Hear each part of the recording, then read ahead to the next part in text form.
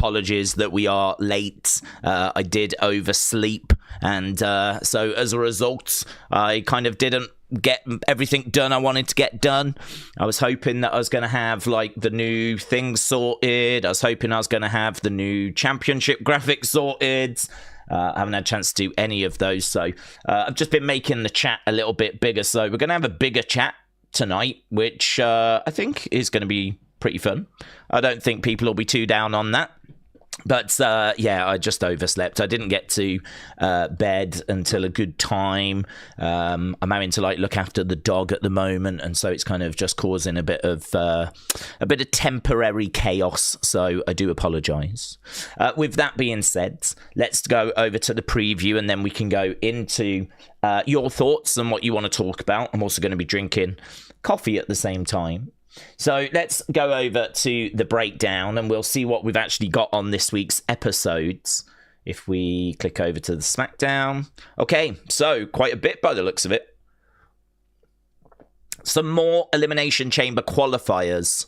So we've got this men's one, which is Carmelo against Damian against Trick. That is a men's Elimination Chamber qualifier. Predicting this now. Let's have a little think about this. Carmelo's got the United States Championship. Trick Williams is one for the future. Damian Priest definitely could. That is actually quite hard. I don't think Carmelo goes in because he's already got a belt. So I don't think it'll be him. Hard to see it not being Trick Williams, but also hard seeing it not being Damian Priest, because both of them are single stars that WWE are getting behind. You know, Damian, former world champion. Trick Williams, only just been called up, but, you know, we've seen Javon qualify. It would be strange to not put Trick in there. I just wonder if Trick is gonna do something else before they put him in another match, another opportunity. Because he was in that Fatal 4-Way, wasn't he, at Saturday night's main event? Are they going to give him another chance now by putting him in the Chamber? I don't expect him to win. I expect Cody to win the Chamber. That's a little tricky. It's Damian or Trick. And honestly, I know if I've got to pick which one I would choose, I would personally choose Trick. I think Trinker's got momentum at the moment. Whenever he comes walking out, the reaction for him is loud. To me, he's ahead of Damian, not with experience, but just in intrigue at the moment, with excitement at the moment. So if I had to choose personally, I'd be going with Trick. So I'm going to go Trick Williams on that basis. But I mean, Damian stands a chance, doesn't he? Let's do a poll, and we'll see what you lots had to say. Who you think's going to win? Chris said I had a bad day yesterday, but I am feeling a bit better today. Chris, shout out to you, buds. Glad to hear you're feeling a bit better. Who will qualify? Yeah, a good matchup. I do think some of these matches have been interesting. There's been normally a couple that you can go, okay, well, it feels like it's going to go this way, but this person does have a chance. And I do feel like that about this. So let's just get this poll look. So I'd be interested to know, am I a million miles off? Or do you lot think that there is a chance? So, Chris, shout out to you. Glad to hear you're doing better, buds. Okay, so that was our top one. I'm going to go personally Trick Williams. Next, we got Charlotte, Nia, Kiana. I feel like Charlotte probably because Alexa qualified. So putting Charlotte in there and then having the two of them having to compete against each other. You know, these two friends in a tag team are now going to be in a match where they're against each other. That makes a lot of sense. Kiana doesn't stand any chance in my mind. The only other person that I would be like, oh, they've got a chance would be Nia Jax. Nia is big, strong. You could absolutely put Nia inside the chamber, but I think because of the whole Alexa thing, it'll be Charlotte that goes in. So Charlotte, Nia, Kiana, that one doesn't feel as close to me. I'm going to say that's Charlotte. Then we got Cody. He's going to kick off the show after he qualified for Elimination Chamber. And I got to tell you, I think this is a pretty important promo. I think this is a pretty important segment. I think that they know that the Cody character is suffering, certainly online. We've seen in 2026 a real acceleration of that sort of Cody's a bit boring, is a bit bland, is a bit vanilla, right? And, you know, they took the belt off him to make this road to WrestleMania a bit more interesting. We believe that it's going to be Drew Cody or Drew Cody Jacob. So Cody is expected to get back to that belt. But it's very interesting the amount of people that are just not feeling that aren't interested in that feel like he's already had a couple of shots at, you know, having that amazing title run and it's just not delivered for them. And so now, understandably, they want to go in a different direction. Well, this is really interesting to me because if you're WWE and your plan all along was to get the belt back to Cody, how are you going to do that now in a way that is going to satisfy and is going to work for as many people as possible? You'll never please everyone, right? They shouldn't even try to please everyone. You're not going to achieve that. But it does feel like there is this sort of growing backlash to Cody. So how are you going to address that? What are you going to do, right? I actually think this is a really big promo for Cody tonight. I think this is a promo where he needs to come out and he needs to show a slightly different side to himself, and he has been trying to do that in recent weeks. You might remember that at Saturday night's main event, they didn't just have a match. It was a brawl. It was an exciting brawl. Him and Jacob just brawling around the arena, right? They could have just made that a match, but instead they made it this exciting brawl. Then, of course, the other week he came down and, attacked Drew. As Drew was going to kick off the show. Cody then grabbed the mic and did a promo, but he was kind of, amped up. And he was like, it was pretty decent. It's pretty good. I do think it was eclipsed by what Drew did later. I thought Drew's promo later was better. And I think the thing for Cody is that he just says a lot of stuff like, you're not a real champ, you're not a fighting champ, you're not the people's champion like I am. He never really says anything that makes you go, oh, wow, he took a shot there, whereas Drew does. So I think what I'm looking for tonight is I'm hoping that Cody can give us a promo that will make us go, oh, nice, that's good. That's good. That's a stab wound. That's a kill shot right there, Actually put some stuff in there that makes a case as to why should you get that belt back? Why should you now have that run? Why should it be that you win? Make a case for it. Tell the world what's going to be different this time around. I need to get back to that title because I am going to take it to new heights. I couldn't do it in my last run because of what went down at 3 stages of hell, right? And so I didn't get a chance to show what I can do. The first time I had it, I was taking on all challengers or whatever. Find a way of saying that what I would try and do is I would find a way of saying that first run I know didn't live up to people's expectations, right? I know it wasn't as exciting as it should have been, but I was ready to correct that the second time, but I couldn't because I got cheated out of it. If I'm Cody, I need to address the problem. I need to address the elephant in the room, and the elephant in the room is that most people were with him at WrestleMania 40. The run that followed is seen as being underwhelming.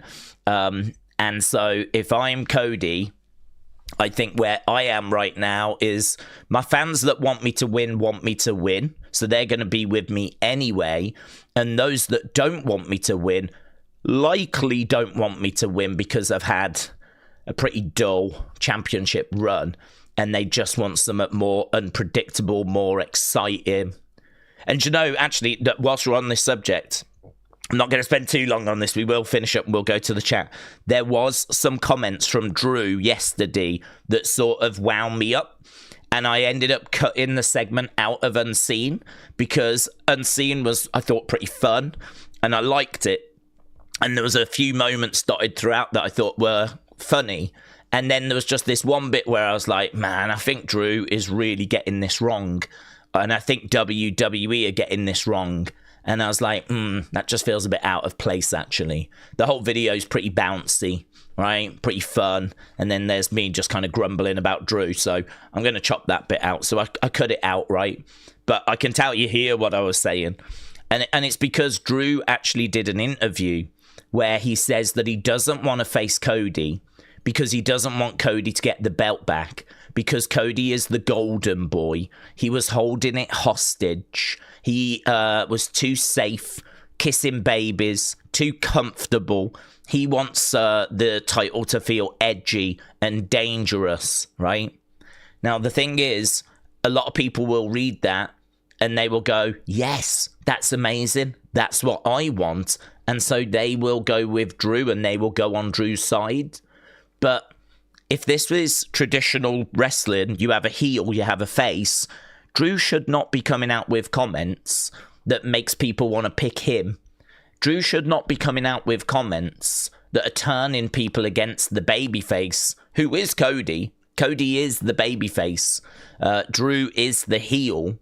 And this kind of grey area, muddy in the waters, it's horrible. It is horrible. It just does not work for the baby faces. All you're doing is you're just taking your heels and just presenting them like baby faces. I mean, your heel has turned around. If Andre the Giant at WrestleMania 3 came out,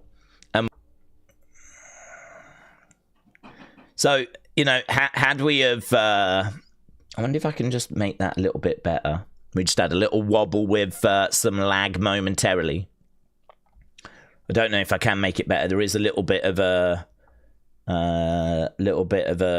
storm in the area, but nothing. Hopefully, this is gonna. I've just jumped onto a different router. There we go. I've just jumped onto a different router, so hopefully that's going to hold a little bit better. So anyway, yes, I was just ranting and raving a little bit about Drew, about how a lot of his comments are excited and people listen to them and go, I want that, I want him, I hope he keeps the belt. And this is what Cody has got to fight against.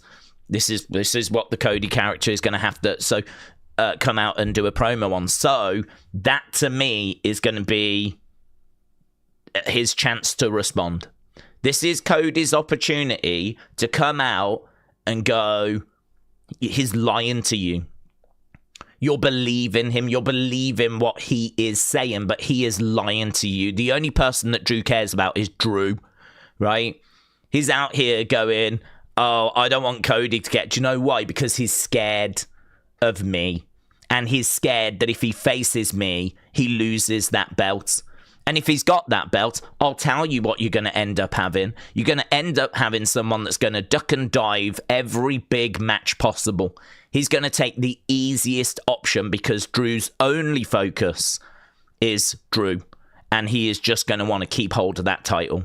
So if you're listening to Drew's words and you're believing Drew, well, then, you know, I've got some beans to sell you, right? And spin it round, make it out like you're an idiot if you believe Drew. If you believe Drew, you're an absolute idiot. This is someone that only cares about themselves. He'll tell you anything you want to hear. If I was Cody, this is my thought process. These are the things I'm thinking of if I'm thinking of structuring my promo. I'm thinking of like, right, how am I going to take a shot back at Drew? How am I going to kind of tell the fans my next run's going to be the best one and it's going to be the most exciting one? Like, how can I address this? This is a promo that needs to achieve something tonight, so big. I'm looking forward to it. And I got to be honest, I don't expect it to do any of that. I don't expect it to do any of that. I expect him to come out and just talk about how he is fighting against Jacob, fighting against Drew, but he's going to, keep working hard. He's going to get the belt back. He's going to go to WrestleMania. Elimination Chamber is so important. He's going to win it. He's going to qualify. And I bet it doesn't address any of the things that we've just said. So, still looking forward to it. And I'm rooting for Cody, but I don't know. There is a big issue there. Right, next we got Julia battling Rhea Ripley in a non-title match. We've got Oba taking on Kit Wilson. Toxic, right? Oba is toxic. And then we've got Ilya. He is going to throw down with Tama Tonga. So we just got a bunch of nothing matches. Not that they're nothing. I mean, they'll be fine. Kit Wilson on the show. Julia Rhea. There's no need for it. It's non-title. Ilya throwing down with Tama Tonga. Well, fine. Whatevs. This is the more interesting stuff to me.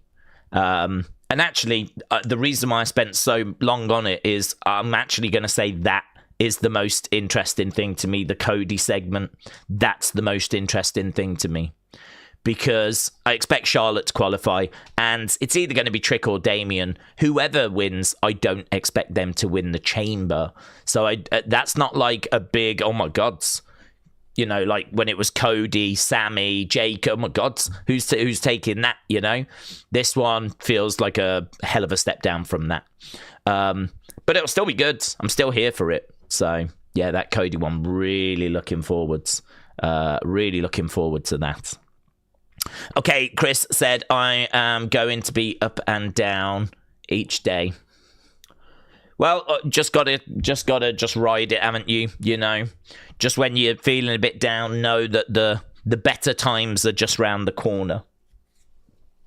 Okay, Hannah said, Daze, I'm wondering what's in the crate. It could be anyone from Y2J, Bianca, Triple T. It'd be funny if there was a sign saying the crate is frozen by Snowman and then breaks, revealing Y2J. Shout out to you, Hannah. Yeah, we've spoke about the crate. I don't expect a person to be in there unless it's a comedy thing and actually like Danhausen falls out of it or something like that. But yeah, I think the fact that we're going to see that crate tonight, actually. They shipped it over. I mean, they're not going to open it. So it's only going to be a way of it featuring on this show. Whether anything gets said that's just a little Easter egg. Blue Eyes actually got in touch and was like, no one's talking about the fact that the delivery guy had a checklist. He kind of did that to have a look, like, could that be a clue that it's Jericho? And it's sort of a little hint towards the list. And to be honest with you, the answer is don't know, because it could just be like, here's a delivery. Who's it for? I've got it. Well, it could just be like a prop, and it could be completely innocent. Or if it does turn out to be Jericho, then yes, that could be a hint. I mean, what I would say is let's have a look tonight, and let's see if there's any other potential Easter eggs that kind of hint towards anything. But there was some people going, I'm sure that that's hinting towards Jericho. But I'm not getting carried away. There's every chance this is going to be underwhelming.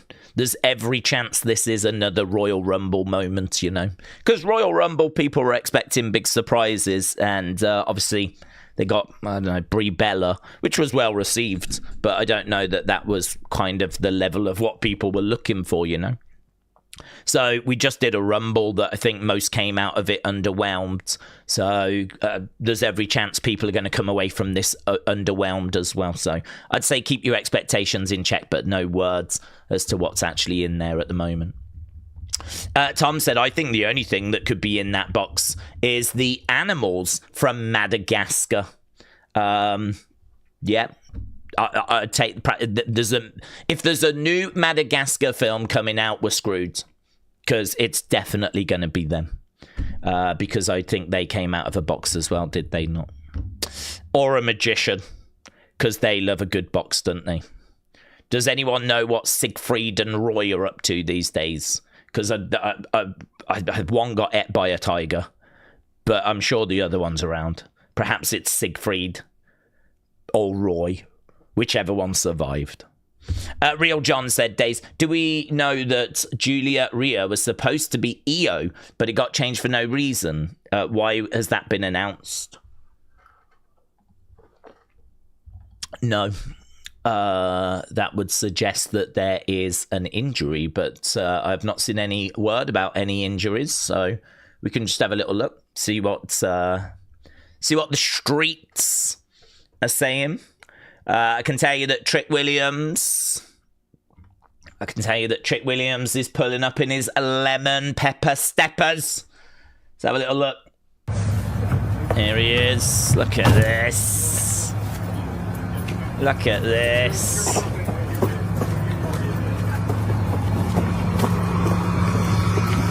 He looks good all in white. There's the lemon pepper steppers. Woo. Beautiful. Right, Rhea replacing Io against Julia, now officially set for SmackDown. WWE announced Rhea will replace Io. No reason for the change. No reason for the change. So still not heard any news as to why. Obafemi said about his match against Kit Wilson, he's dying tonight. Graphic for Vengeance Day. That's March 7th. So we'll be doing that. So there isn't any wrestling this weekend. I'll be doing my prediction video. Then next week we got Elimination Chamber. Week after that, Vengeance Day. What else have we got? Jacob opened up on wanting fans to not only know him as Roman's cousin. He wants fans to know him as more than that. So, Bailey on Busted Open. Few kind of words with Jacob. Regarding the talk of Bad Bunny against Logan in a tag match, we're told there's no match on the books right now, but the expectation is it will happen someday. It's not scheduled any time for the near future. That coming from Wrestling Observer. AJ Styles reveals he was originally going to retire at WrestleMania, but changed his mind after his foot injury. Everyone wants to retire at WrestleMania, not John. John said you're selfish if you do that. The biggest show of the year. I was going to do exactly that. What, you was going to be selfish, AJ? But I just came back from an injury that was supposed to retire me. It retires most. But once I healed up and was comfortable enough running and doing what I needed to do to be AJ Styles, it just didn't feel right to come back for 2 months just to retire. It didn't seem right. What a better way to be able to leave on the pay-per-view where you debuted. There we go. So originally he was going to retire there. Jacob said he had 11 teeth pulled out during his absence. 11 teeth. I was supposed to get 12, but I got 11 teeth pulled out at the back. It was like a dental thing that ruled him out. I did hear about that. Kit Fits! What the hell is Kit Fits? Kit Wilson calls out Obafemi. Oba fights for dominance. I fight for a cause. He wants power. I want change. I'm sure the ruler probably wants his crown, but that crown is nothing but toxic masculinity dressed up as greatness. So these are a few bits that have kind of gone down today. Lots of chatter. Lots of bits. And yeah, there we go. So nothing on EO. Connor, hello. Said, Daze, do we think that they could potentially see Paige return at the Chamber? Could Paige cost AJ Lee from winning the Women's Intercontinental Championship? She could. I don't expect her to. There's not really any reason to believe that Paige is coming back and is going to get involved. The only thing she said the other day was that You know, she's busy. She's got, like, you know, plenty planned for the rest of the year. And, of course, that just makes people go, oh, could that be WWE? Well, yeah, but it could also be indie shows. It could also be side projects. You know, it could be helping out her family. I think they've still got a wrestling company. I mean, it could be anything, couldn't it? So, there's nothing to say that she's coming back to WWE. If I was to bring her back, I'd be quite happy to make her NXT GM. I mean, I think she is a lovely link back to NXT when it first started. You know, she was the first women's champion. So she's a lovely link back to the earliest days of NXT. And I think that she was really good in that role when she was GM over on SmackDown. So back in the day as well, that was pre-pandemic. But she was really good in that role. So I would be quite happy to make her GM on NXT. But yeah, I mean, there's every chance if they do look to bring her in that they do a little summit with her before she kind of gets stuck into the GM role. She could have like maybe a final run. Don't know. She's still very, very young. I don't know where we are with her injuries and whatever, but I mean, you know, AEW obviously have parted ways with her. That didn't really work out. I think that kind of hurt her reputation, to be honest. It's certainly one of the big reasons why I'm kind of reluctant to fantasy book her in all these matches. Her AEW run was very, very underwhelming. She just didn't seem to be quite in the right headspace, and I don't know. It just didn't seem right. It's hard in the wrestling business. You're always fighting for a place on the card, and I didn't sense that fight from her. I didn't sense that desire to, you know, I'm back. I'm going to make this mine. I'm going to be like the women's champion. I'm going to take this to new heights. Just sort of felt like she showed up. She'd turn up. Yeah, give me the microphone. Yeah, I'll do it. I'll have a match. Yeah, I'll be fine. You know, and I didn't. It could be really unfair of me to say that, but I just didn't sense the fight. I didn't sense that hunger, that desire to be the best, to develop and move forward and take the women's division to new heights. And that's the kind of hunger and drive that you want to see. And I don't know, perhaps she just saw it as a bit of a payday and you're going to come in and be that legend. And so she came in and she's like, well, I'll just be me, you know, I'll just be Soraya. And I don't need to kind of fight. I've already got this big contract that they've just given me.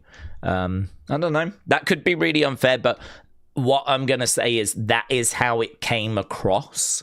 So even if that's not true, and that's not true of how she was or how she felt, that is true of how I perceived it.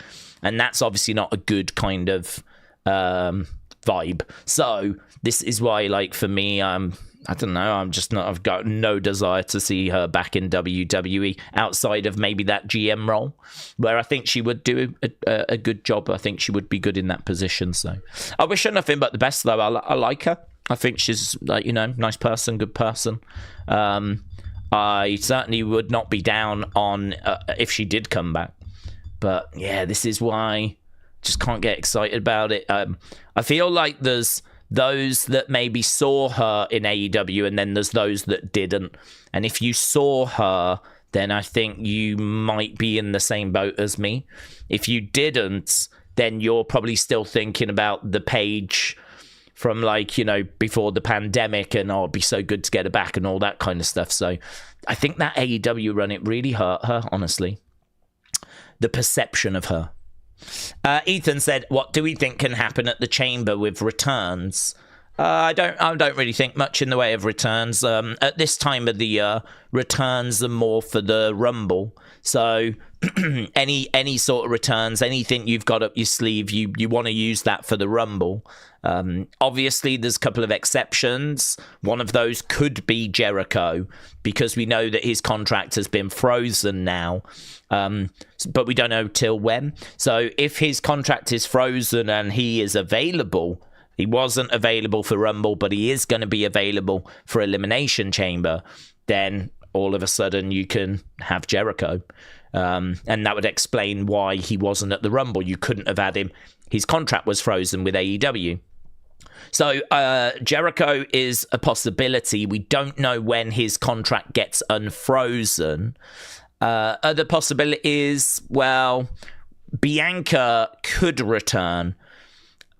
She wouldn't get physical, and it really depends if they're confident she's going to make it for Mania. I mean, we know that she is on the road to recovery, and I don't know how long that road to recovery is going to be. Whether this is going to rule her out of Mania, we still don't 100% know. I think because of that uncertainty, I don't know that she's going to feature. But, yeah, absolutely, she could make her presence felt, because she's someone we've been waiting on. And obviously, we're getting updates. I keep doing that because she did a video where after the day after her surgery, she had grabbed a towel. And she was, like, moving each finger on the, like, moving the towel, but with each individual finger. So when I think of Bianca, I think of her doing this kind of physical therapy type stuff. And so... I mean, it's crazy, isn't it? Nearly a year out, and it's a finger injury. But as she said the other day, and I read it in Unseen, fingers are complex, and, you know, you don't kind of understand how they work until, like, you need to. And there's so much that goes into, you know, tendons and all this kind of stuff. And she just royally messed hers up. I mean, she just absolutely trashed it. So it's been a nightmare to get fixed, but seemingly it is on the road to recovery now, which is great news. So there's potential for her, but I don't think she'd be able to do anything like physical. She'd just have to kind of come out and stand there. But to be honest, Jade's not even in a match, is she? Jade's not having a match on the show. Jade would be the one that I would expect Bianca to kind of confront. And I don't know that Jade is going to make it. Someone could get attacked, and we could need a replacement.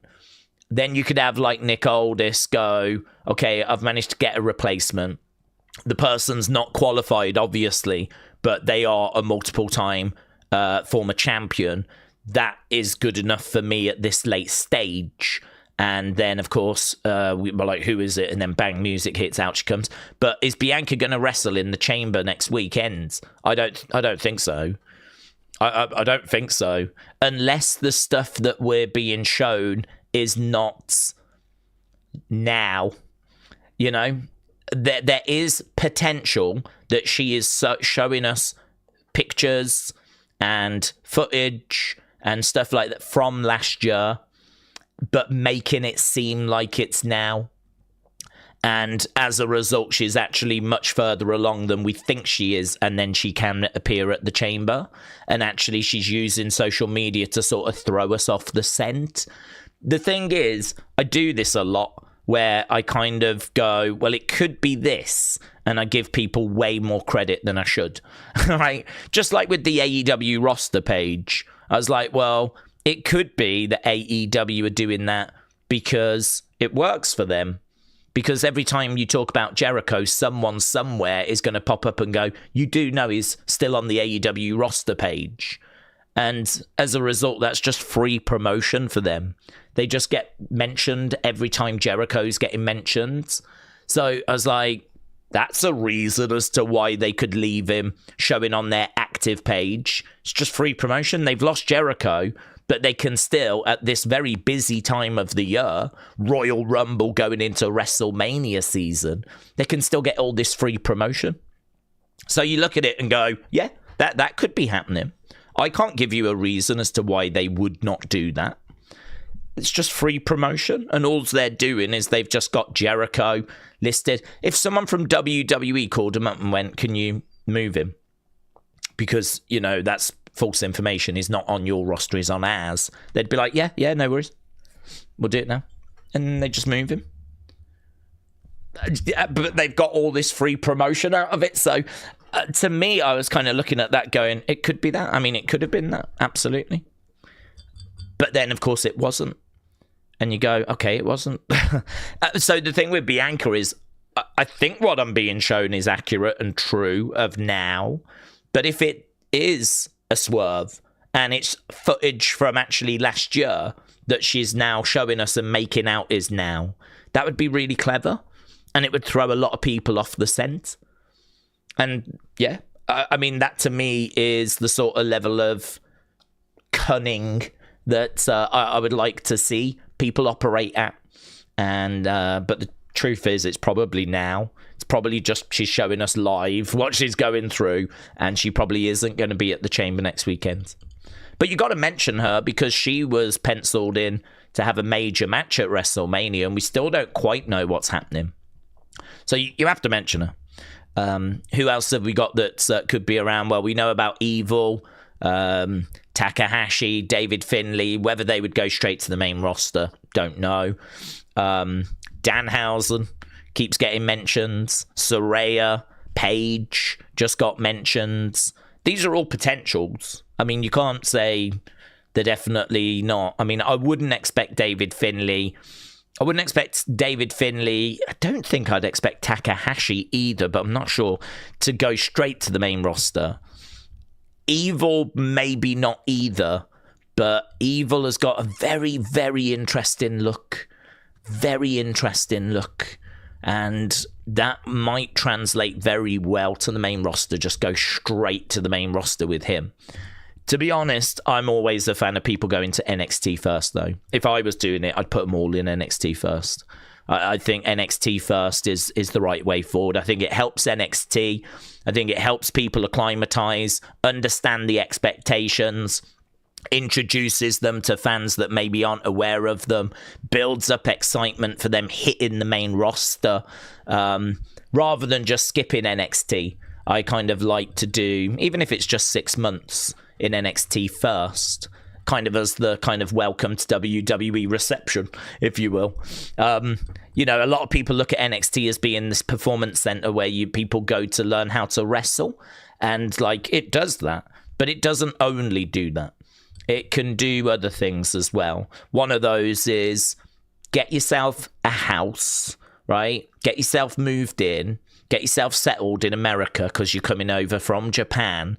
Let's get you set up with some English lessons, and let's kind of just go through your presentation. We'll look at some of your matches and your moveset, and we'll see, you know, if anything kind of works better for an American audience. You know, do you need to engage with the crowd more than you usually do? Because that's a big part of what we do, is keeping that crowd engagement. So it's not learning how to wrestle. It's get yourself settled, get yourself moved in, get yourself kind of used to the area, make some friends at the PC, go out for a few drinks or something. And, you know, I'm sure Shinsuke will come and Io will come and, you know, the other Japanese talent will come. And, you know, you'll be able to go for like nights out, whatever, and get yourself settled. They'll tell you, you know, it's a culture shock. Imagine you moving to Japan and having to try and learn your way around. So imagine Evil, David Finlay, all those people coming over to America. Maybe not as bad for David Finlay, of course, but Evil, Takahashi, if they did sign with WWE, I think this is why them just going to NXT for 6 months, getting themselves settled, getting the presentation right, getting the fans used to them. I don't see that as any sort of bad thing. I think that's fine. So yeah, a few names there anyway. Doc Holliday said, it's Doc Holliday here. Hello, Doc Holliday.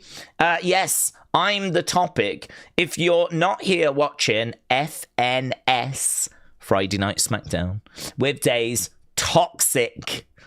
Daze, I've got an idea. Collectible Dub Daze rubbers that people can send in to PSA to get graded. Dub Daze, Wrestling Daze rubbers. By rubbers, do you mean condoms? Because I've heard condoms called as rubbers before. And if you do mean that, do PSA even grade those? Because I got loads I could send. Yeah, I mean, I'm definitely down for some Wrestling Daze condoms. I think that does very much fit with my brand. A lot of people just do T-shirts, but I don't know. I'd like something else wearable. So I feel like we're onto something there, Doc Holliday. I feel like we're onto something. So thank you for the suggestion. There are no plans at this time, but I think let's not rule that out, right? I tell you what, Doc, when it comes to merch ideas, you've risen to the occasion. Yeah, I'm pleased with that. George said, Daze, ask Bailey if she can Facebook me because I want to meet her and I want to meet Bailey so I can take her for a relationship. I want to show Bailey a good time, said George. Well, George, you know, I've never claimed to know any of the wrestlers, so that's obviously not possible. But I would just like to stress that even if I did, that is one of the creepiest messages I've ever read out. And even if I knew Bailey, I definitely would not send her your way because I want to get into a relationship with her. Yeah, do you know what I mean? That's... Let the girl live her life, right? Let the girl live her life. I'm sure there's plenty of lovely ladies in your local area that you can get into a relationship with. And the great news is that when you do, by the time you do, we should have some Wrestling Daze condoms available. Just a little side thing that we're working on. So, George, shout out to you. Thank you. Leroy said it's hard to comprehend how Khan can just say because Jericho had time off, his contract is frozen. I mean, that has to be a joint decision between Khan. No, not a joint decision. I mean, these things can be built into contracts. It can be a standard clause, actually, and we can't make out that AEW are the only ones that do it. WWE have done it in the past as well, where it's just kind of a standard clause in a contract where, and to be honest, I do understand it. I'm not one to side with businesses, right? But there are a few occasions where I can go, yeah, I do sort of get it. So put yourself in the shoes of the business, right? You are a wrestling company and there's a wrestler that you like and you want them for 2 years. So you go, hello, Mr. Wrestler, I would like to pay you money so that I can have 2 years of your service, right? So you pay them money. And then whilst you've got them, they get injured or they need to just take some time away because, Jericho does Fozzy, does his cruise. There's other kind of side projects that Jericho's got. End result is when you look at how much time you actually had that person for, you had them for 1.5 years. You didn't get the 2 years that you wanted. Now, this is where it gets interesting because is that part of life? And you just go, yeah, well, deal with it. You paid for 2 years. If he got injured for 2 years, you wouldn't have had him at all. And that would have been on the business. That's one mindset. That is one way that some people would look at it and go, you pay for 2 years. If the person gets injured in their very first match and they don't wrestle for you at all, that wasn't their fault. And tough luck, the business loses out. Yeah, that's fine. I mean, that's an argument.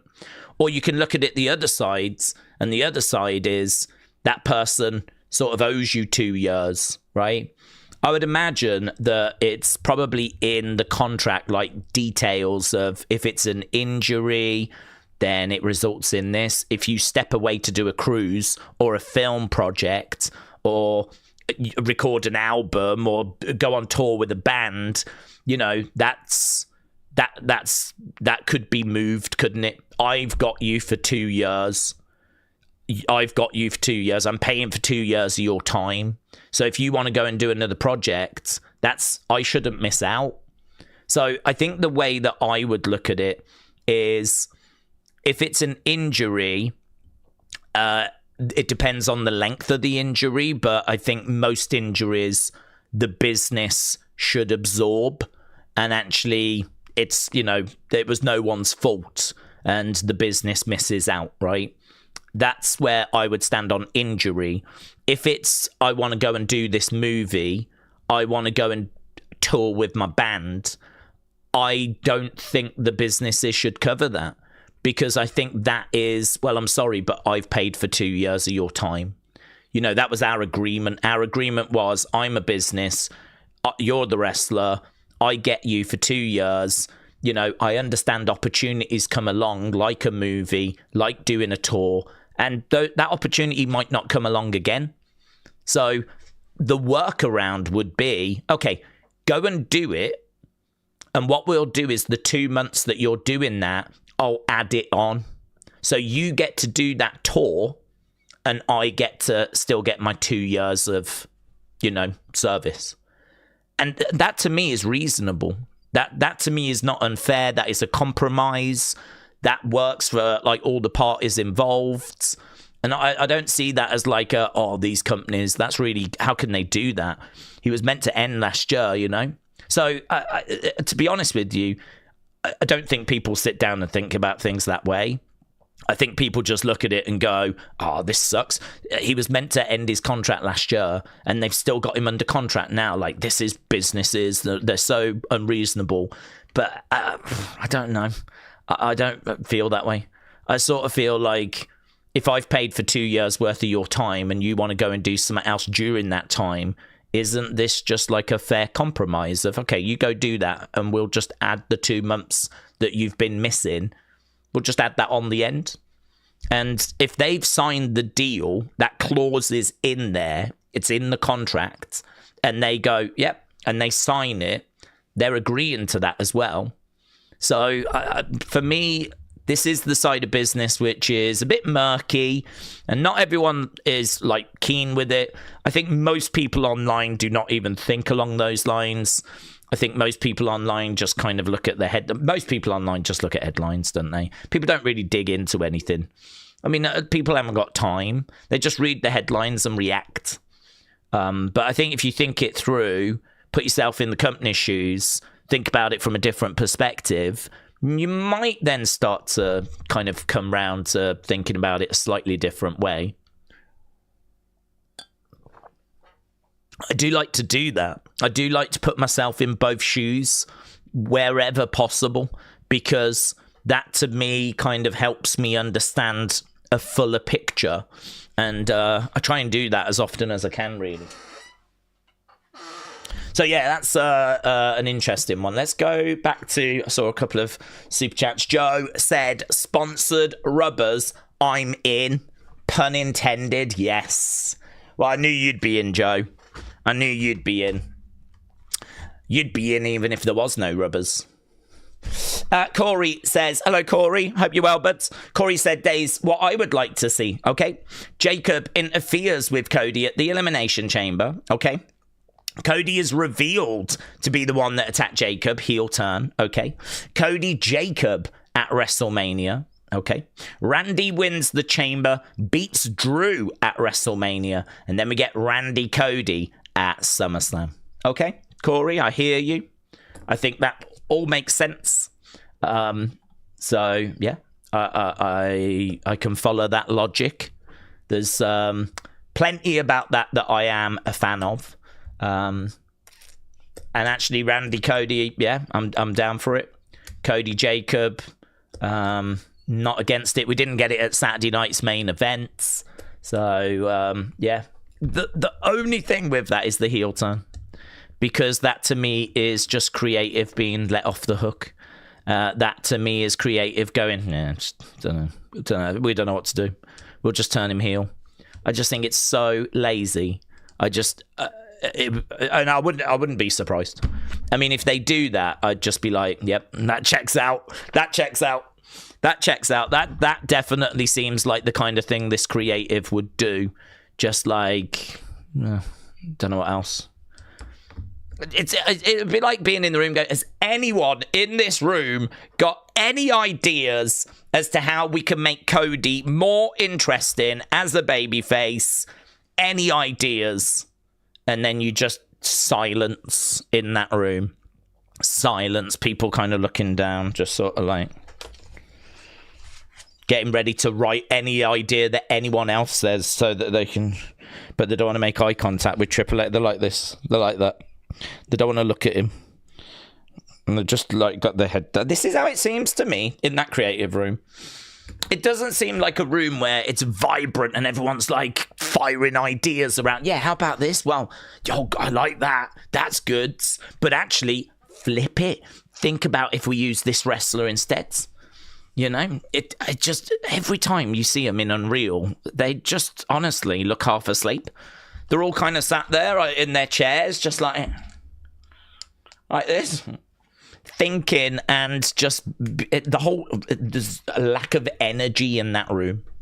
So, but again, I have to stress, chances are I would not be surprised if it was revealed that was like hour 10. Do you know what I mean? They'd already been in there 10 hours and they'd done that kind of fiery few hours of chucking ideas around. And by the time we get to see them in Unreal, that's when it's all kind of died down. So that's my only kickback on that, Corey, would be that heel turn to me is just it's the cop out. It's the easy way out. It's lazy. And I ain't going to feel any other way about it because I just don't feel like they've really explored any alternatives. I said earlier about the kind of promo I'd love to see from Cody. Want to see him taking some shots at Drew. I feel like Drew is landing punches verbally on Cody, and Cody is not landing anything back. And I don't understand why. I don't understand why Drew is being allowed to throw those verbal shots. And I don't understand why Cody is not firing back with anything. And the message that I want to see him send is that I want to get that belt back because I want to take it to new heights. I want this place to be exciting. I want this place to be dangerous. I want this place to be all the things that Drew was saying in his interview the other day. The only difference is I mean it. He doesn't. He's a snake oil salesman that is lying to you because he is just so desperate to keep his hands on that belt that he only won because of help from Jacob. Low blow in the first fall and Jacob's help in the third fall. Well, what a great deserving champion you are, Drew McIntyre. Yeah, something like that. I mean, let's get some shots being thrown back from Cody. Let's get something being. Let's throw some haymakers verbally. Let's say something. Do you know what I mean? Rather than him coming out and just being like, "What do you want to talk about? What do you want to talk about?" And then crying.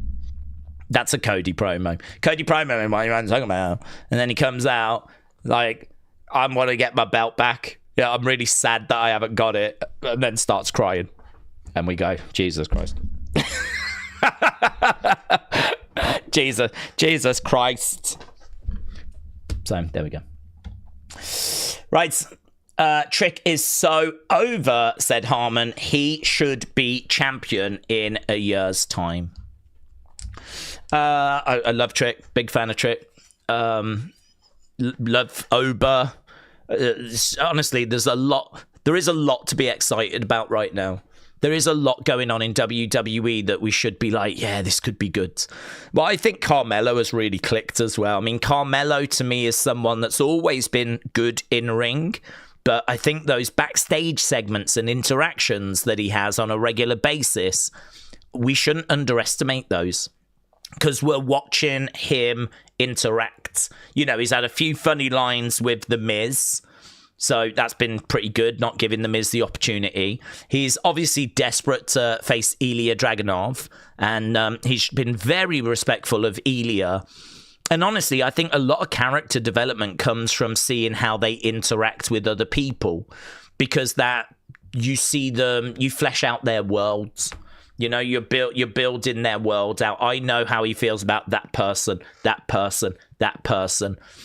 If that person falls out with that person, how does Drew react? How does Carmelo react? This is how you kind of build their worlds. And, you know, kind of seeing the relationship with other wrestlers.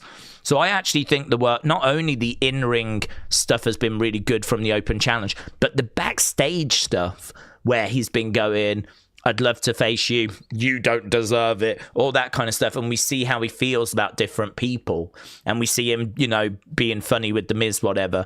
I think that's been great for Carmelo as well, and has actually built up a little bit of a better idea as to who he is, what he stands for, what he's fighting for, and what he respects. So I like that. I like what we've been doing. I think he's definitely someone that I can see. Well, I mean, he's already great in the mid-cards, but I can see him getting to a world heavyweight title. Maybe not the WWE one. I still don't mentally have them both even. At the moment, I've still got that WWE one, just that touch ahead, because in my mind, that one goes back to the 60s. That one only goes back a few years. This one has been opening WrestleMania. This one's been closing WrestleMania. This one had Jay and Damian as champions recently. This one has been Cody and Roman and Brock, and do you know what I mean? Like massive, massive names. So in my mind, it does feel like that world heavyweight is still that touch below. But with the world heavyweight being Roman, CM Punk at WrestleMania, we have spoken about how maybe they're trying to close that gap now. But still mentally in my mind, it's that way. So I can't quite see Carmelo getting the WWE Championship, but I would be willing to give him a chance with the World Heavyweight Championship, just like Jay had a chance, just like Damian had a chance, just like Gunther had a chance. Gunther worked and is now moving on. Damian and Jay, I don't think did, and they've not got back to world titles. But I'd be willing to give Carmelo a chance down the road, right? At the moment, he's still kind of in that mid-card, and he's doing well. He's good. I think these open challenges have worked really well for him and Ilya, and well, I think they work well for Sammy as well. But obviously, he said the other day he'd like to get stuck into some more storylines. So that would be good if we started to maybe wind down the open challenges for a bit and get some storylines going. So yeah, Trick, Oba, Carmelo, Gunther, obviously Jacob being right up there in the mix at the moment as well. I mean, there's Bron Breakker as well, who they're really trying to get behind. And we've seen a few glimpses of aura from Bron Breakker. Been a few moments where I've gone, okay, yeah, it's there. I can see some. I don't feel it all the time.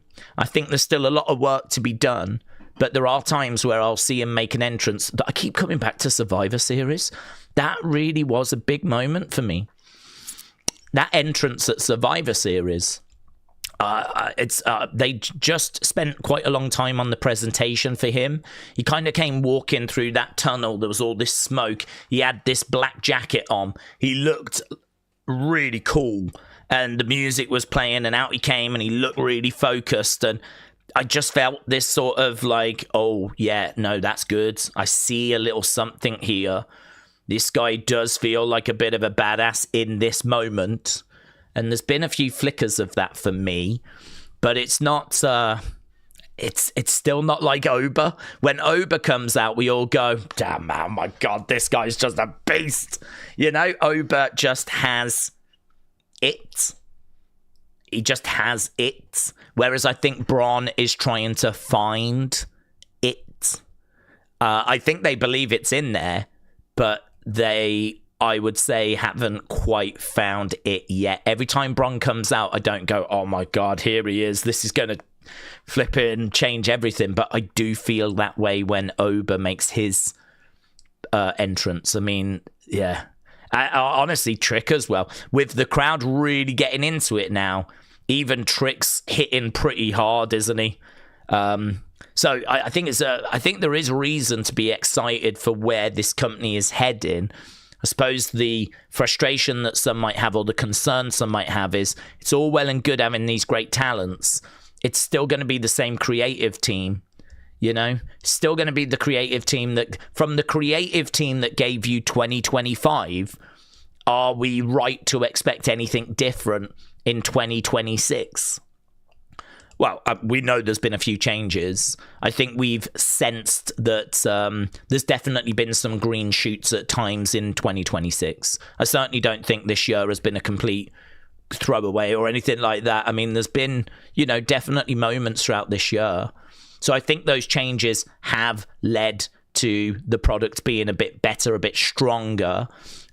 So just honestly, just really, there is not a bigger cheerleader for WWE than me when it comes to, I hope this works, I hope where we're going is going to really flipping satisfy us all, and that it's going to land, it's going to deliver, and everyone's going to enjoy it like we were enjoying it 2023, 2024, and we were just eating so goods. And then last year, stepped down. This year, not a massive change, but a few green shoots. And but we are seeing this talent coming through, and we are going, oh yeah, man, it does look good. It does look good. There is definitely something there, definitely something there. Connor said, do we think that AJ will probably say, what do we think he'll say on Raw, because we've got SmackDown superstars going? Well, they didn't say that he was going to say anything. It's a tribute to him. So he's got to be there. And I would imagine he will say something. But at the moment, it's not been advertised that he is going to be speaking. So it makes it hard, really, to say that he's going to say anything at all. I would imagine he will be there. And I would imagine he will thank the fans. And I would imagine the reason why this has been delayed is because I think we're in Georgia, are we? Which is where he's from. So it makes sense for him to do it there. And also, I think they wanted Stephanie to kind of have the exclusive for her podcast of, hearing from AJ for the first time.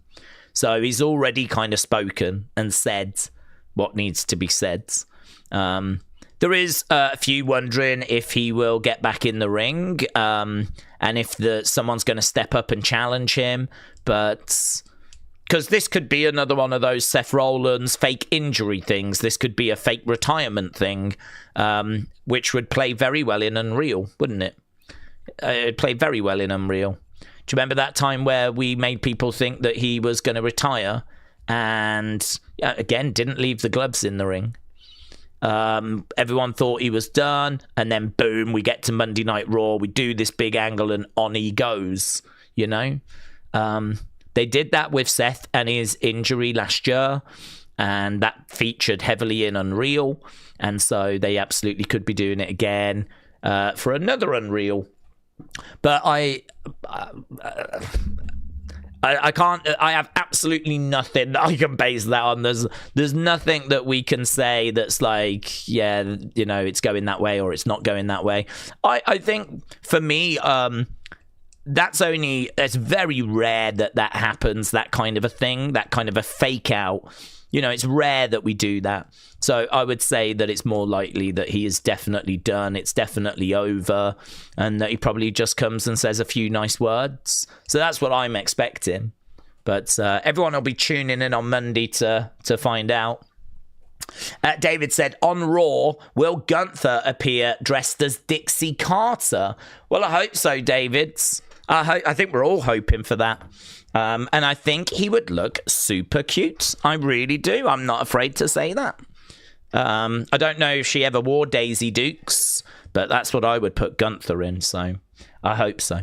I wonder, they've got a great relationship with TNA. So, you could have some TNA stars there. You could have some representation from TNA because we've got that relationship. And if we're going to honor AJ, it would make sense, wouldn't it, considering his contribution to TNA? Many regard him as Mr. TNA, so it would make sense to maybe have some representation there from TNA. It's going to be a very interesting segment. I don't hate that segment at all. I'm quite interested to see what they have got planned. But because it's in Georgia, because I think wanted Stephanie to have the exclusive, I can understand that this is likely, probably just going to be him saying what he would have said the night after Rumble. I think had we have been in Georgia on that Raw following the Rumble, maybe we would have had this segment there. But instead, you know, we had to just wait a few weeks till we got to Georgia, and now we're going to do it instead. Mike said, I'm at SmackDown right now. Chris Sabin and Royce Keys is the dark match. Mike, have a good time, my friends. Look, hoping for a really, really good show. We asked people, who do you think is going to win that big triple threat? I think it's between two. You lot seem to think it is not, because you've got Trick Williams as an outright favourite. So you've got Trick Williams at 57%. You got Damian Priest at 27%. You got Carmelo Hayes at 16%. I agree, Carmelo is bottom, but yeah, Trick Williams, that's who I leaned with as well, and it seems like many of you are feeling that also. So Trick Williams, the outright favourite then, according to you lot, to get that victory tonight. But I do think there is a chance for Damian Priest. I don't think they're done by any means with Damian Priest. He got that big win against Aleister Black in the ambulance match. I think he is someone they still believe in. He's someone that I could absolutely see making it to the Elimination Chamber. So I think he has a chance. But I'm with you guys. I think Trick Williams is what we're looking at. AJ Styles, 10 years. Thank you, AJ, said Uji. SG said, I won't be surprised if Joe Hendry comes out of that crate. Yeah, okay. He is the current NXT champ, though. So I don't know that we would call him up whilst he is the NXT champion. That would be the only thing I would say, is that he is the developmental champion at the moment. He can always forfeit the belt, but we've literally just done that with Oba. I don't think we would want to get ourselves into that situation again. So Joe Hendry, there's a chance, but I think because of what he's doing in NXT at the moment, I'm going to lean towards unlikely rather than likely, but not impossible. Connor said, I've got Trick Williams winning tonight. That will mean that we have Cody, Randy, Javon, LA Knight, Trick Williams in the men's chamber. Cadet said, what's your favourite Raw or SmackDown theme song? For example, Across the Nation or Rise Up. Do you know, my honest answer is the original Raw one. That's right,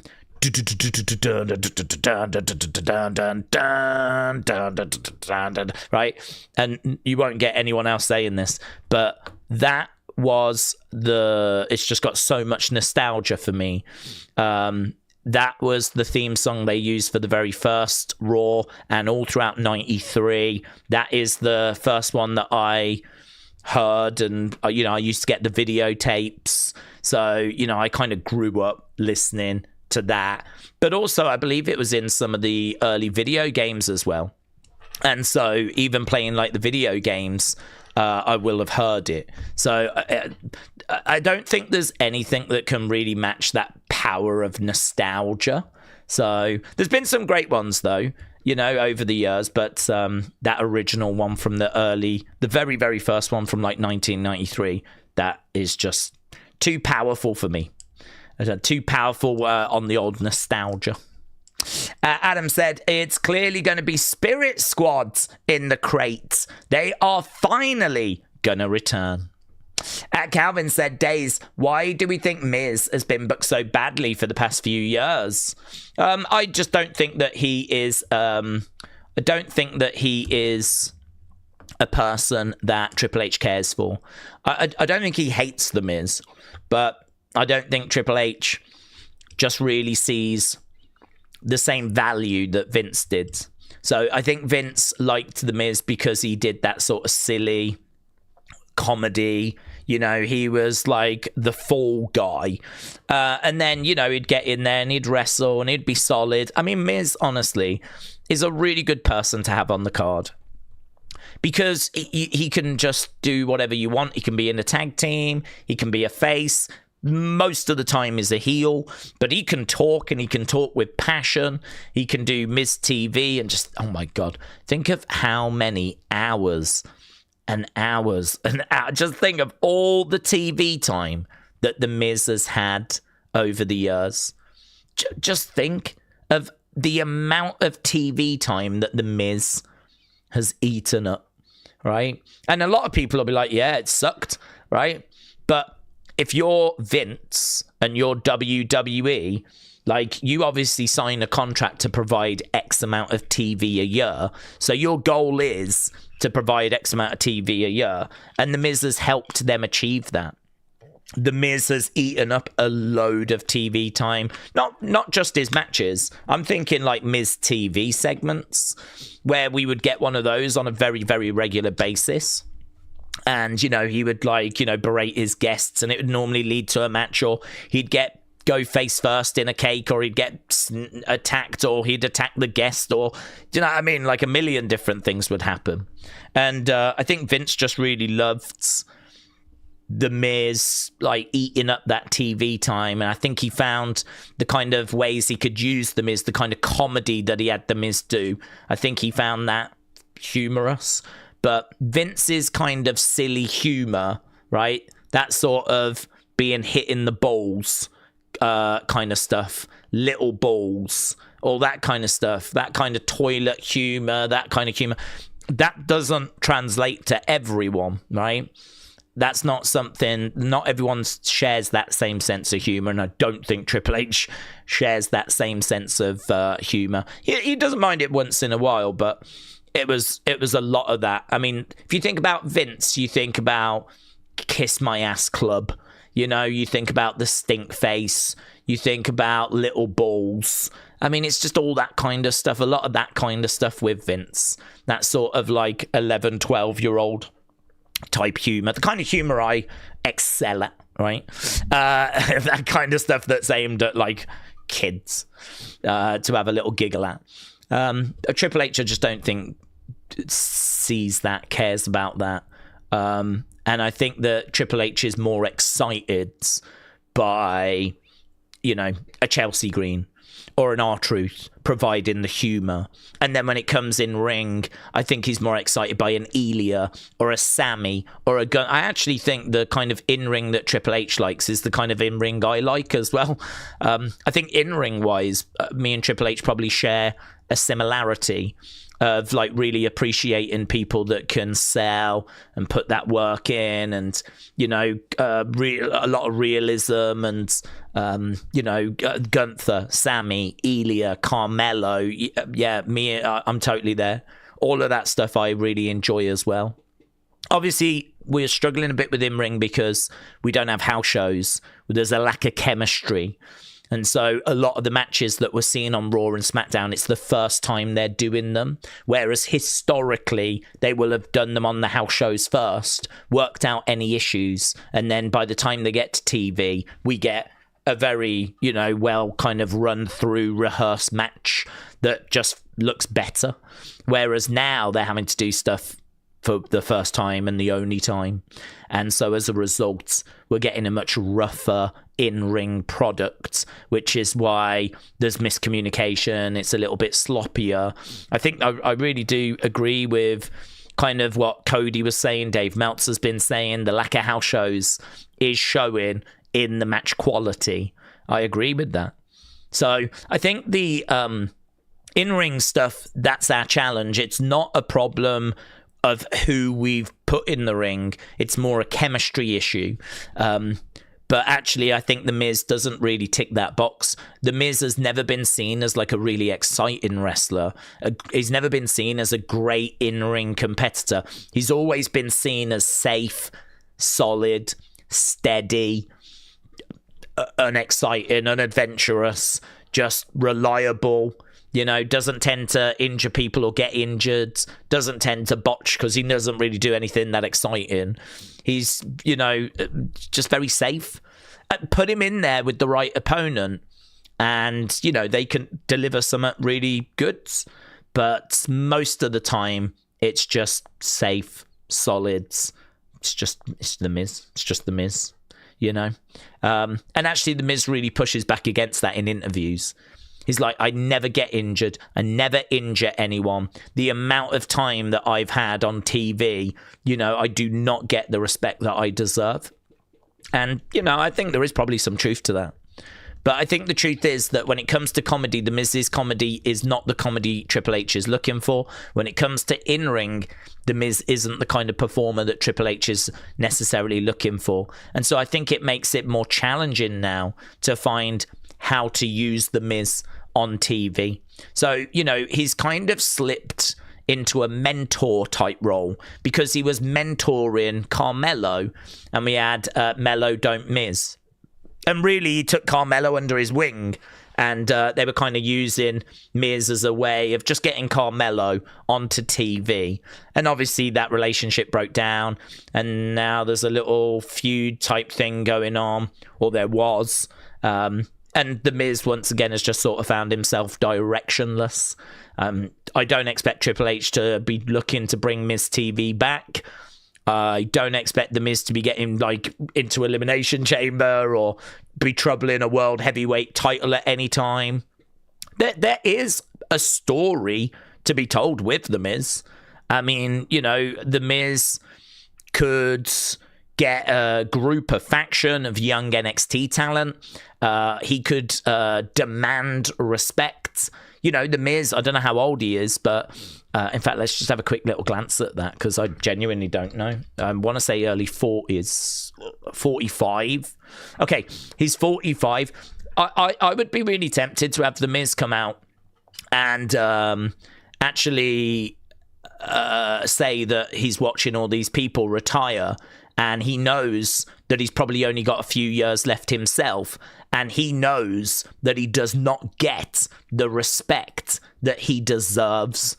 You know, I've done this, I've done this, I've done this, I don't even get the respect from my boss, Triple H, that I deserve. Was I in the Elimination Chamber? Was I in last year's Money in the Bank?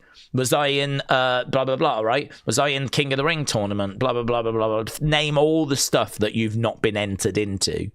And, you know, call out Triple H and say, I don't even get the respect from my boss. How am I meant to get respect from the fans when they don't even respect me back there? Well, that changes now.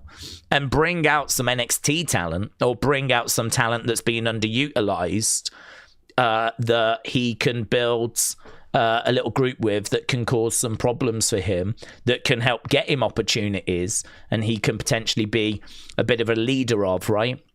This clearly is not going to be Bloodline level. I wouldn't be pitching it like that. This isn't going to be carrying the show, but it's just going to be something that could be quite interesting in the mid-card, be a good way of getting some talent on the show. Could have that talent go after tag titles, for example. Miz can have matches and the numbers can help him win. And I think there's a story that can be told there of the Miz wanting to get respect before his career comes to an end. I could vibe with that. I think that that's a perfectly acceptable mid-card story. And I think you could do some interesting stuff with it. Whether it would get him to one more world title, like the world heavyweight title, don't know. Depends how you present it. Depends how it connects with the audience. That would be, for me, if I was working on that, that would be my challenge that I would set myself. Get that group working so that people are interested in the segments. Again, not Bloodline, not Vision, not trying to make a big group. This is a mid-card group. This is a mid-card group that, you know, are causing a bit of trouble backstage, pushing a few people around. Miz is winning matches because of numbers. They're going after, like, tag titles in the group. You know, let's get them doing some interesting stuff on social media, ripping up signs in the crowds, whatever, right, to build up heat on them. Let's have the Miz go full on, kind of believing in himself. And like, you know, trying to get to a world title. I'd ideally like to get it to that level if I was working on that. Whether I'd achieve it or not, I don't know. It depends how people would take to it. But I feel like there's a story to be told there. I don't hate the Miz. For me, the Miz is, you know, of course, going in the Hall of Fame. But I think he is someone that is just really reliable. He finds himself the butt of the joke a lot of times. And it's a bit of a shame, really. He deserves a bit more respect than that. So, yeah, something there. But no word they're going to do anything like that when it comes to The Miz. Did we see the Janelle Grant statement? It's something WWE wants deleted from the women who changed WWE. All I know is Janelle Grant is all elite. I haven't actually seen it, no. I have not seen it. I know that she did put out statements, but I have not seen it. As I said, I've got to look after the dog at the moment because everyone's away. And my brother's around, but so it means that I was looking after the dog. So hence why the stream was late starting, because I was late getting to bed because she was awake and wouldn't settle. So I had to let her out, and then I'd try and get some sleep, and she'd bark to come back in.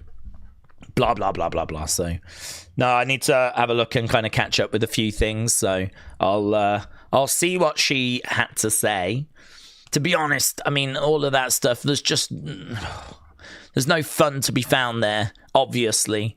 So I'm not trying to avoid any of that, but I don't know. I feel like people, when they click on Unseen, they're more interested in what's going on in WWE.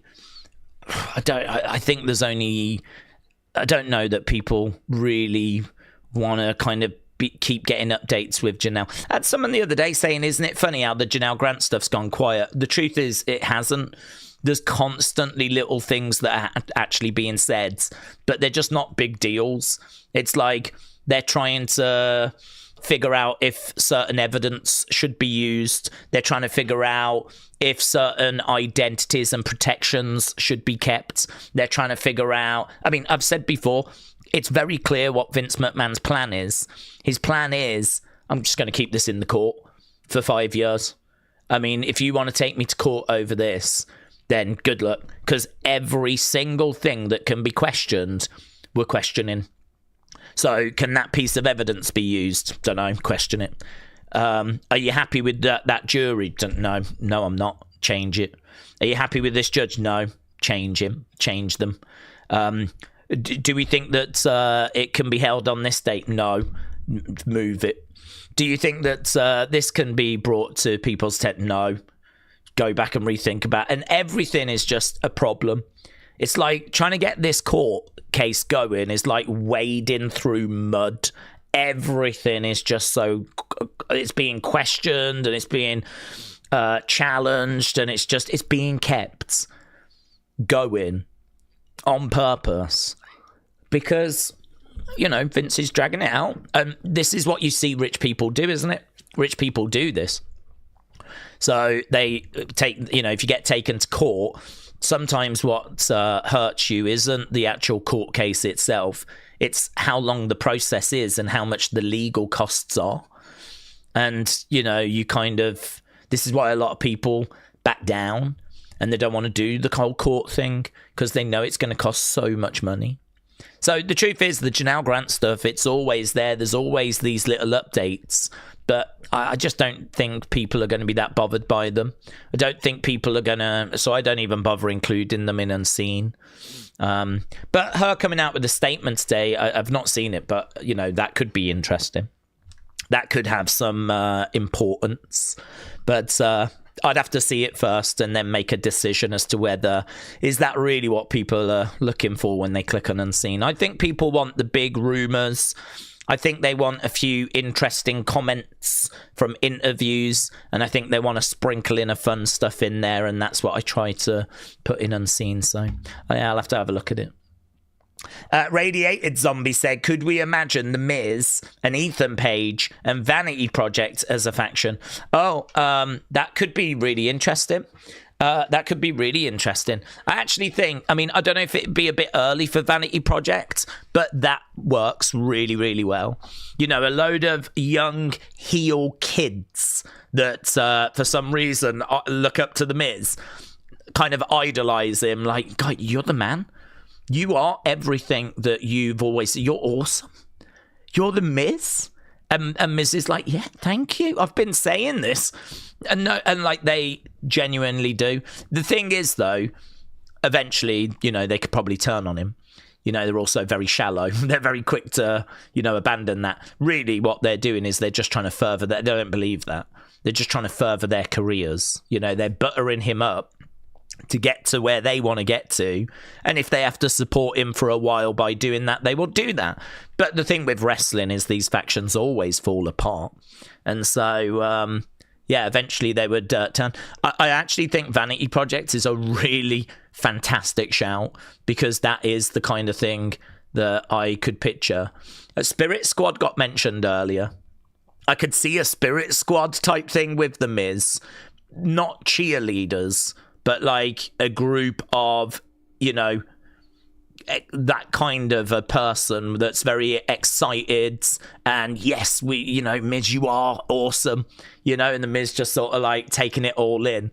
And that being a group that go on and they're meant to annoy, and people would be annoyed by them. People were annoyed by the Spirit Squad. People will be annoyed by Vanity Project. It's a fine line, to be honest, because you don't want people to be like, I hate these guys, I don't want to watch this. You need to make it interesting enough where people are, okay, these guys are annoying, but these matches are good, or these segments are fun. So it's a real balance that would have to be found. But yeah, something along those lines I think could work really well for him. So yeah, Radiated Zombie, I'm picking up what you're putting down there. I like what you're saying. But that's, again, I have to stress, not what I'm expecting them to be doing. I mean, I just don't think there's any plans for The Miz, really. I mean, he might mentor some other people. He might be in that sort of Natalia role now, where he just kind of helps bring people through, like he just did with Carmelo. And we might just do that for the next few years until he decides to call it quits. But I think, to be honest, just to put a bow on this conversation, if The Miz doesn't get like a final sort of moment, a final sort of story, a final sort of, kind of something to get his teeth into, I think that'd be a real shame. If his career now just sort of drifts like Dolph Ziggler's did, if it just sort of drifts and then, he ends up just leave him, contract ending or something. I think that'd be a real shame. I would actually like for The Miz to get at least one more kind of bite at the apple. But there's just so much great talent to focus on. I mean, we are very blessed at the moment. One thing you can say about WWE is the roster is stacked. The roster's got so much talent on it. It's just got to use those pieces better. Okay, we're in Fort Lauderdale. Wrestling Void says, enjoy the show, everyone. And Jimmy J said, I hope we're all doing well tonight. David said, I think Repo Man is going to pop out the box with a $100 WrestleMania tickets. What, he's just going to like dish them out, is he? Oh, there's the box. There it is. There is the box. So we were just seeing Rhea and Io. Io is there. Oh, look at that little dog. Whose is that? It's Charlotte's. We've got Alexa and Charlotte. There's Lash and Nia. So Lash and Nia are talking backstage. Nia in a qualifier. There's R-Truth and Damian. There's Carmelo. So we're just seeing people arrive. We have been seeing some moments go down. There's the Lemon Pepper Steppers. In fact, it's the same clip that we looked at earlier. There he is. I tell you what, lovely looking like Ferrari, I think it was. Next to the vehicle that Trick just got out of. Okay, we're just looking back at last week. Joe said, you're right, no rubbers. I'm still in. Ask my wife. Oof. Well, I feel like I'm kind of encroaching on something there, Joe. All I'll say is I hope you and your wife have a fantastic time. God bless you both. Okay, so we are just looking back at what went down last week. And what went down last week was Sammy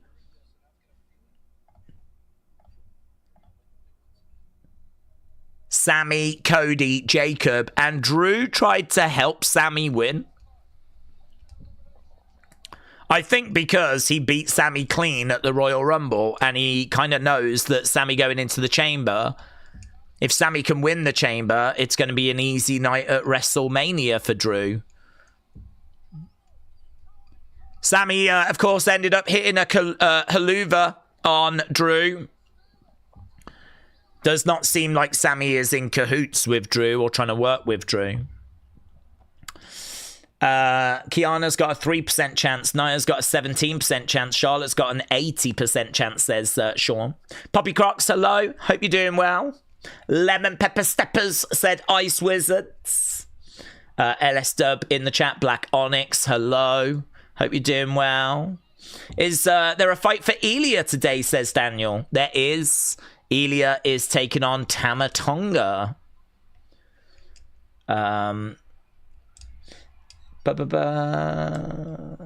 Make sure they don't have go away heat, said Cadet. Yes. Yes. I do. That is a line, and it's a line that, to be honest, you can think that you've done enough to make sure it doesn't get that, and then you run it, and it gets that. So, you know, there's going to be times where things don't quite go the way you envisage. Okay, guys, I spoke a lot about this promo, right? I spoke a lot about this promo, and I meant every single word. We are starting the show with Cody, and I've already said what I'm hoping to see personally, what I'm hoping to see. I'm hoping to see some fights.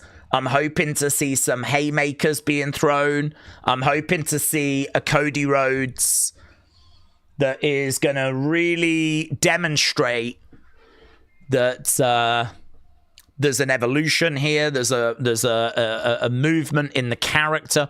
I'd like a Cody that sends a message of, you shouldn't fear me being champion, because I want to bring us to new heights. I want to take us to new places. I want this place to be exciting and dangerous and fun. I want you guys to be entertained, and don't make the mistake of thinking that it's Drew that will give you that rather than me. Cody making his way down to the ring. Let's see what this promo is going to be. I'm not optimistic. Hey, look at the guy in the suit. There's a dude in the suit, and he looked fly. Guy in a suit, and he was like, hey, what about this? That's a great tribute to Cody, isn't it? Rather than just wearing one of his shirts, wearing like a really sharp suit. So, for those wondering, the crate was shown backstage. Cody out in front of the crowd, looking around. He's getting a nice reaction. Lots of people with their phones out, taking pictures.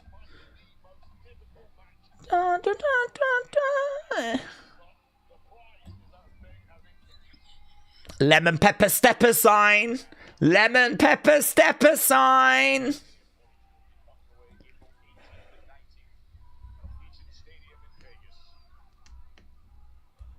Okay. Cody chants. Live crowds are still with Cody.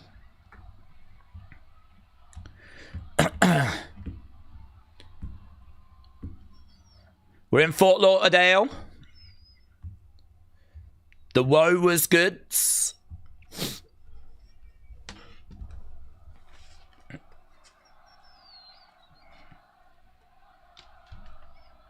Cody Rhodes.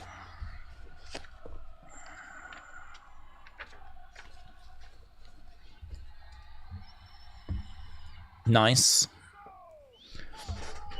Fort Lauderdale. Fort Lauderdale.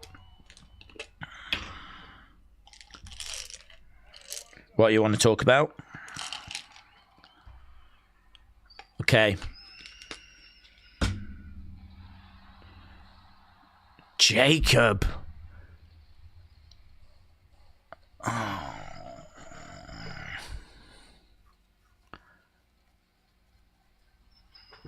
Well, this is not what I was looking for, but Jacob is interrupted.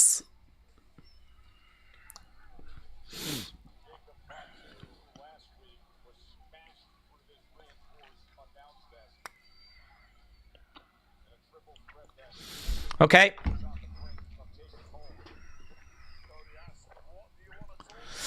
Jacob has made his way down. Obviously, Jacob did not qualify in that triple threat.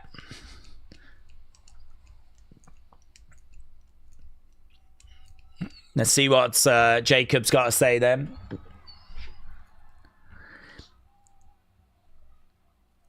He just interrupted immediately. Let's keep it 100s.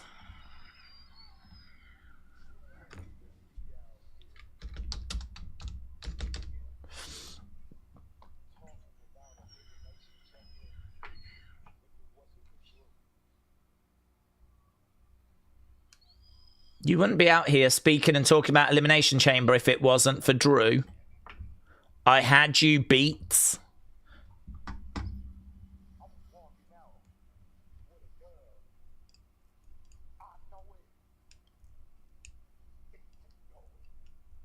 So Jacob says to Cody, I was getting that win if it wasn't for Drew.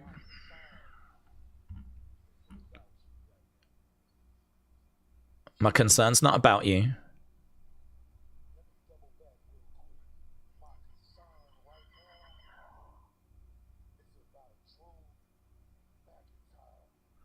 Okay, so Jacob says my concern's not actually with you. My concern's with Drew.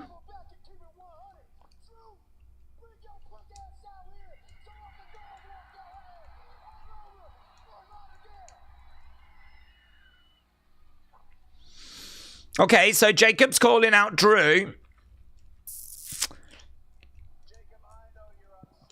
It's not Drew that comes out. It is Nick Aldis.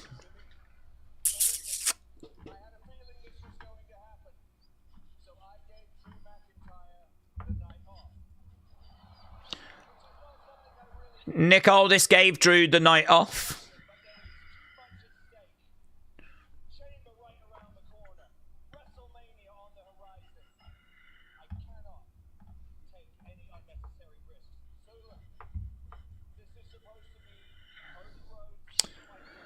This is supposed to be Cody's mic time. Give him his time.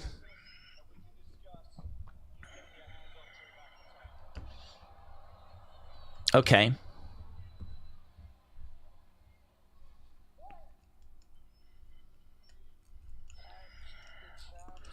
Okay, here's Drew. Drew was given the night off, but he is up in the stands. Okay. Drew with a smile on his face.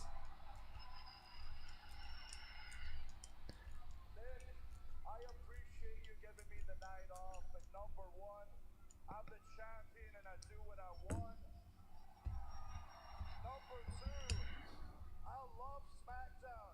I love SmackDown so much, I bought myself an entire suite just to watch the show. I love SmackDown so much, I bought myself a whole suite.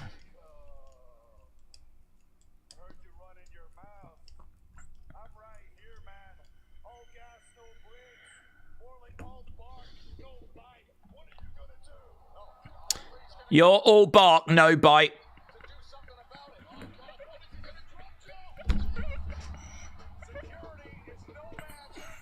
Jacob Fatu right now, and Nick Aldis is trying to control the situation. Oh, God.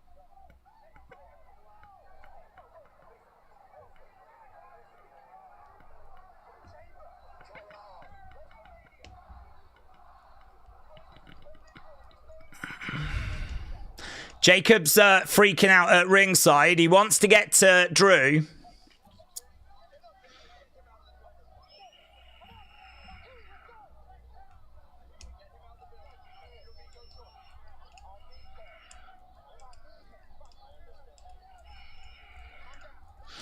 Jacob, desperate to... He pushes that security guards. Can I just tell you quickly what's going in my head? What's going through my head is this is Cody's promo time that we were talking about before, and about how this is important for Cody, need him to deliver. So far, he's not had a chance to say a word, and we have made Drew look like a badass by rocking up to a show he's been told to not arrive at. And we've made Jacob look like a badass by desperately trying to get to Drew.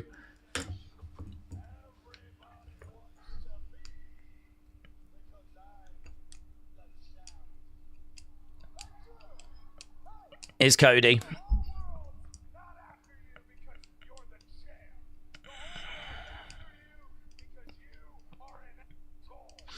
The whole world's not after you because you're the champ. The whole world's after you because you're an a-hole. And that is all Cody gets to say as the music hits.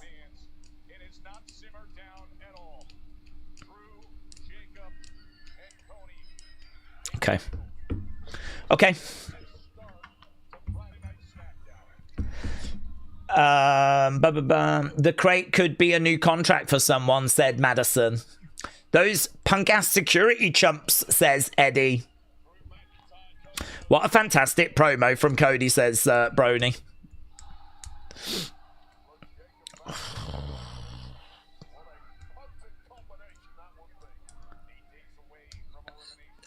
The creative is just absolute BS when it comes to Cody. It is absolute BS.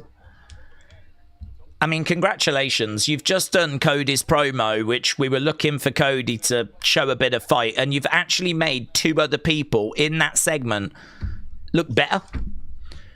Drew looks like a badass by being told not to rock up to the show, and then, hey, surprise, I'm in the crowd go crazy.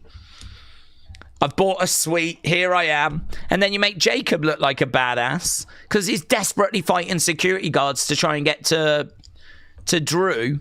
Literally the only moment that Cody got in that open was saying a-hole. And then his music hits. And it's like, that segment right there just shows you everything you need to know about Cody's booking. Rather than him looking like the badass, him coming out with the cool lines, him being the one that gets those moments, it goes to other people. And that was his segment. Honestly. I mean, it feels like they're building to the triple threat, doesn't it? But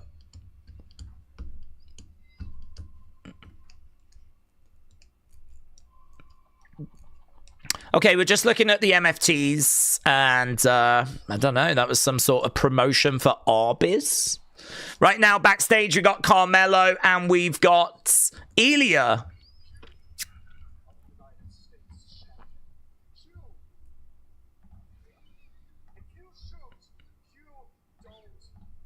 When you shoot, you don't miss. You are going to win this qualifier.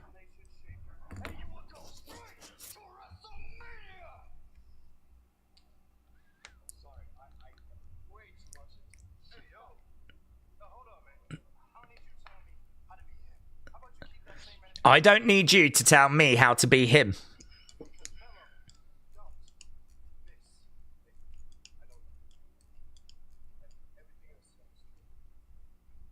He is so intense.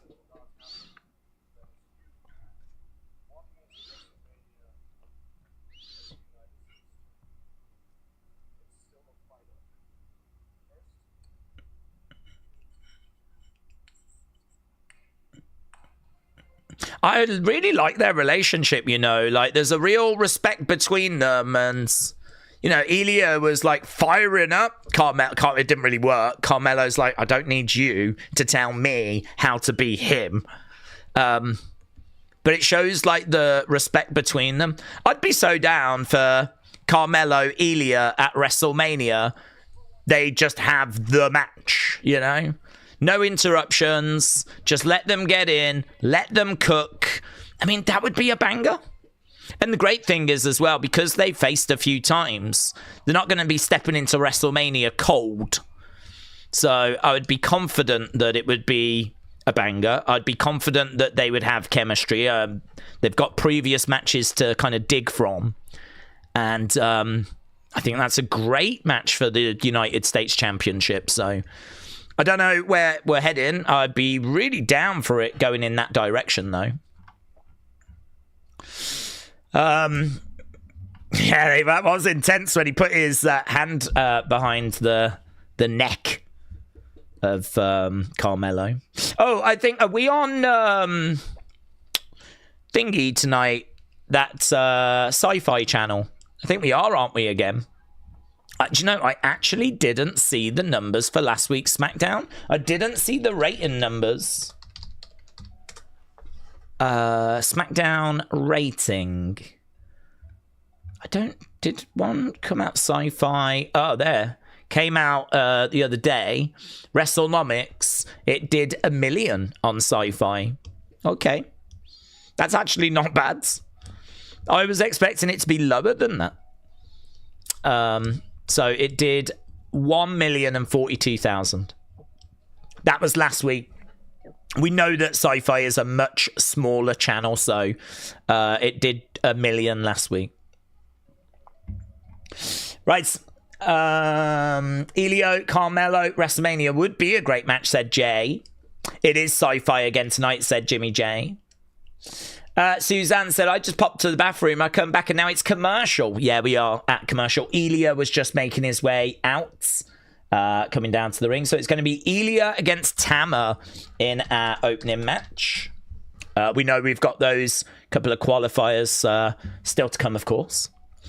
Daze, if I can get George to communicate, I am going to have to ban. If I can't get George to communicate, oh, why? What's happened? George is all right, isn't he? I feel like I might have been missing some stuff. Up alert said, Daze, Cody isn't and has never been a badass. That's not his style. Jacob is a badass and has always been a badass. Yeah, but the problem is that Cody's style has got vanilla. It's got bland. It's facing a growing backlash online. And actually, there's been glimpses where that online backlash has appeared in the arenas. So we can keep doing what we're doing, but there is an iceberg coming. Like, we are going to hit an iceberg. Like, the future is just going to be louder anti-Cody sentiment unless we do some character evolution. And we have to do character evolution. Look at The Undertaker. The Undertaker had to evolve his character because if you just stay with that same persona, that same character, then you get stale. You have to keep reinventing. Look at Becky and how many times she's reinvented. Look at Seth and how many times he's reinvented himself with different personas and, you know, the Monday Night Messiah, the, you know, visionary, all that kind of stuff. Cody is not immune to that. Cody is not in a situation where he can just, you know, keep doing what he's doing and hit the iceberg. And actually, what we're starting to see now is Cody being asked a lot more in interviews about a potential heel turn because more and more people are having the conversation about his character feels a bit stale. We might need to do some, perhaps he needs to turn heel. And again, you know, I really push back on that because for me, it's just the easy answer. I feel like you could have been watching wrestling for a very short time and you might be like, oh, not feeling Cody as much. Perhaps he should turn heel. Do you see my point? It's such an easy go-to. It's such an easy solution. It's such an easy way out that I don't want to take that. I know what I need to see. I know what I want him to try and do. I knew going into that segment what I was hoping for. And I got absolutely none of it.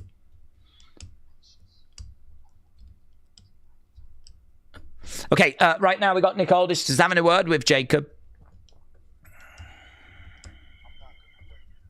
Jacob says he's not going to wait much longer. And he heads to the back. So it looks like Jacob's walking away.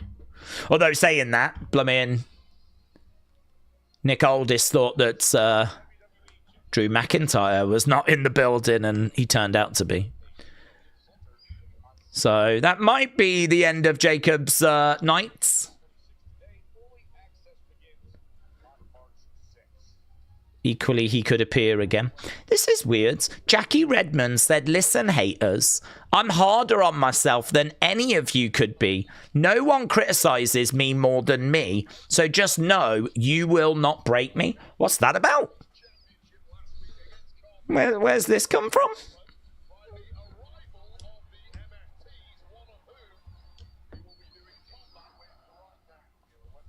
What's this? Has she just had some bad comments, do we think? She's not even on the show tonight. She hasn't done anything. Here's the MFTs.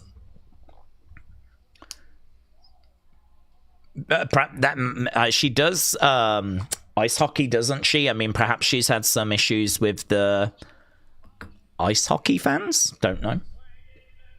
It's interesting. Something to be aware of. She only posted that a minute ago. I think it's always concerning when someone says you'll never break me. I always feel like that feels they're being pushed to that sort of extreme. Do you know what I mean? It feels like something's been said that's kind of got them to the point where they're having to say that. You know, if they were weaker, they would have broke by now, but you'll never do it. That says to me she's being pushed quite hard there by whatever comments she's seen or has been receiving. Don't know. I was just reading some of the feedback. Yeah, people are like, sorry, what's happened? Who could possibly be a hater of Jackie? Just a reminder, haters are people who hate themselves, but they don't want to admit it. Okay, Elia, Tama, underway. MFTs have come down. Big boot there by Elia. They've been building up Tama, actually. Chops coming in. Chops coming in there by Elia. Yeah, hard chops, hard strikes. Shot coming back there by Tama. Double axe handle. JMB has said the booking of Julia is quite concerning. I'm not too worried, to be honest. I mean, I would like to see us doing more with her, but I think there's a couple of factors at play. First of all, I think it takes a little while to adapt to being on the main roster. So 2025, I was quite happy to just write off. She arrived in like May. I was quite happy to just be like, fine, 2025, let her find her footing, let them put her in a few feuds and, you know, all that kind of stuff.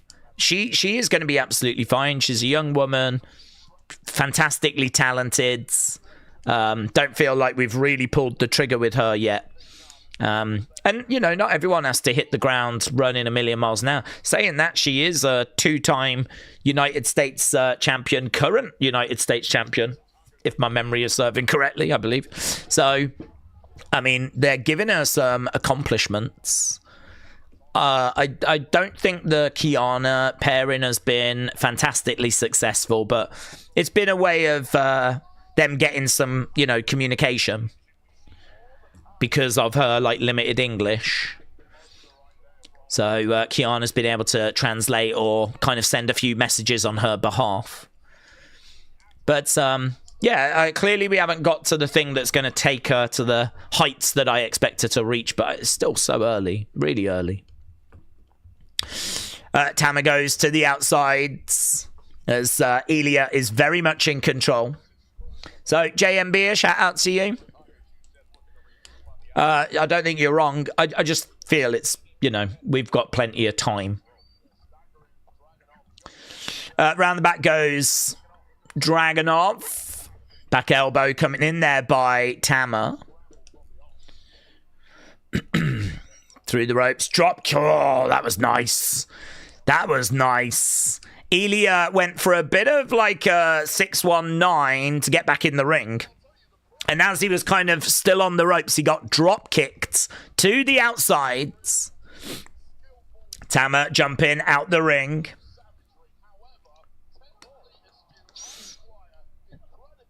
Okay, down goes Ilya. Tama crashing on top of him. So Ilya down at the moment. They really are interested in investing in Tama. We've seen him kind of approaching Shinsuke. We saw the match with Shinsuke. Here he is taking on Ilya. They've clearly identified him as being the one in the group that they want to do some solo stuff with. I'm surprised, to be honest, this isn't Solo.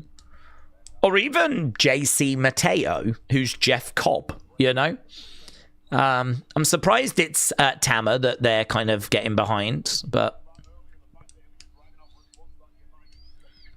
he's not bad. I mean, he's an option. He's fine. Ilya goes in the corner.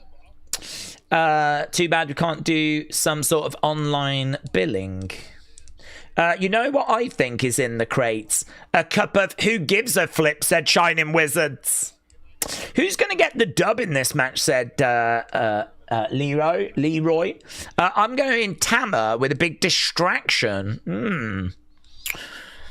I mean, if it was a normal match, I would expect it to be Ilya, but you are right, there is potential for outside interference. Carmelo could even come down and make the save to try and help out. Nice roll by Ilya. Yeah, you could be correct. It could be Tama by the numbers. Half an hour into the show already. Ilya going up. It's coming off that top, trying to deliver a knee. Going over 1, 2. Kick out there by Tama. Kick out by Tama. Madison said, if WWE want to do the biggest shock in the world, what if Vince was in the crates? That would be a shock. That would shock the whole WWE. You're absolutely right. It would be a massive shock. Driving Ilya down. We're back from commercial in 10 seconds. Defcon said the crate could be full of clearance AEW figs.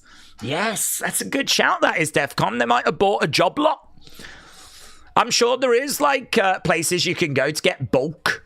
And they might have just bought a job lot, and then they'll be like, these are going to be available for, like, $5. $5 each on WWE Shop. We're going to have Akira Tozawa sign them all for no reason. Yes, let's go. It's a great shout. Big Boo, we did a video the other day what you lot thought was in the crate. I really enjoyed that video. Thought it came out really well. Duck underneath against the ropes. Over the other side. Double clothesline. Both go down. Tama down. Ilya down. Dark Knight said, Daze, hope life is treating you well. It's treating me okay. I'm doing all right. Just going through a weird kind of period, to be honest with you, where went out for a few drinks last week, got trashed, as everyone knows. And now, like, my folks are away, so I'm sort of looking after the dog. So just got a few things going on, nothing bad, but just a few things going on away from the stream, which is not usual for me, to be honest. But yeah, I'm doing all right. Hope you well. Don't know.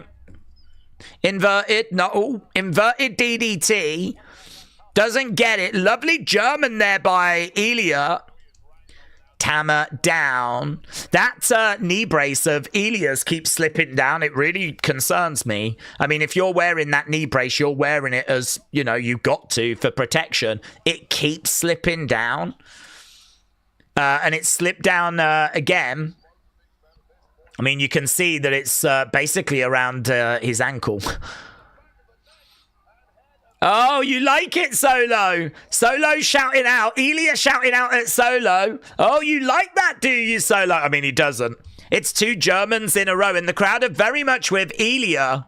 This is what Ilya gives you. Such a fantastic in-ring talent. Ilya shouting out, this is fun.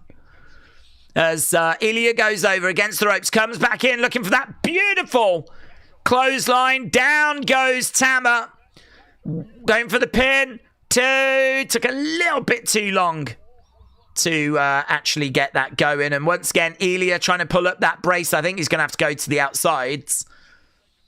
Maybe reapply it. Is he even going to bother? No, he's just climbing up.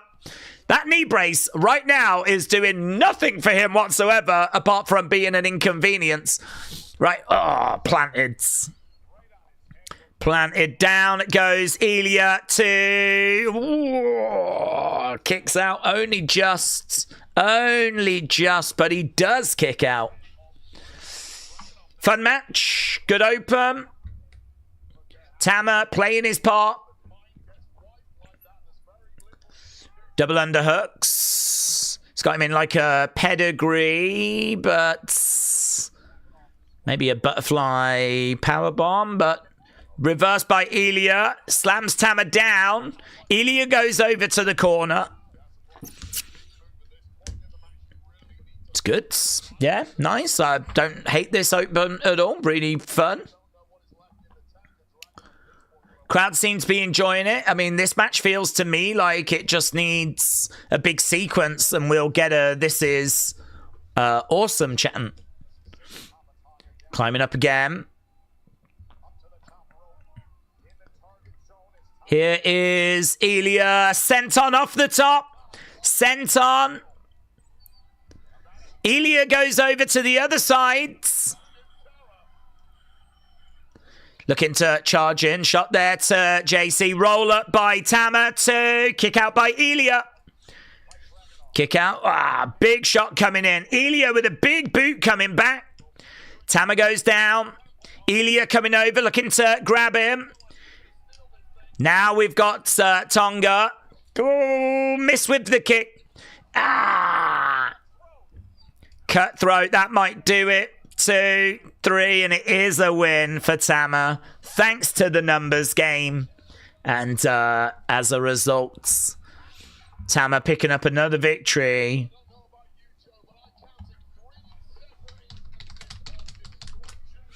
Wade Barrett said, I counted 3 separate incidents of distraction. Okay, are we going to get the Wyatts?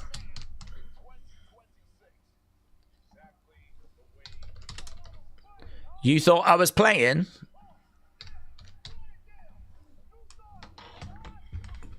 You thought I was playing?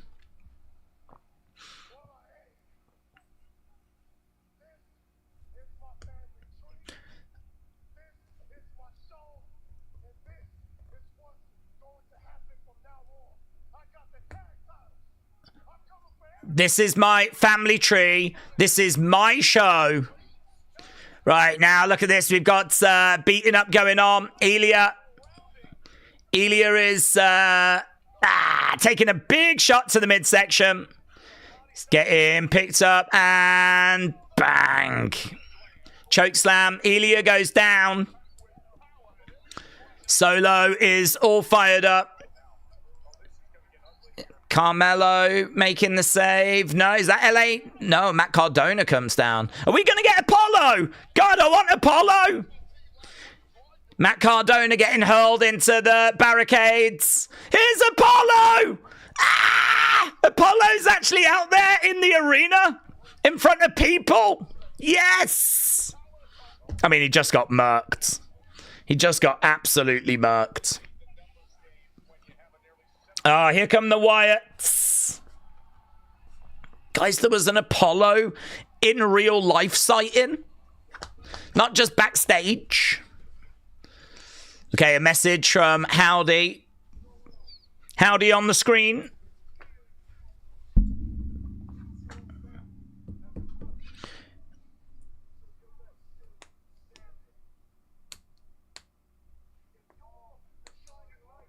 If you're the shining light.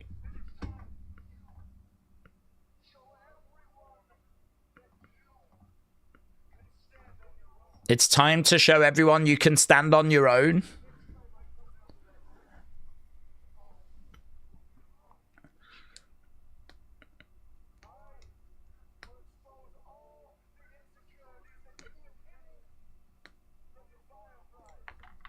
Okay, so Howdy said he's going to come alone.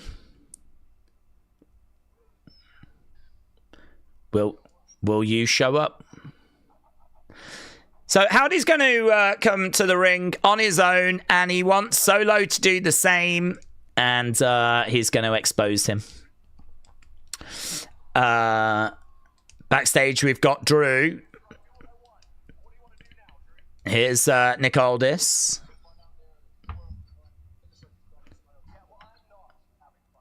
I was having fun out there, and the people were having fun.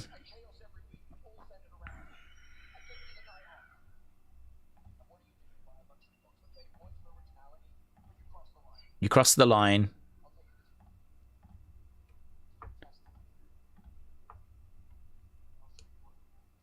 Keep testing me, and I'll show you what I can really do. Oh my God, let's do Drew Nick Aldis. Keep testing me, and I'll show you what I can really do. Drew versus Nick Aldis. Let's go. I don't think that's what we're even teasing, but that's what I want now. Okay, we are backstage with the Viper, Randy Orton.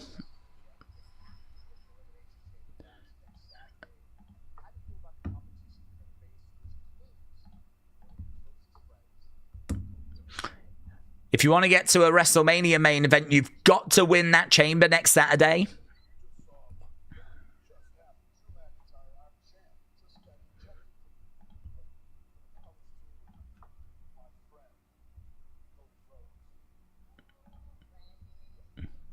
Is this Selena?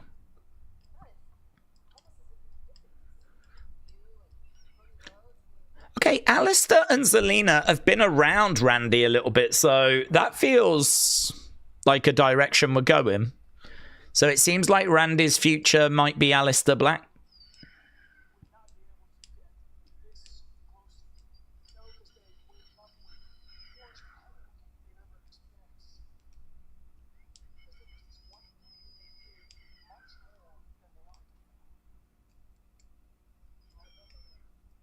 I always think Alistair Black is taller than he is.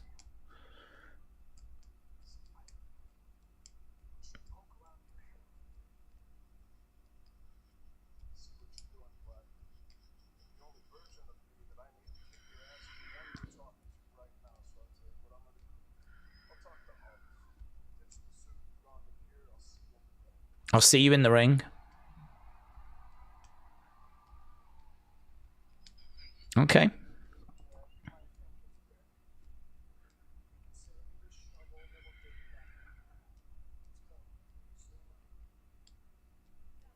Okay. It's just a Karrion Kross ripoff, says Poppy Crocs. Someone is making Cody look weak. Every time he gets interrupted, he never says anything, stands there and takes it, says Leo. Oh, here's AJ segment.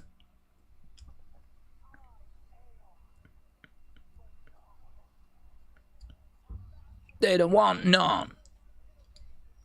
Really want none. Celebrate the career of AJ Styles. Only a WWE shop.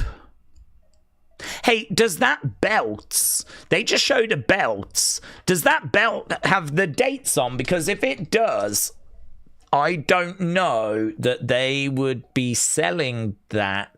Oh, that would be... If this was a fake out and he's going to come back, I don't know that they would want to make a belt like that, because you are charging people money, a lot of money, for a belt that's got the dates on that's incorrect. So people are buying it in bad faith. I mean, I suppose those people could make the argument and get a refund, but it just said $19.99 on the one side of that belt, and I'm guessing it's got 2026 on the other. Let's just have a look together. I'm just going on where's AJ Styles? Has he just been removed or something from here? I'd have to search for him. AJ Styles. AJ Styles. There, this. 10th anniversary signature series belt. I think that's the one they just showed, wasn't it? Doesn't it say 19? Yeah. Yeah. So it's got 1999 on that side. I'm guessing that's the year he debuted. And it's got 2026 on that side. Technically, he could come back, have a match at Mania. As long as he finishes in 2026, this belt is still correct. So, actually, we could be okay. The point I'm making is, I don't think WWE would want to sell an item like this if he was faking his retirement and was going to go on to 2027, 2028. I don't, because that's just not fair on the fans that are spending what is going to be a lot of money. I mean, $650 on a belt to celebrate the career of AJ Styles. I just noticed the 1999 as they were showing that thing, and I was like, oh, has it got 2026 the other side? And it does. But actually seeing it now, as I just said, as long as he is going to call it like quits this year, and I think personally, I think he already has. But there are, you know, some rumblings out there. He was at the Performance Center the other day. Obviously, we're doing a Thank You AJ segment. People out there are still struggling to accept that this is it and it has ended. So you do just see that sort of rumbling online of people going, is someone going to attack him? Is this going to lead to him having to come back, maybe have that match at WrestleMania? Or is it just done? So I think this is interesting, but again, we're still very early in 2026, even if he does come back. As long as he calls it quits this year, which I think he already has, this would still be accurate. So there we go. That is AJ Styles championship belt celebrating his career. There's a few other bits there that you can get as well. Obviously, they've released some new merch for AJ. Thank you, AJ. AJ Forever. Thank you. That's a nice one, actually, with the... It's cool. Got some good stuff, actually. Got some good stuff on WWE Shop. I do like to go to the new section, but I think they've sort of removed it to see the latest stuff.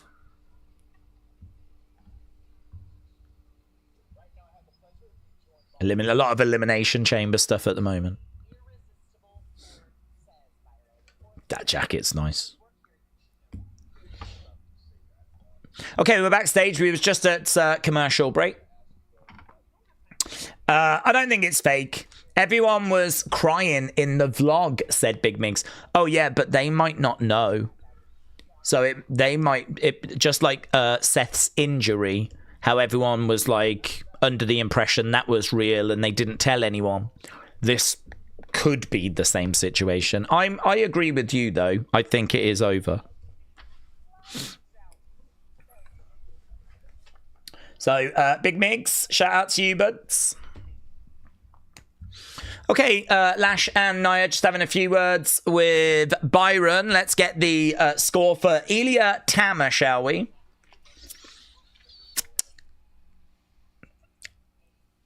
Jade is coming out. Jade is making her way out, so we're going on to our next segment. That last match getting good 95. I thought it was fine.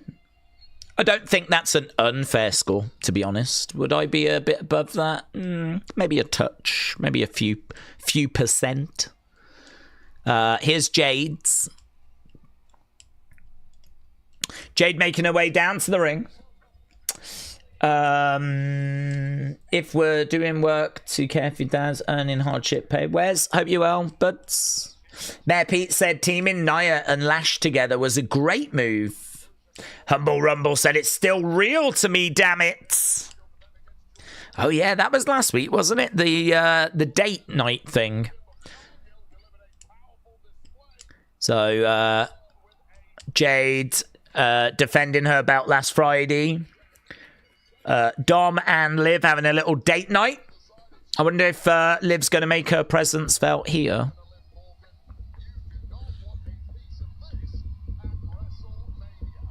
Word on the street is Tiffany or Charlotte could be where we're going with Jade's. That's if Bianca isn't going to make it back.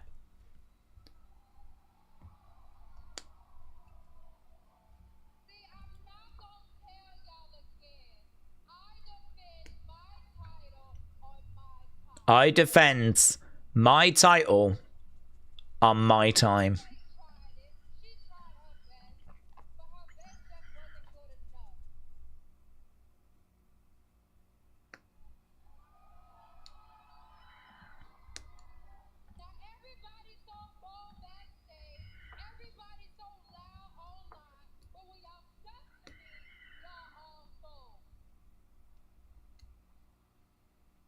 Huh? I don't even know what she said.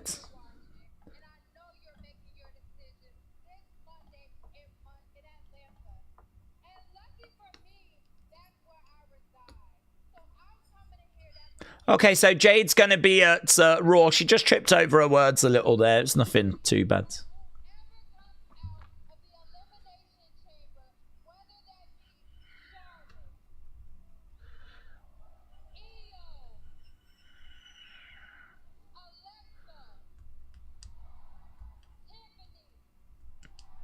So she's just naming all the women in the chamber.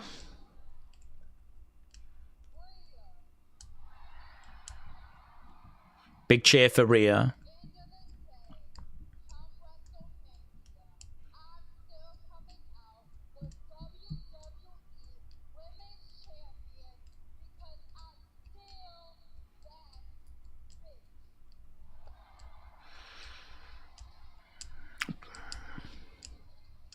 Okay. She just says, I'll be Raw on Monday. If I don't get picked, then it'll be one of the girls from the chamber. She names the girls. Big cheer for Rhea. She says, whatever happens, I'll be leaving Mania as champion. And she walks away. Big Mig said, I was watching some old videos. Okay.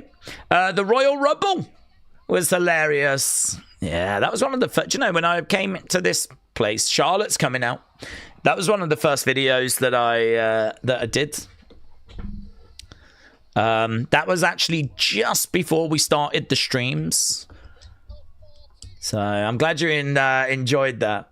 It needs a revival. Maybe. Here's Jade and Charlotte. Charlotte just glances over at Jade and just walks past her. Oh, Jade comes back. Jade's like, I'm not done with this conversation. Woo! Woo! They're wooing at each other. Woo! Smile on the face of Charlotte. Jade was wooing in the face of that's probably one of the most interesting things Jade's done. Wooing in the face of Charlotte. Woo!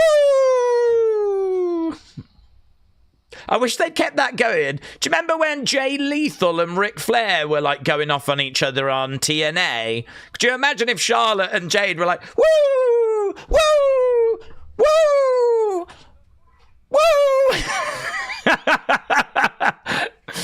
I'd be like, girls, keep that going for like 5 minutes. It's flipping hilarious. So we did just get a little momentary woo off. Is that WWE's way of saying this is where we're going? I mean, I don't doubt Charlotte's winning this match. I mean, that'll put a real spanner in the works if she doesn't win this match. But I'm thinking she wins this match. Woo! I found that very entertaining.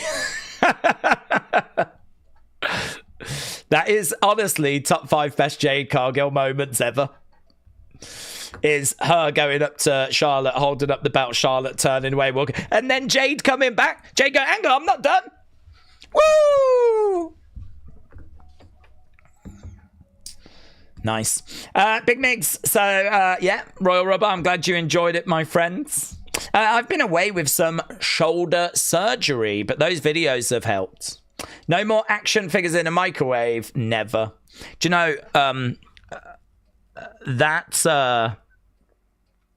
video is not totally accurate, because what actually happened is when I put the figure in the microwave and had it go, what I did was, for those that have seen that video, I did this years ago, right?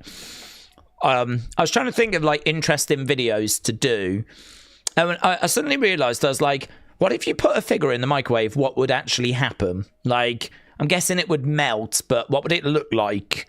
And I cannot stress this enough. Do not do it. Like, I really mean this. Do not do it. Because I put the figure in the microwave, set it for like, I don't know, 5 minutes. In my mind, it was plastic. It was going to take a little while to melt. So I set it for like 5 minutes, whatever. I went and sat down. Put the TV on, and I was like, I'll leave it 5 minutes, come back, see what it looks like. If it needs another few minutes, I'll do it another few minutes. I sat down, and when I sat down, I was just watching the TV. Microwave was over there. I wasn't even looking at it. And after a few moments, I was like, what is that? And when I turned around, smoke was coming out of the microwave. I was like, oh my God. And it had been like a minute or something. Like, it took no time at all. So I had to get up, turn the microwave off, and open the door, because I was really worried there was a fire or something in there, right? I didn't know what was happening. None of that is on camera. None of that is actually has been used, because when I opened the door, this smoke just poured out, and it was like toxic. Couldn't breathe. It was bad. It was really bad. I would like literally ran to the window, had my head out the window trying to suck in oxygen, as the whole flat just filled with smoke. I cannot stress enough. It's the most concerning moment by a mile I have had connected with the channel. It was really bad. So whenever anyone tells me about the figure video, I always think like about that. To be honest, I didn't even see the figure, right? I didn't even see the figure. It was just smoke came out, right? And I had my head out the window. After a few moments when I could kind of get back in the room and I could breathe a little better, I just closed the door again. The bit you see in the video is me opening it a second time. And I don't think it works as well, to be honest. I can't remember. I would have been filming. I don't know why I didn't use the first initial one. But like when I open it again, that's when I see the figure really for the first time. So my reaction to seeing the figure isn't fake, but the microwave had already been opened. And my flat was already filled with like really toxic smoke. It's really bad. I cannot stress it enough. Do not do it. I hope I get that message across in the video. Do not do it. I would never ever do that video again. So yeah, it was bad, mate. Really, really bad. Really bad. Here's Kiana James. So we are back from commercial break, and we've got the women's triple threat going down. So Charlotte versus Nia versus Kiana. Kiana's a good wrestler. I feel like she's a bit lost in the shuffle. Almost done with hour number 1. Charlotte versus Kiana versus Nia. Right. That was a pointless segment, says Brony. Daze, those toxic fumes, they are hazardous. You was lucky, said Dork Knight. I know, and you know, I could tell straight away.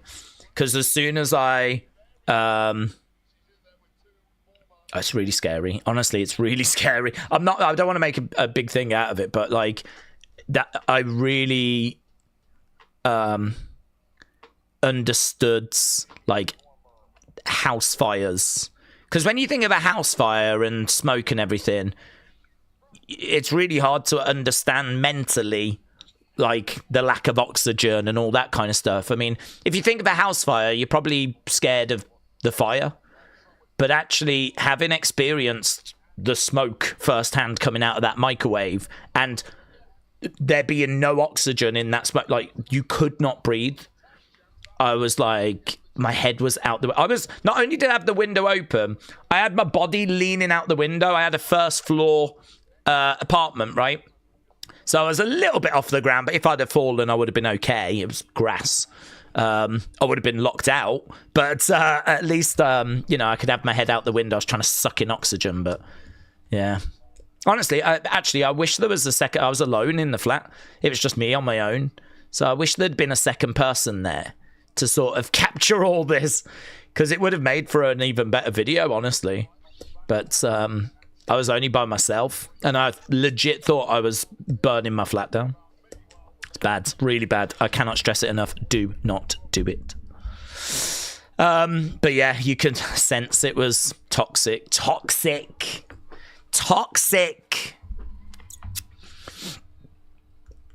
Okay, right now we got Nia, we got Kiana.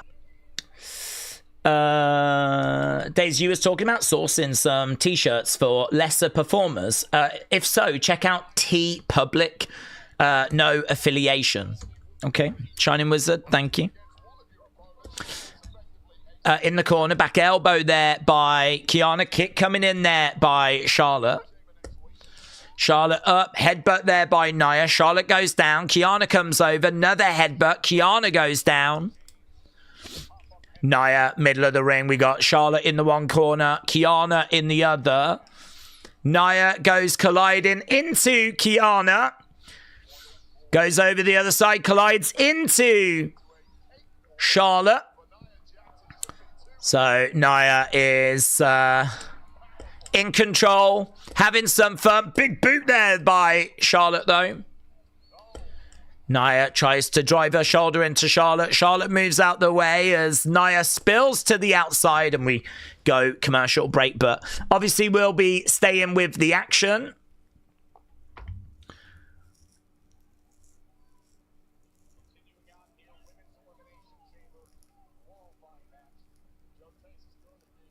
Okay, right now we've got Kiana. Bang, big shot coming in.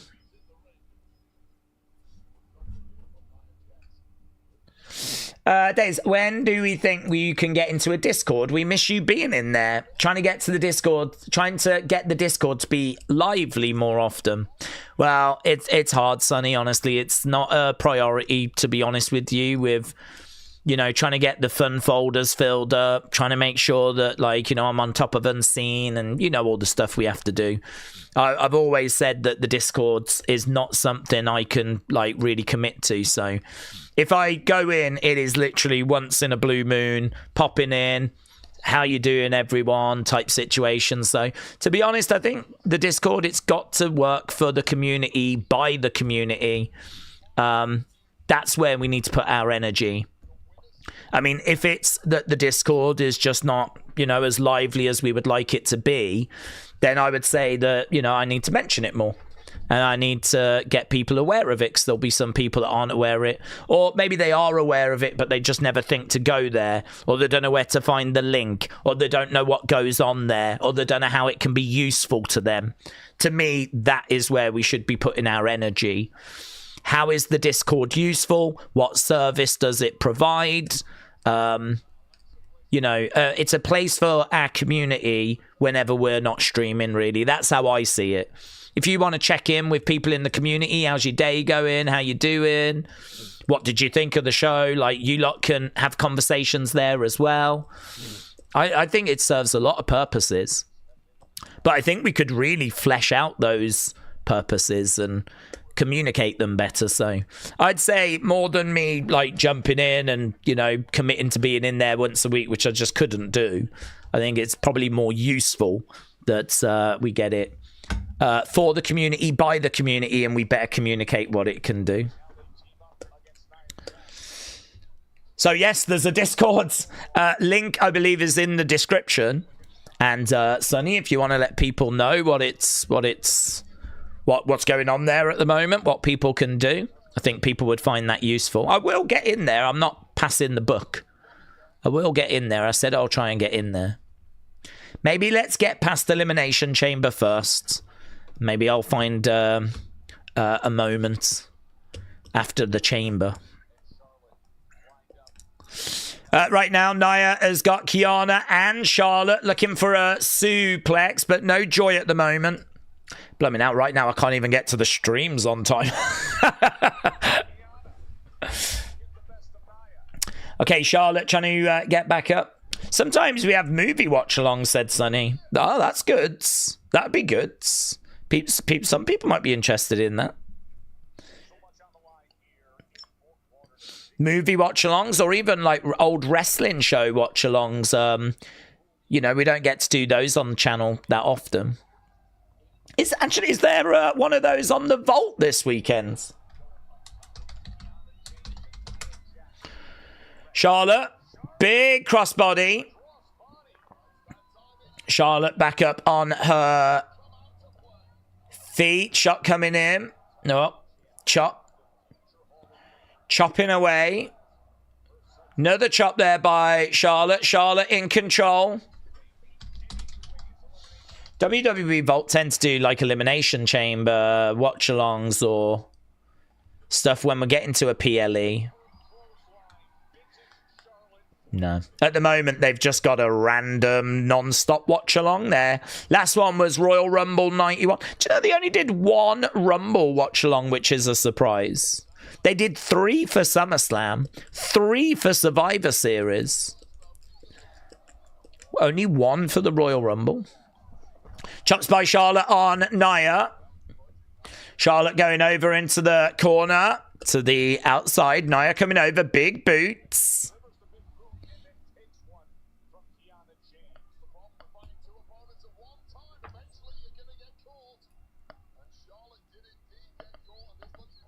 Big boot there by Charlotte.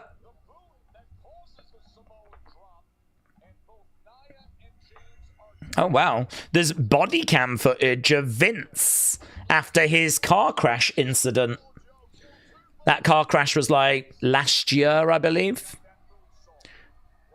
I want to say it was around the same time as the Hogan passing away. Moonsault by Charlotte. There's Vince getting his... I don't know what he's getting. A ticket of some description. Police body cam footage of Vince car crash incident. Not seen that. But it's out there.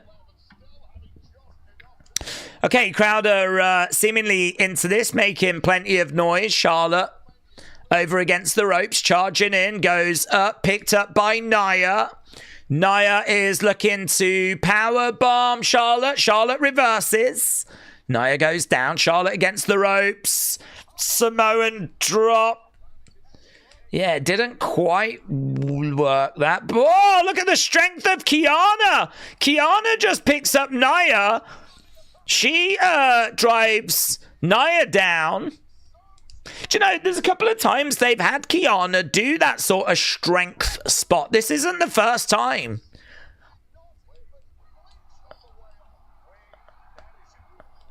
Yeah, why do they just... I don't know why they give Kiana those moments. It's random, but it's working. I mean, the crowd are chanting for Kiana. Nia goes to the outside. Big boot there by Charlotte. Kiana goes down. God, of anyone that you would think they would give just effortlessly picking up Nia moment, you wouldn't really expect them to give it to Kiana James. But I'm sure they did that the other week as well, where she did the same thing, I want to say in a women's, kind of multi-women's tag match. Right now, Spanish Fly maybe. We've got Kiana, we've got Charlotte. They're clearly setting up for something. It's taking a moment. They got it. It was a little bit... Did you get it? Oh... That did look like a 3. Yeah, she got the Spanish 1, 2. Oh, I don't know, man. I don't know, man. No, they don't even want to show the... They showed one replay. I don't think it looked very good for the referee. Yeah, I mean, the referee... counted it, it should just stand. I mean, but instead he's saying that he didn't.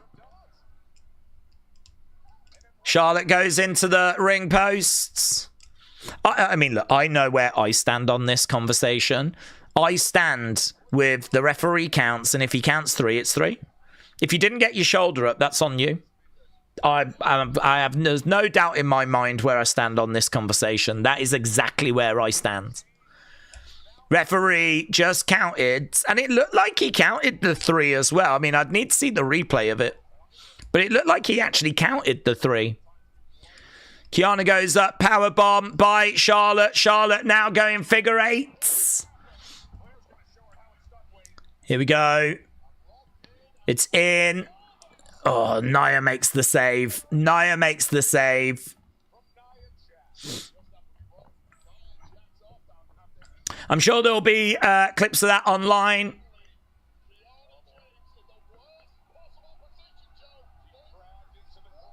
Going up. Oh, Annihilator. Charlotte. Bang. Drop kick. Charlotte makes the save. Here's Slamex. Slamex said, I guess those shoulders were 0.00001 inch off the mats. So I'm guessing that's the ref looking there. That shoulder is down.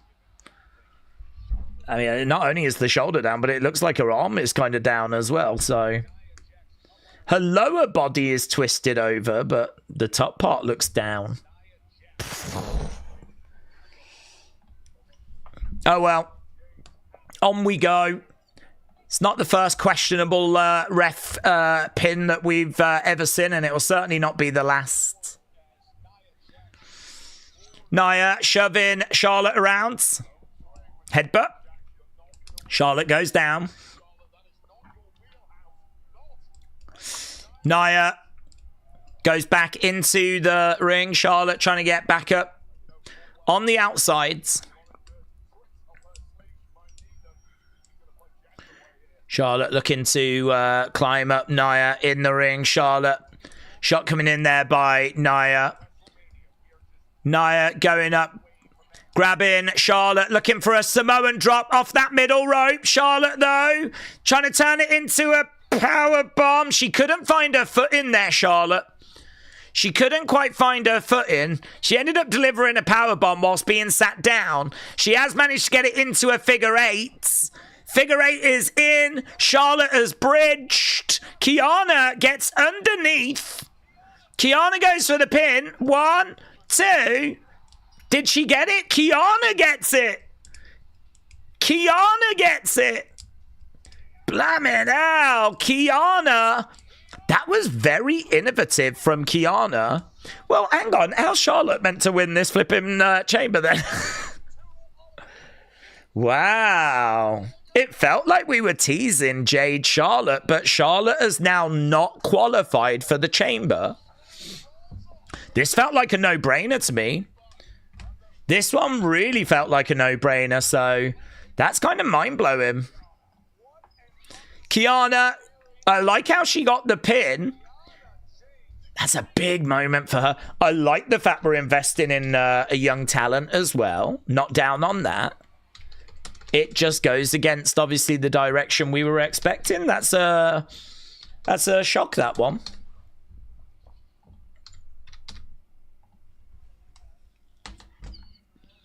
Wow.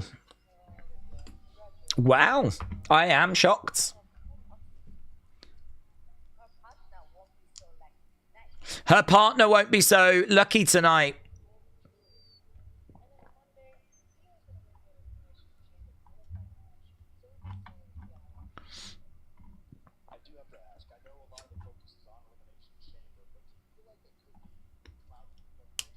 Well, I'm really shocked at that. I am really surprised that Kiana goes through.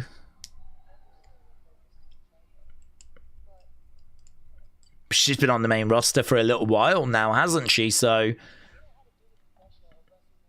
it's nice to see a young emerging talent getting an opportunity.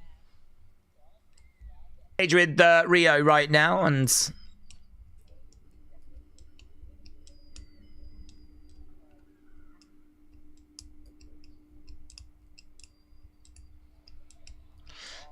Okay, there's Oba.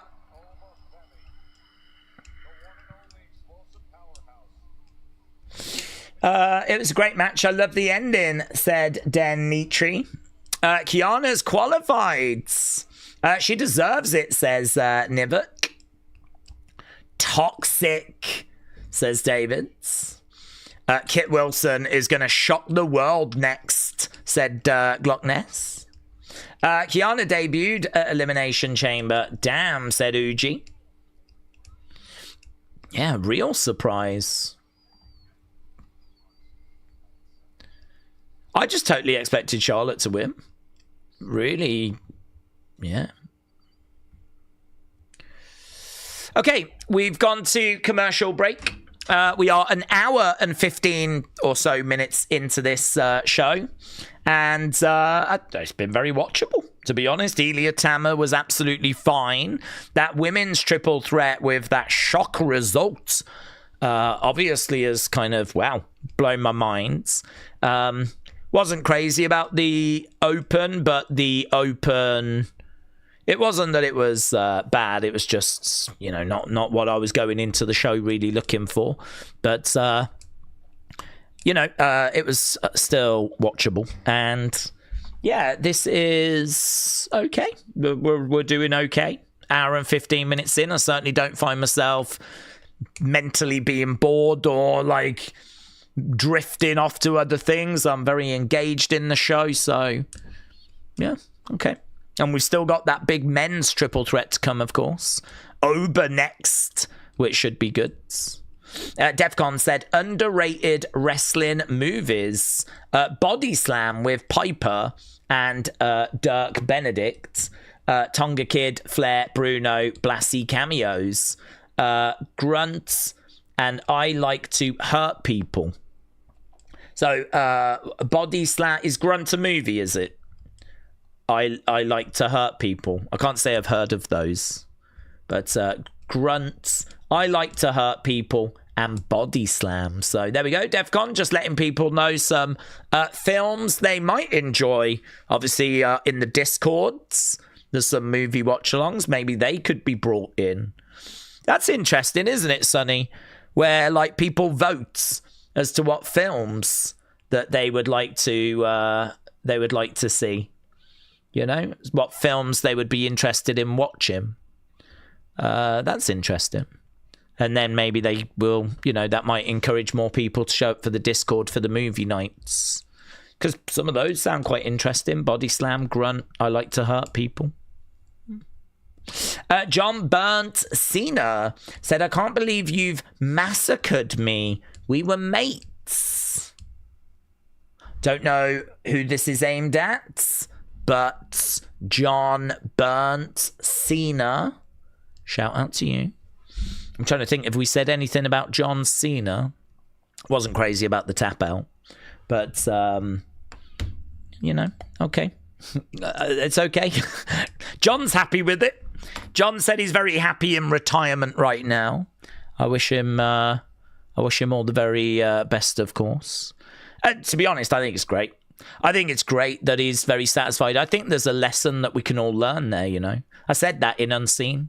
I think the fact that John can look back at his career and certainly that final year and know that there was mixed opinions, right? I think that's a kind way of putting it. Mixed opinions. And for him to be like, I'm really satisfied. I'm happy that we tried our best. We did everything that we thought was the right thing to do. And, you know, some of it worked, some of it didn't. And I'm just really fulfilled. I'm satisfied. I'm in a great place. Retirement so far is treating me very well. And for him to have that mentality, I think is absolutely fantastic. Brilliant. That's exactly what we want.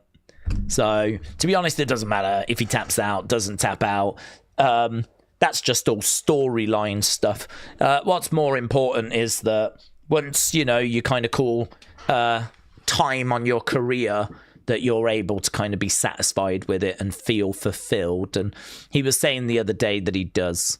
And, yeah, that's great. I suppose the lesson for all of us is don't sweat the small stuff.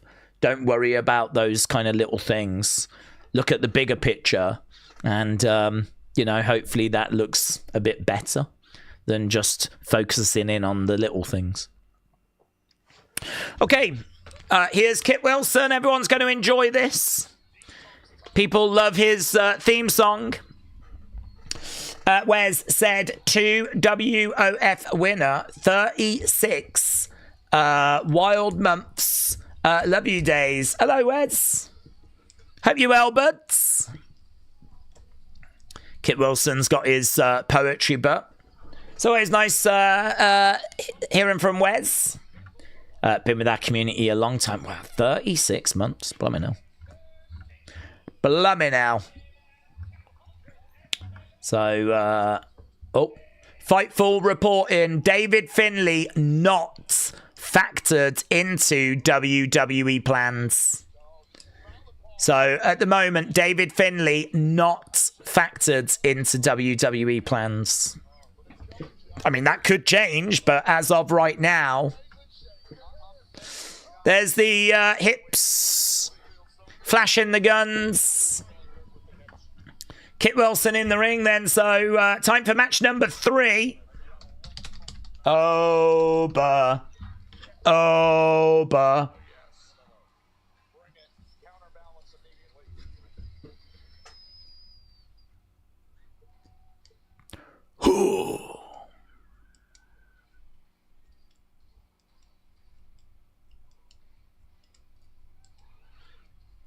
That's nice. That camera's nice, isn't it? Zooming up to him.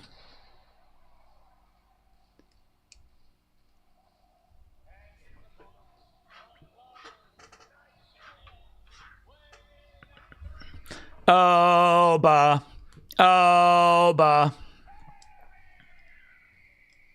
Yeah, that's good. Cutting to the crowd, showing people in the crowd doing the walk. Over. Even the guy in the suit's doing the walk. Over. It's good. It's good.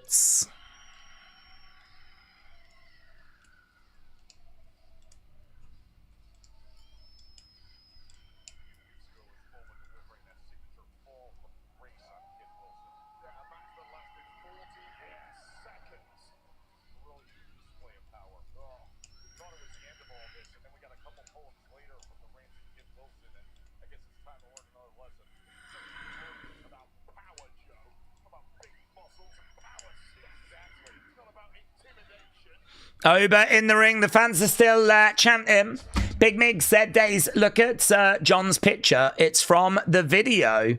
Look at John's picture. It's from the video. Oh, it's related to the figure. Right, got you.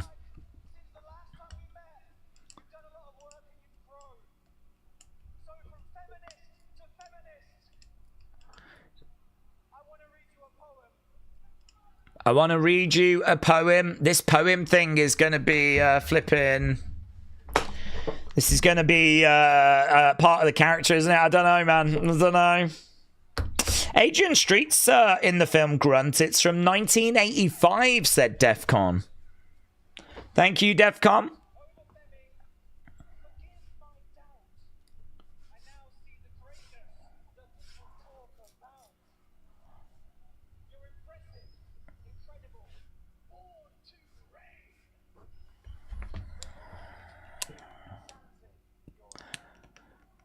You're born to reign with all these people chanting your name.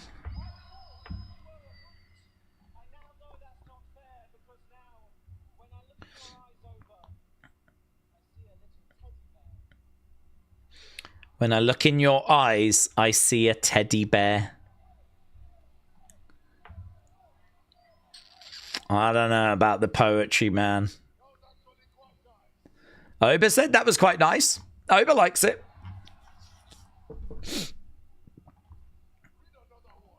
Read another one. Do another one. I've only got one.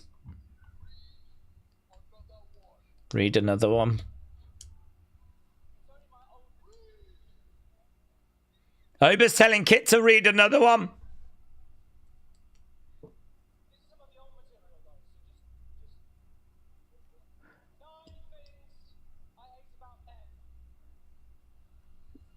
9 things I hate about men.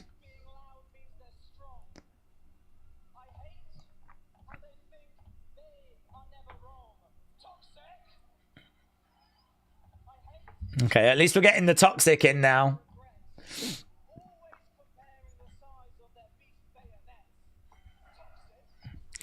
Beef bayonets gets a mention.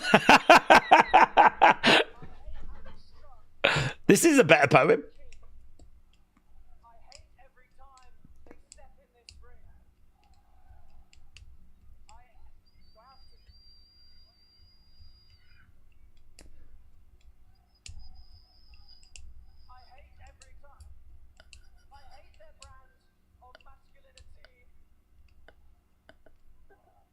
Oh, he doesn't want to say this.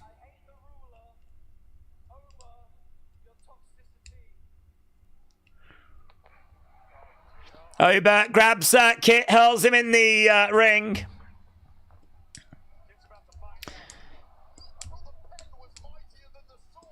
Okay, well, Oba's heard enough. And collides into Kit Wilson. I mean, this is obviously going to be a squash. I think they've tried to give him a moment before, so at least Kit Wilson can have a moment. He tries to kick out to Oba.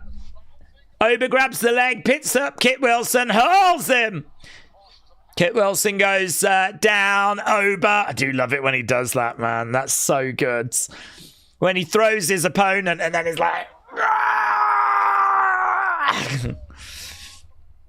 1, 2, 3.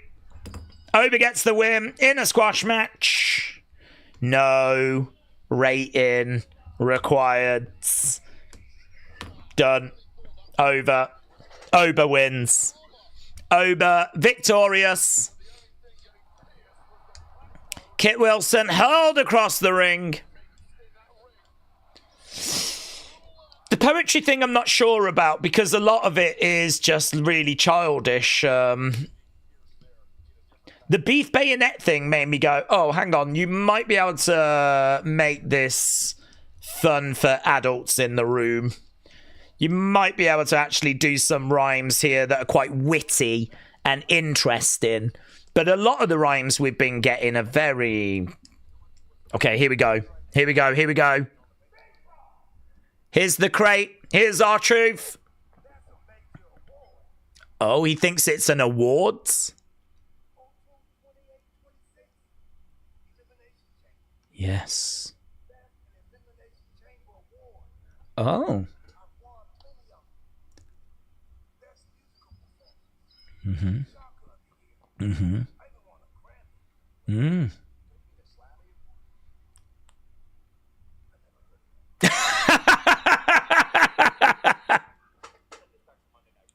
Oh, plumbing Alex, going back to Monday Night Raw.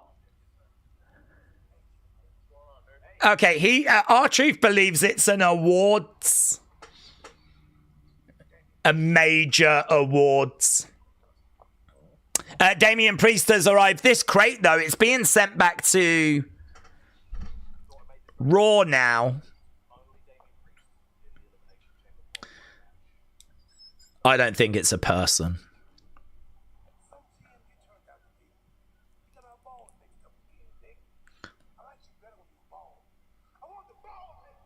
I want the bald Nick back. I want the bald Nick back. You was better when you were bald.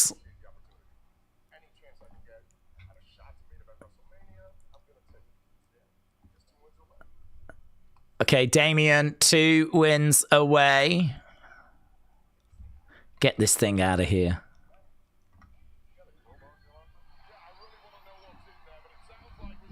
Tiffy time. Tiffy time is now. What time is it? Tiffy time. Right. I love R-Truth, said Suzanne. Tiffy time. Tiffany Stratton. Okay, Tiffany making her way down to the ring. Can't be Jericho, said Michael. He's in the UK right now, unless it's a statue. WWE is back on Sony Sports Network, says Parther. Okay, we just got some 2K footage being shown right now. CM Punk.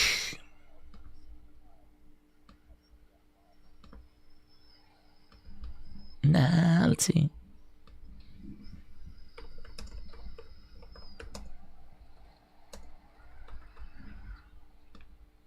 Rated T for teen. Bum bum bum. Okay, we are.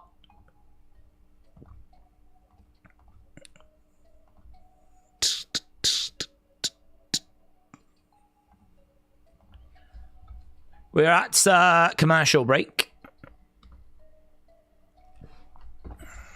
Okay. Tiffy is pretty and athletic, but it's just going nowhere, said Dr. Luchalala. I think it's boring. She only says that one thing. Suzanne said, there's still time, though. It could be Jericho at Elimination Chamber. You never know. The Rib said, if we say Joe Hendry in the game, does he appear? I would imagine so. Why is the crate so scruffy? Has it got woodworm or mold? It's been around. It's been around, this crate. It's in many things, this crate. Instead of sending it back to Raw, he should have seen the new Gmail, deal with it, and send it to NXT, said Duran. Oh, send it to NXT. Well, perhaps they'll send it to NXT on Monday.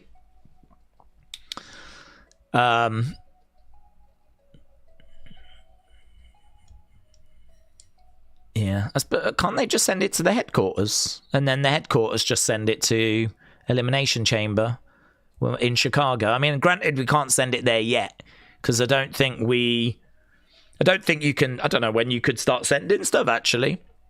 I mean, I don't think they can just hold stuff, you know, a week out. So, I don't know how all of that works. Perhaps you can only send stuff to the venue that you've rented from the moment that you rent it. And I don't know when WWE take ownership of the arena. So, don't know. They've got a problem, haven't they? I'd just send it to the headquarters. Send it to the headquarters. They can then ship it over.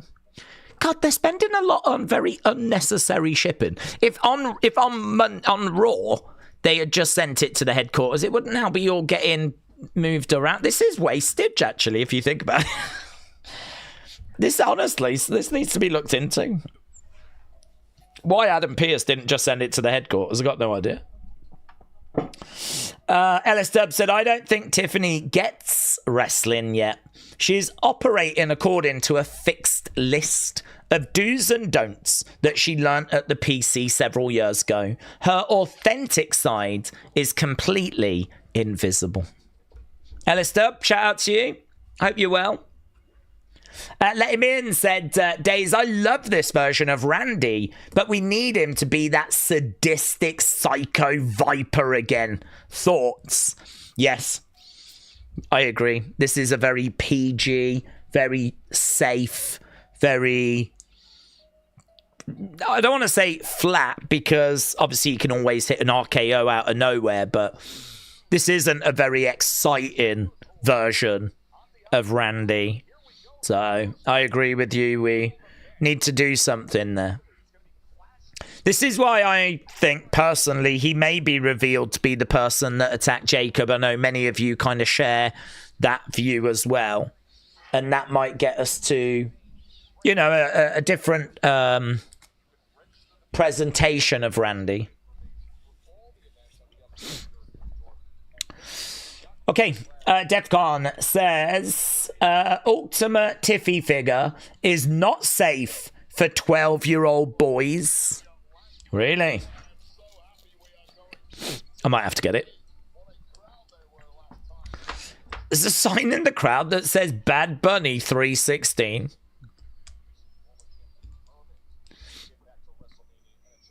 Jesus Christ. How times have changed. We've gone from Stone Cold 316 to Bad Bunny 316. Right, here is Chelsea. She's come out with the wheelchair. Okay, what's she? Oh, the latest Chelsea Chronicle is being thrown to the crowds.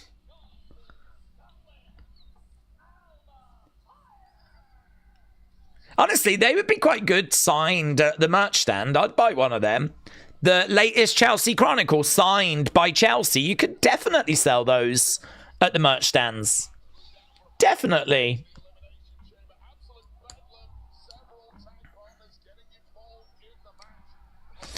Okay, Chelsea at ringside. I don't know what that latest Chelsea Chronicle says. I'm sure she'll put it online for us.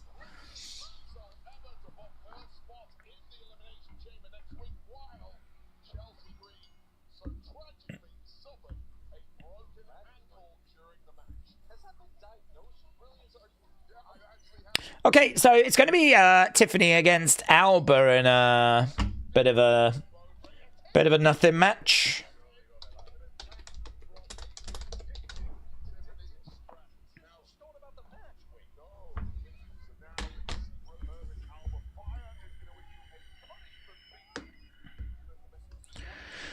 Okay, Tiffany Alba. I actually don't hate this. There's not really any reason for it, but it gets Tiffany in a match, gets her on the show, gets Alba working. Obviously, we expect Tiffany to win. Maybe she can use this as a way to show us what she's capable of. That's nice.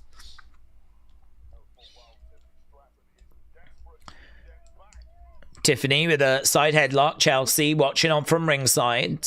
She doesn't necessarily need that wheelchair. Oh, nice. Cartwheel, backflip by Tiffany. She's very good at the gymnastics, of course. Alba goes into the ropes. Tiffany against the ropes. Charging in, collides. Drop kick, down goes Alba. 1, 2. Yeah, so Chelsea was actually shown at the headquarters the other day for a 2K26 thing. And she was walking without the wheelchair. So obviously she's just sort of hamming it up right now. Oof. Tiffany lands on Alba. Going for a cover. 2. Alba kicks out. Backslide. 1, 2. I'm just trying to have a look at Chelsea Green's X account, just to have a look, see if she's put up the latest Chelsea Chronicle. She has not. Okay. I'm sure that'll go up after this match. Alba with her boots. Looking for a DDT. Gets it. Alba's got a lot of experience, actually. She is a bit underrated, Alba. I mean, this was Kaylee Ray. I mean, she was having a good run in NXT UK as the women's champion and, you know, has been competing for a long time. So, I mean, she's in a weird spot where she's, you know, kind of like the sidekick for Chelsea Green. She's obviously not going to win, but she can carry her own in a match. Alba going over. Chop there as Tiffany is against the ropes. Maybe a big twist. Seth rejoins the Vision. Chucks out Braun. Maybe we're all being fooled by trick by Seth. I think it was real, said Darren Guy. Where it said, I've started a GoFundMe. If you are able to help and donate, if not, that's okay. Wes, I'll pin that to the top for you for anyone that feels that they're able to help at this time. I don't know what they're... Are they chanting Tiffy, Tiffy time? The crowd are chanting something. Right now we got Alba. Oof. Stomp down there on Tiffany. We Want Chelsea has now broken out. Okay. I think the fans were chanting Tiffy, Tiffy time. Chelsea was saying you lot are traitors. That has now prompted the crowd to start chanting for Chelsea. Alba in the ring with a chin lock being applied. NXT on Tuesday did 744,000 views. That's a really good number. Even with the changes, that's a really good number. Chin lock being applied at the moment by Alba Fire. Knee in the back.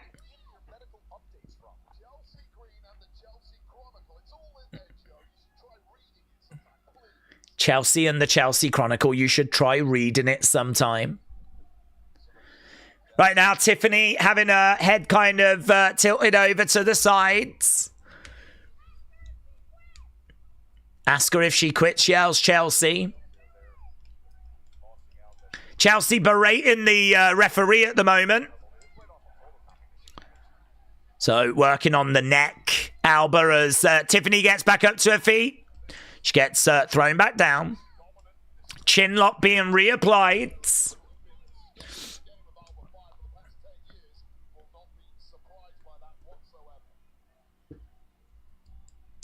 Okay, right now we got Tiffany getting back. Chelsea being at ringside is really distracting. We've got We Want Chelsea chants coming from the crowds. I mean, she's got to be there, but clothesline by Tiffany. And again, down goes Alba. Alba goes back in the corner. Cartwheel, backflip into her back elbow. Alba goes down. Tiffany against the ropes. Big kick there by Alba. Roll up by Alba to kick out. Tiffany goes back to the corner. Alba going over. Chop coming in. Another chop coming in. Okay, Chelsea really enjoying what Slagent A is doing at the moment. Alba going up. This match getting more time than I was expecting, but we have gone through a commercial break. Tiffany up, looking for maybe a superplex. She's going to go for it. Ooh! She didn't quite. Oh my God, we're trying to kill Alba.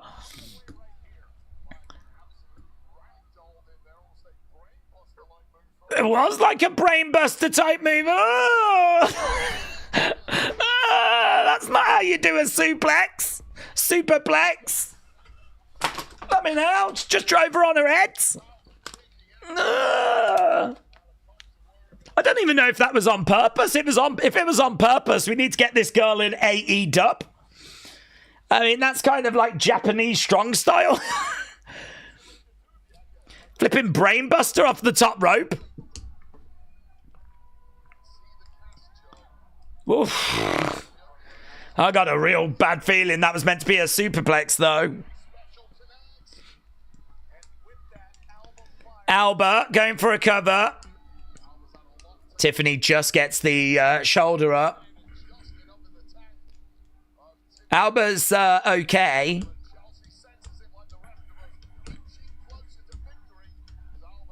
I mean, honestly, if you wanted to do a brainbuster off the top, she's just done it really well. But I don't think she was going for that. Alabama Slam. Tiffany going up middle rope. She gets pushed to the outsides.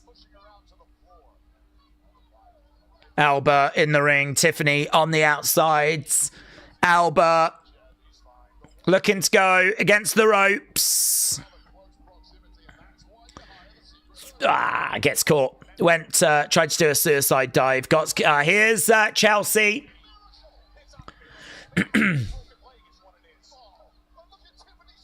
Chelsea got up to her feet.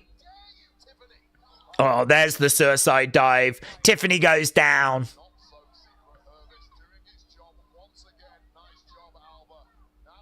Back in the ring goes Tiffany.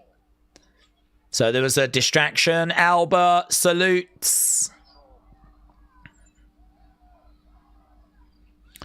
Here's Alba in the corner. Alba. Ah. Knees up by Tiffany. Cartwheel, backflip, back elbow, knees up by Alba. This match is never ending. Alba looking for... Oh, Alba gets thrown down. Tiffany comes over, picks up Alba on the shoulders, rolling through, going up, looking for the prettiest moonsault, lands it. 1, 2, 3. Tiffany gets it. Tiffany gets it.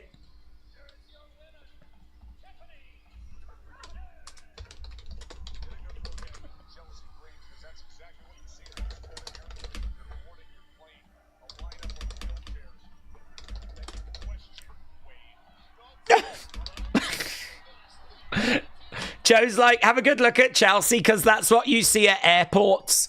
A line of wheelchairs that you question.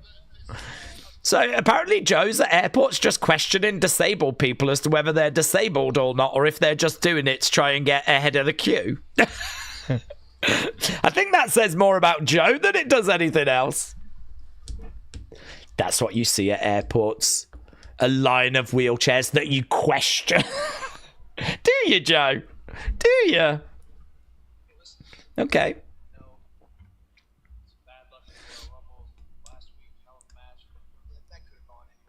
Okay, we've got Cody and we've got Sammy.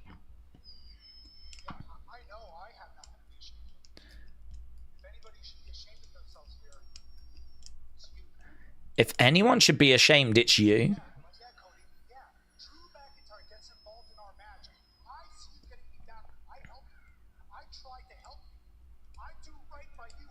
This is interesting. This is the moment that Sammy's getting it off the chest. That's your perspective. What happened? That was chaos. The match wasn't over. The bell had rung. The whistle had blown. Yeah, you fell back into a crossroads. It's an opportunity I took advantage of. And those opportunities, they don't just plop in your lap, Sammy. Those are the opportunities that they've come to you. You haven't taken advantage of them, and that's why you haven't become WWE champion. This is why you've not been WWE champion. You got to take advantage of those opportunities. Ooh, he calls Cody the golden boy. QB1.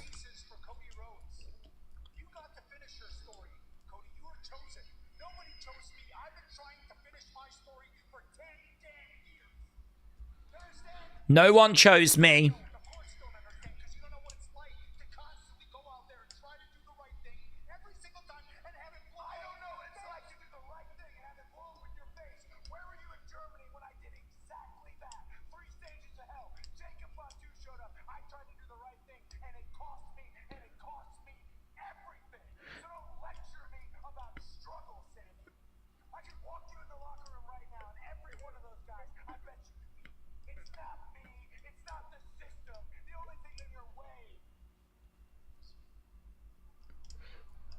I don't know what it's like to do the right thing and have it blow up in my face. Where was you in Germany when I was trying to do the right thing in the 3 stages of hell match?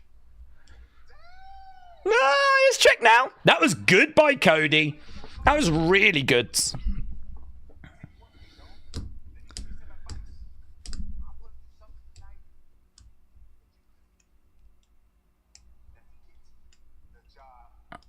I'm going to do something tonight you couldn't do, and that's get the job done. Trick Williams walking away.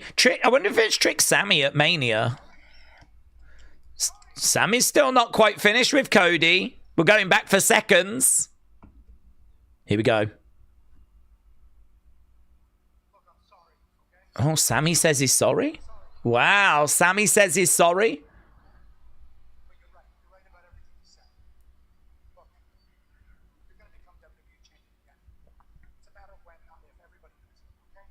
You're going to be champ again. Time around, just remember, you had a little help along the way. Sammy sucks chants I can hear.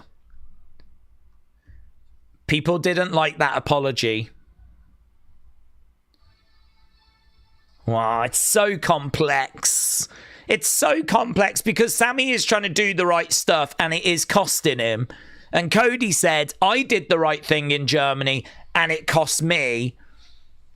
And Sammy has just gone back to sort of apologizing and trying to do what he thinks is the right thing again. And the fans have gone like, oh, come on, Sammy. It's okay to rant and rave and, you know, get stuff off your chest sometimes. And if that's how you felt. But then if Cody said something that has, like, made him question that position, maybe it's not wrong for him to turn around and go, okay, I see where you're coming from. The end result is, though, that I don't think the crowd have stayed with Sammy on that journey that he's just, that mini journey that he's just had.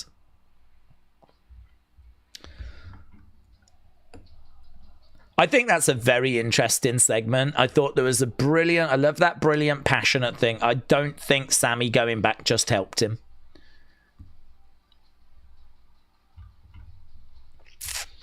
Sammy says Cody should be ashamed of himself after what happened last week.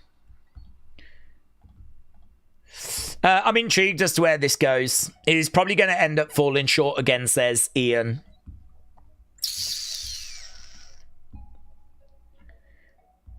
Yeah, it's a really... I think there's a lot to dissect with all of that, to be honest. I thought it was really good.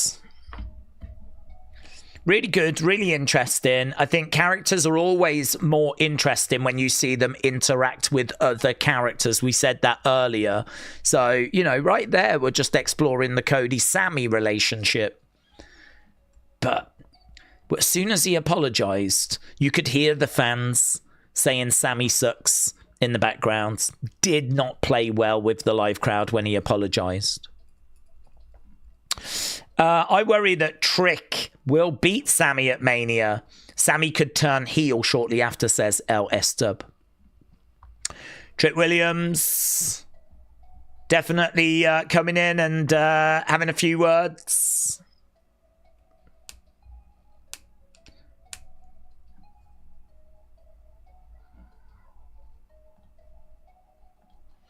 Okay.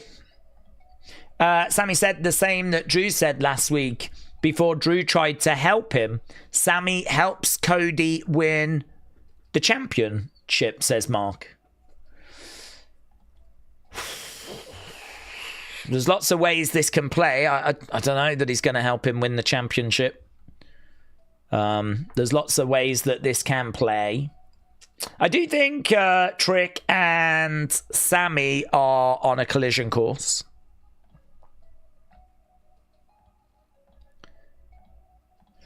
There is an interesting conversation at the moment, though, about doing the right thing.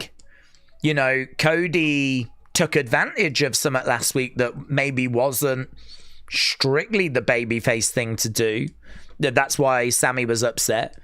But the point that Cody was making is that, look, sometimes when you do the right thing, you fall short. I've had to learn that lesson the hard way. I learned it in Germany when I lost my belt by trying to do the right thing.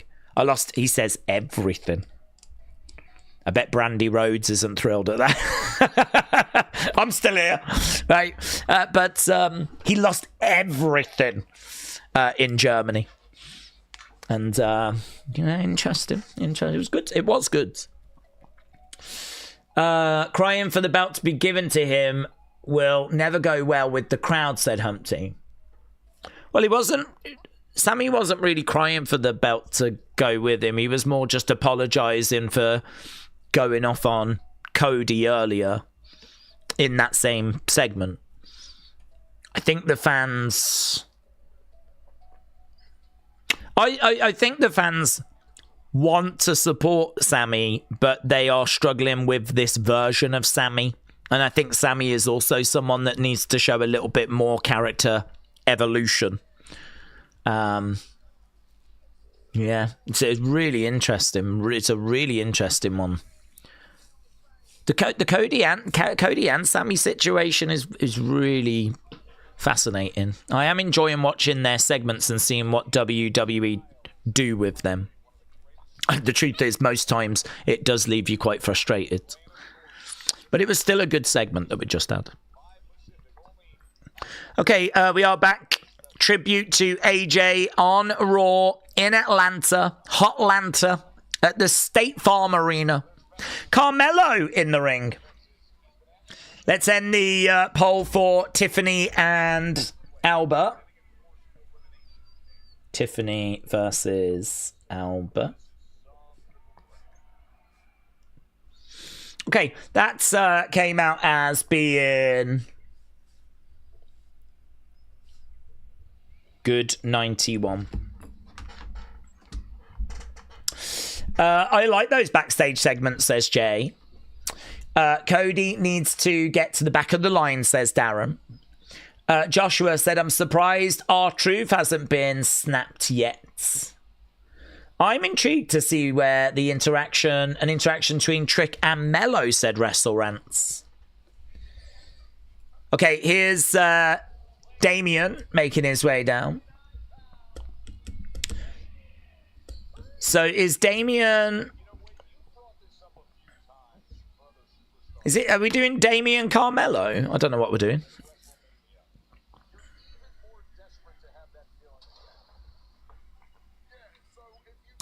Damian making his way down to the ring.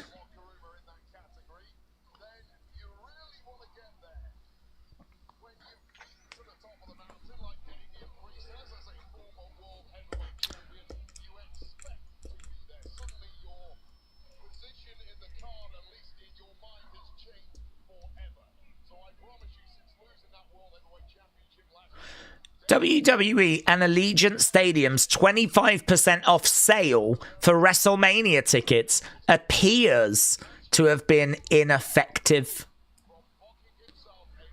That just dropped. The ticket sales for WrestleMania are down by a combined total of 17,000, putting the event 19% behind last year's pace, says Dave Meltzer. Ticket sales are worse than what we had last week.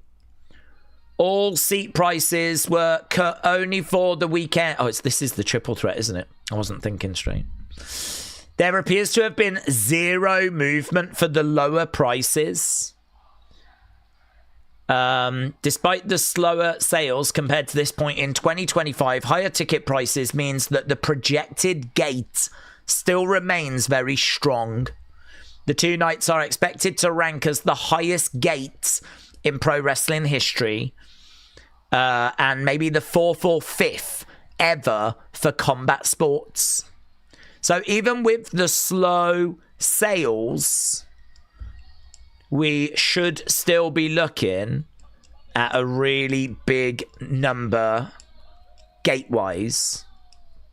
Currently, tickets distributed 35,000 for Saturday. I'm guessing it'll be the same for Sunday. At the moment, Allegiant is set up for 43,000, but we know it can hold so much more than that. So yeah, 35,000, 36,000 for Saturday, and that apparently is about 19% down on where they were this time last year for last year's WrestleMania. That's interesting. And apparently those ticket sales have been, or the ticket sale has been ineffective in moving that. Okay. Right. Damian, Carmelo, Trick. This is the triple threat. Damian versus Trick versus Carmelo. I forgot Carmelo was in this. In my mind, I was like, is this the US Open Challenge? But of course, he's in this qualifier.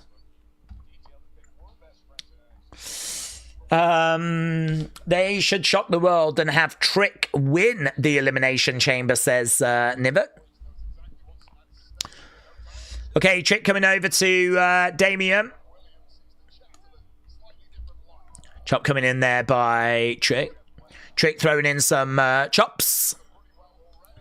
Also coming up tonight, Rhea and Julia. We got one more hour to go after this. Carmelo goes over the other side. Damian charges him. Goes over the other side as well. Damian collide him. Into both. Bang. Down goes Trick. Damian standing tall, looking out to the crowds. Trick down. Damian. Oh, boot coming in there by Carmelo.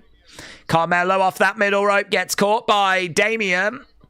Picks up Melo. Melo slammed on top of Trick.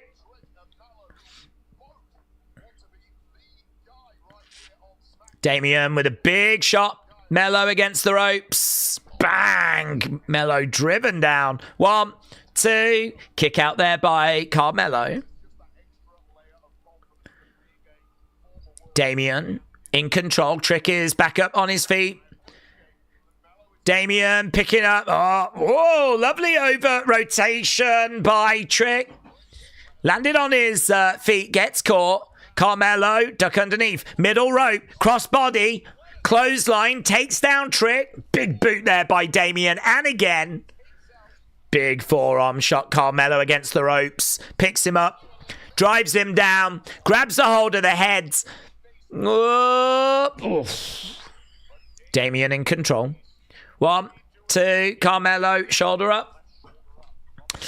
Jay said Mania's going to sell out. MK said Mania always sells out.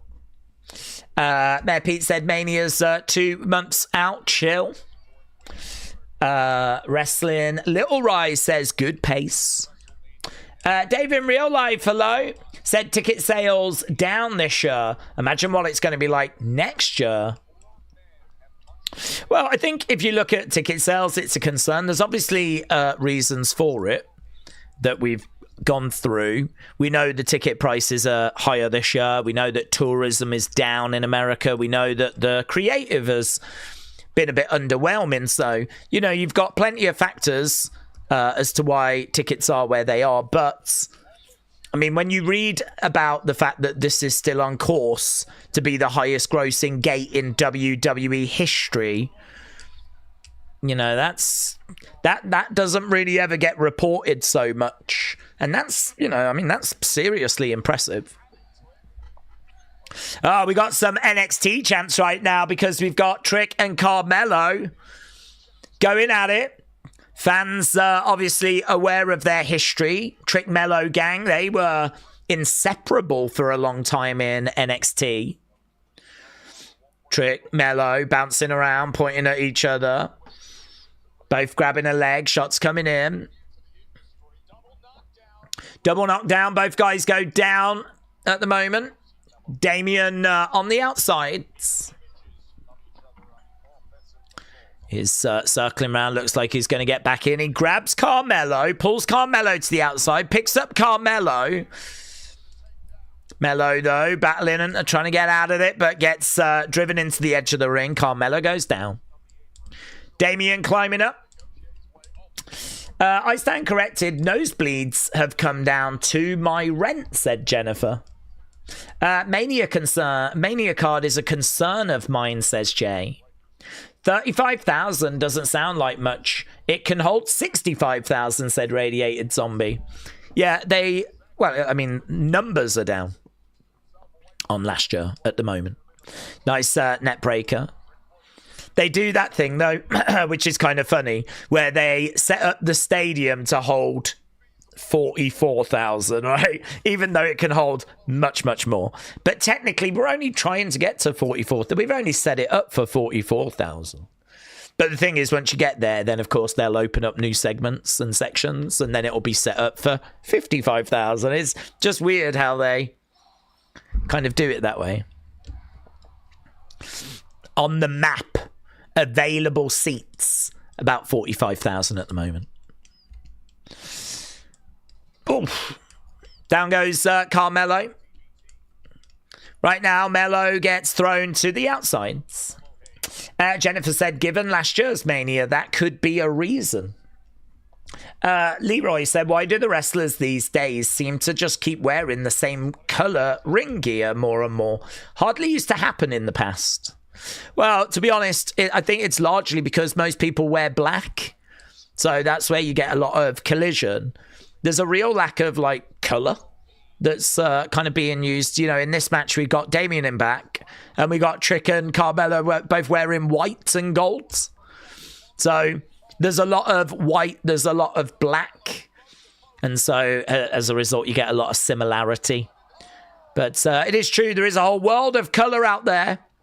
Hogan used to run around in yellow, of course. Warrior would wear every colour under the sun. Macho Man was never afraid of colour. Boss Man would wear a distinctive blue shirt. But don't go black in the Attitude Era, of course. Nails, an orange jumpsuit. Kamala would be pretty much naked. So, but these days, yeah, it's just a lot of whites and a lot of blacks. Kick out there by Damian. Match continuing. We are into the third hour. Carmelo keeping an eye on Damian as Damian walks around the outside. Mello against the ropes, tricks him. Woo! Trick Williams. Whoop that trick. Whoop that trick. Whoop that trick. The lemon pepper steppers sign is out. Trick grabbing Carmelo. Little slip. Uranagi. 1, 2. Shoulder up.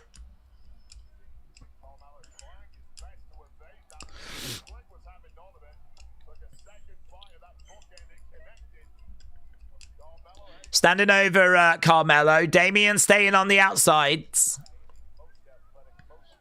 I couldn't hear what he said there. He said something to him, but I didn't quite catch it. Mind your business whilst grown folk are talking. Chop coming back there by Carmelo. More chops. Trick over the other side. Mello against the ropes. Trick knows his moves. Trick bundled into him and got him to the outside. Damian charging round. Damian collides into Carmelo. Carmelo into the commentary table. Duck underneath by Trick. Damian onto the table. Big spot. Trick getting back in the ring. Carmelo in there. Trick. Whoop that Trick sign. Trick Williams. Looking to put Mello away. Mello with a kick. This feels like the beginning of the end. Damian might have been dealt with. Bang. Big boot. Carmelo down. Trick Williams. 1, 2. Carmelo kicks out. Carmelo kicks out. We got people in the front row on their feet. There's a guy in the crowd with his head in his hands. Nice. I like that little sequence. I like the bit where he bundled Carmelo to the outside because he knew his moveset. On the outside, Trick dealt with Damian. Then we had a nice little moment in the ring and it looked like Trick was going to get it, but this match carrying on. Trick looking for a superplex, but Damian's back, right? So that didn't deal with Damian. I thought that had dealt with Damian. Damian with a razor's edge on Trick Williams. He's got him up. Drives him down. 1, 2. Kick out. There was nothing Mello could do. He was too far away. I thought Mello was going to make the save. Leg drop off the top. Nothing but net, and Trick makes the save. Good. Some good stuff. Some good stuff. Everyone is down. Some good stuff.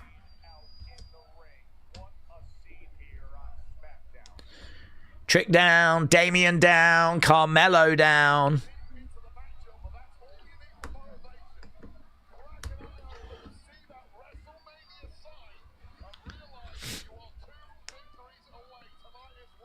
Trick, Mello, Damian. Decent match, said WrestleRants. Come on, Mello, said Denitri. Not a lemon pepper stepper sign, said Jennifer. It's right there. Daze, it also costs a lot more to make custom ring gear. Wrestlers want to keep it simple, said Sean. Yeah, maybe. I don't know.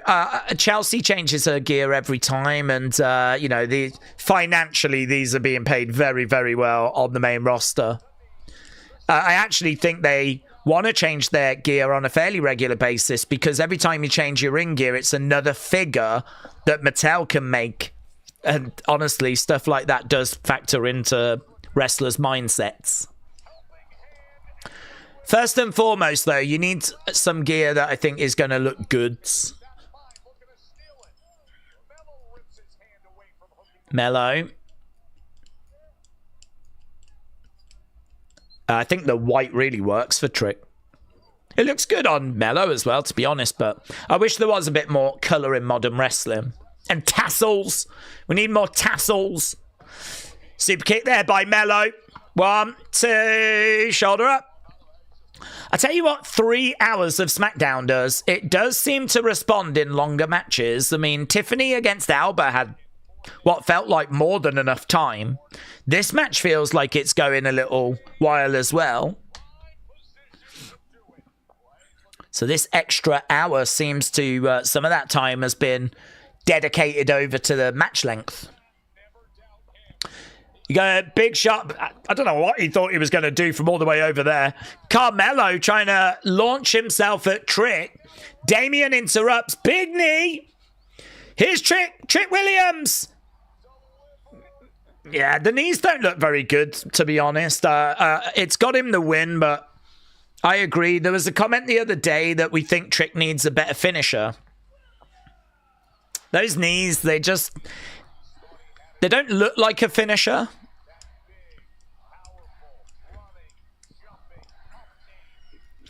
Trick Williams gets it, though.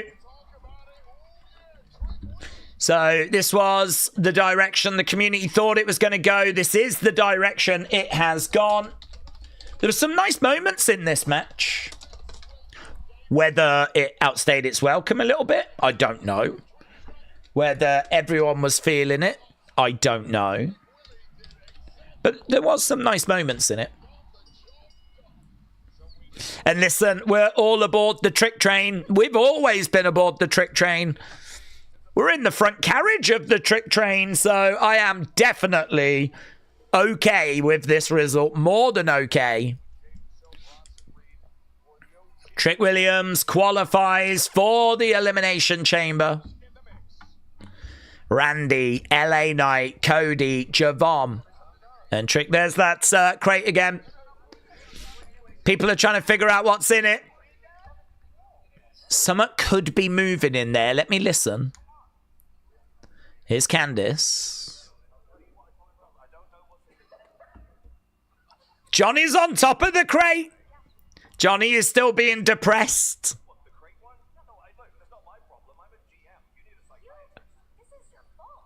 This is your fault.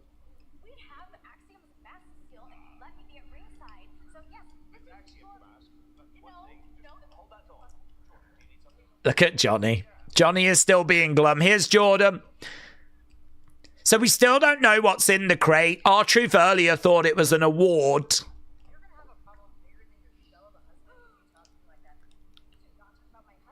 Shell of a husband.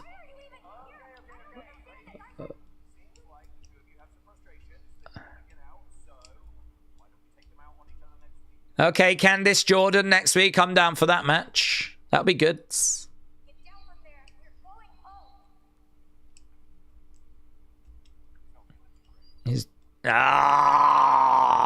He's not feeling too great. Oh, lovely work by Nick Aldis. Lovely work. Lovely work. He's not feeling too great.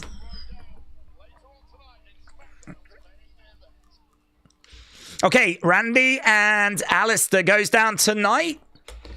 Okay, next up we got Julia. Jay said, I like this crate stuff. Bum, bum, bum, bum, bum, bum, bum, bum, bum, bum, bum, bum, bum. Who qualified? Trick Williams qualified. Julia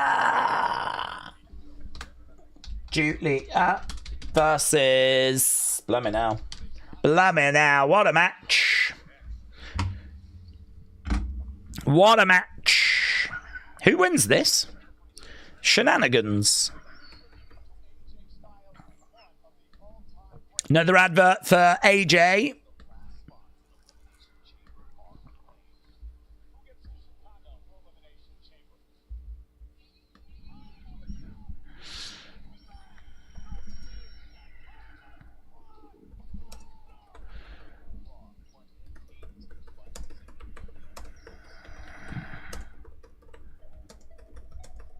Okay, we're at commercial break.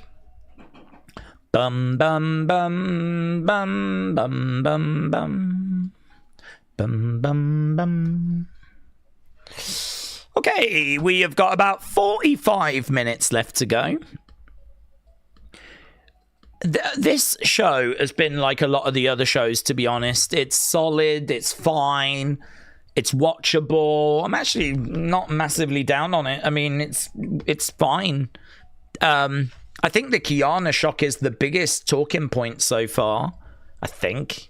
But that, again, is kind of what the shows are missing at the moment. You know, where's that sort of, oh my God, mind-blowing sort of, this is why we watch Raw and SmackDown for this kind of a moment, you know. Kiana was a surprise, definite surprise.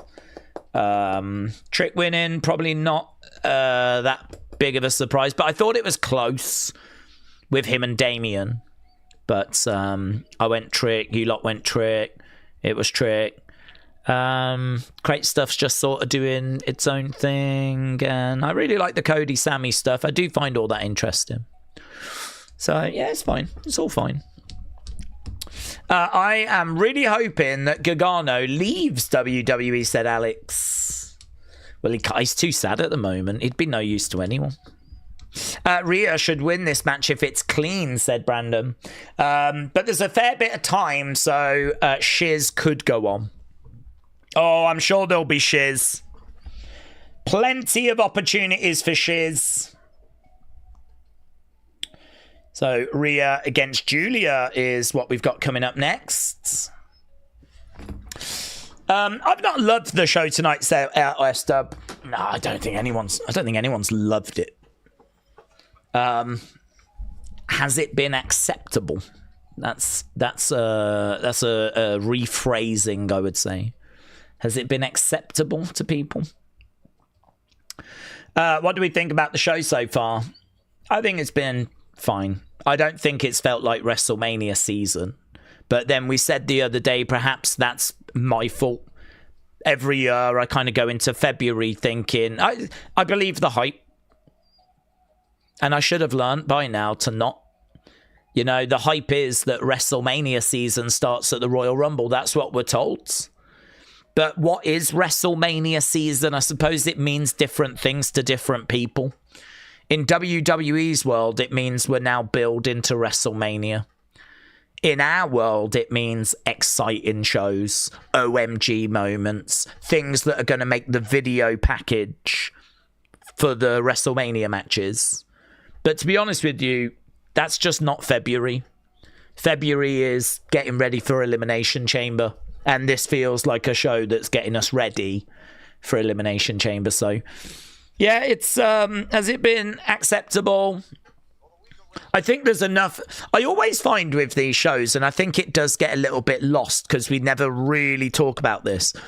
I do find that the shows always give me enough to stop it being a 2, a 3, a 4 out of 10. Like, I've got enough from this show tonight where it's not bad. It's not a chore to watch. I'm not regretting my life choices. But, you know, have we had those OMG moments? Have we had those kind of great moments that really push a score up? I would say probably not. Here is Jade. Here is BFAB. Here is Meechin.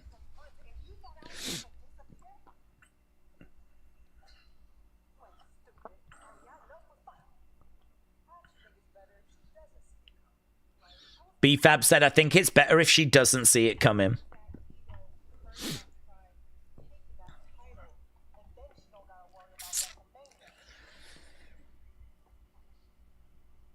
Okay, so Michin is back. Michin just threatening Jades. Okay, Julia in the ring waiting for Rhea. Rhea making her way down. She's obviously going to get a fantastic reaction. And she does get a fantastic reaction. One of WWE's true massive stars. One half of the current tag team champs as well.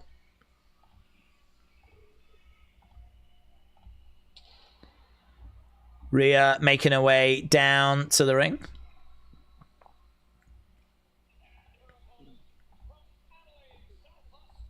Rhea, I am your #1 fan, and there's a girl in the crowd that's all dressed up as Rhea.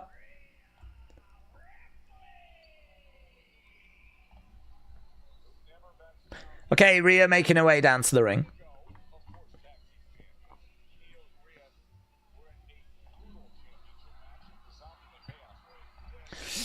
Please leave BFAB and Michin away from the world title scene, says J14. Restaurant said, why are we having Jades flinch twice to Michin? How about we don't do that? Choco Latte. Akeem said, so far, main event has been better than SmackDown.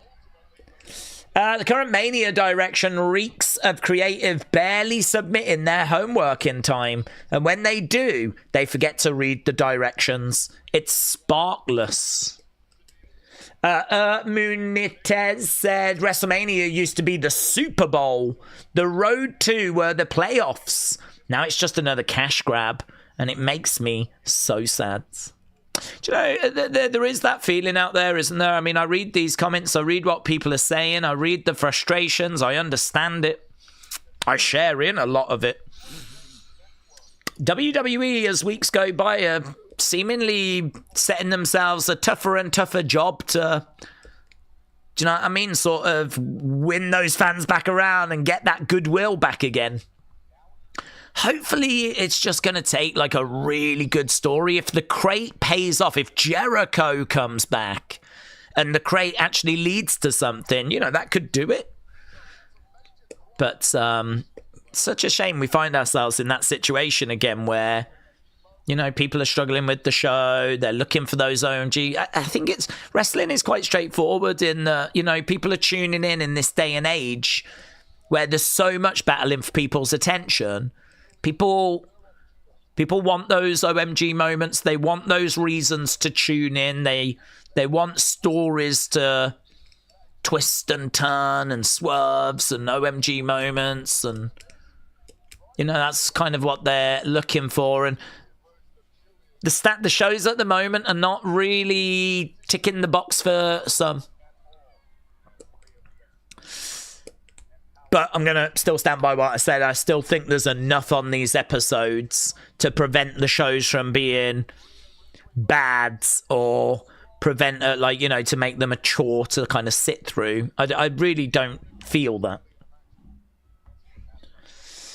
Julia in the corner. And actually, this is going to be Julia in a singles match. Kiana's not with her. Kiana may make her presence felt, but, you know, this could be a real good showcase here to see a match that I think a lot of people have wanted to see for a while of Julia Rhea. Obviously, you're not going to get the full WrestleMania version of this match, but you're going to get a real good taste of it. Kick out there by Julia. Big suplex by Rhea. Rhea looking for a riptide. She's got Julia. Julia lands on her feet. Bang. Rhea goes down. Rhea down again. Julia with the big boots. Rhea goes over to the corner. Julia over the other side, charging in, collides into Rhea. Rhea goes down. Julia, middle rope. Missile drop kick. Off that middle rope. I need to get rid of this pole, don't I, so we don't get too distracted. Big boot coming in by Julia. Kick to the midsection. Be interesting to see what people score this match. You lots were not too down on that triple threat. Good 97, the score. Rhea goes over, drives her shoulder into the midsection. Got about 35 minutes left to go. Oh, mates! Rhea went hard into the... Dudes! Yeah, she went hard. Drop kick. Rhea going into the ring steps. Dudes. She went hard. Really hard. Ooh. Okay, we've gone commercial break. That was so good. It was so good. I hope she's not done any like proper damage. If not, that was so good. Okay, Julia in control. Rhea back in the ring. Big boot coming into the back there by Julia.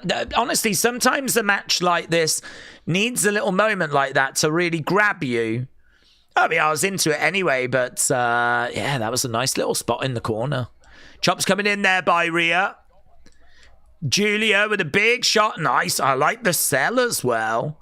She just smashed Rhea. Rhea just bundles over. It was a nice sell by Rhea.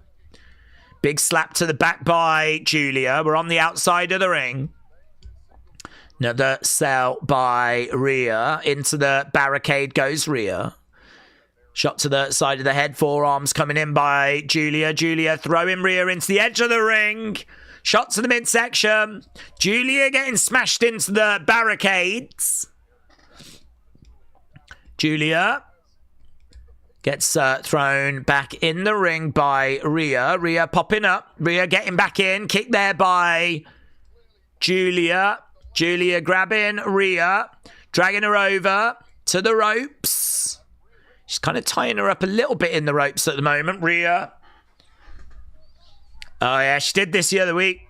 She did this last week too. I don't know if it was EO, where she kind of pulls back on the nose. Drop kick to the back. Rhea goes down. Julia getting plenty of offense in as Rhea kicks out.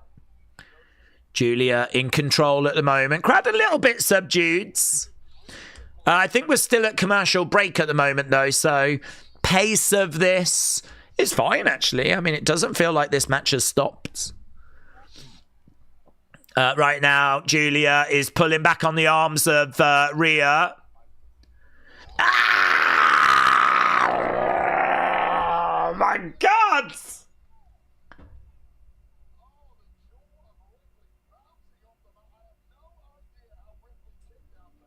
That should finish matches. I mean, she just stomped on the back of Rhea's head and Rhea just went hard into the mat.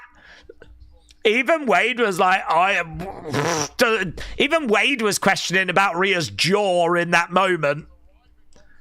That was like a proper stomp to the back of the head. That was moody, mate. That was moody. Two moments in this match have looked really, really powerful. That and the going into the corner, into the ring post. Oof. I tell you though, if Julia can do that stomp and make it look that good consistently and not hurt people, and it's a damn good looking move. Kick to the side of the head there by Julia. And again, kick to the side of the head. Julia throwing in these kicks. Julia charging in, knee to the side of the head, Rhea grabbing. I don't know quite what that was. It was a bit like Inzaguri type move, but I think she was trying for a drop kick maybe, but she was a bit close. Yeah, honestly, you need to see that stomp. Adam Goldberg has just put a clip of it out with the catchphrase, effing hell.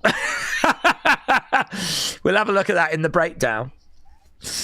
Shot coming in. Back and forth at the moment by both women. Clothesline by Rhea, nice. And again, short arm clothesline, keeping a hold of the arm, duck underneath. Bang, kick, lovely. Julia selling, gets back up to her feet, picked up, slam down. Rhea against the ropes, drop kick. Julia goes down. I've really enjoyed this match so far, you know. I've really enjoyed this. I don't know if it's match of the night, but it's certainly up there for me. I feel like these two have been really battling each other. Some of these moments have really been laid in as well. And, yeah, I mean, it's no surprise, is it? Rhea, Julia entertains. Breaking news. I mean, two great female performers. Right now, Julia in the corner. Kind of trapped a little bit. That was nice by Rhea. And super kick. Right now, she's got her on her shoulders. Slams her down. Face first. 1, 2. Bang. Shoulder up. Shoulder up by Julia. Shoulder up by Julia. Rhea. Standing over Julia. Looking for that riptides. Back elbow there by Julia. Duck underneath. Against the ropes. Julia goes up and takes Rhea over. Big knee. Oh my God, even that knee looks so brutal. I feel like every move that Julia throws is like designed to sort of break Rhea's nose. That knee was savage. Picks her up. Oh, no joy. Headbutt by Rhea. Rhea now looking for her riptides. And here's Nia to interrupt. That's a shame. Ah. Here's Lash Legend. Matches thrown out. I thought there was some really good stuff in there. Rhea thrown in the corner. But Nia and Lash interrupts. Backup is on the way. Here's Io. Io coming to make the save. Io pulls that rope down. Nia goes to the outside. Off the top, over the top. Lands on her feet. Open palm strike. And again. Against the ropes. Roll through. Rhea with a clothesline. Lash to the outsides.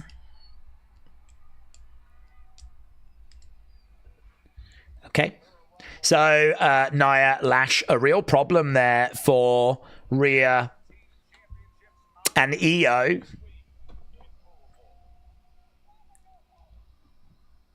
Here's Oba backstage. Oh, is the Miz? I've had my eye on you. I don't mind these two being in each other's orbit. It's my responsibility to get the next generation ready.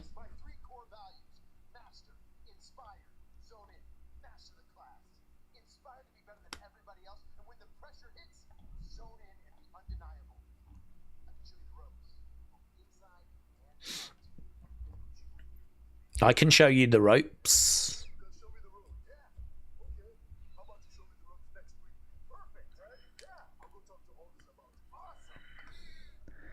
Oh, yes. Is he gonna? Not a match. Not a match. Ah. There we go. Oba, Miz next week. How about you show me the ropes next week? He was so excited about it. He was so excited. Oh. Okay, we've gone to commercial break.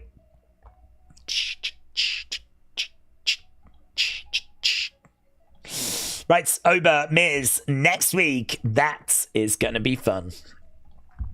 Okay, 28 minutes left to go in this week's show.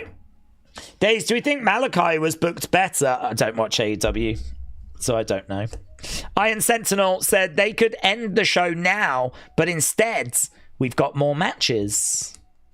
We got another half an hour to go. I think we got one more match, have we not? Poor Miz, says Jim. Jim, hope you're doing well. Okay. We have got Alistair Randy to come. Alistair Randy on the way. There is a Chelsea Green clip that has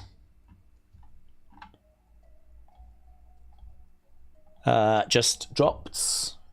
Let's have a little look at that. What's this? Okay, Mark. Deep, Mark. Thank you. Places to be, people to see. A little faster, Mark. Like a 4.5. Okay, Mark. So, who's Mark? Mark. Thank you. Places to be, people to see.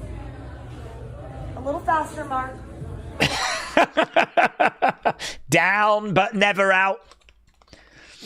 There we go. What a hero Mark is. Shouldn't Matt Cardona be doing that for her? Who's Mark? I'd love Matt Cardona to go online and go, excuse me, who's Mark? You never told me about Mark. Who's Mark? So there we go. Chelsea being looked after backstage as she should. She's also posted another picture that just gives us a glimpse of the Chelsea Chronicle, but you just can't quite make it out. So keep an eyes peeled for the Chelsea Chronicle. I haven't seen her publish that yet, but they're normally pretty fun. Okay, Miz is going to be miserable next week, says Simply Simon. Ober Miz sounds like a hilarious mistake, said Ellis Dub. I'd love to be a fly on the wall in creative when they unironically made that call, said LS Dub. Spawny Boy said, why haven't they played the Chelsea Matt connection? I don't know, actually. I don't know. Perhaps that's a whole story angle that we're going to launch and, do you know what I mean, really have some fun with. But, yeah, at the moment, we haven't really dug into that, have we? Laxo says, I can't believe Apollo is back. He's always gone. It's great seeing Apollo. I'm not like a big Apollo fan, but I don't know, man. I've just got so much respect for the fact that he's just still there and that it's never quite worked for him. And it's like, God, I feel like generations of talent have come and gone whilst he's been there. And he's still there. I'd love to see him get a moment. He's had WrestleMania matches. Okay. You're going to be okay, Charlotte. It's okay to be upset. Oh, Charlotte's not upset.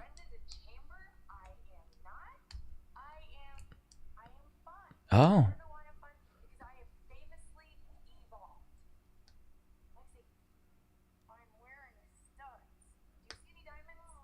I'm wearing studs.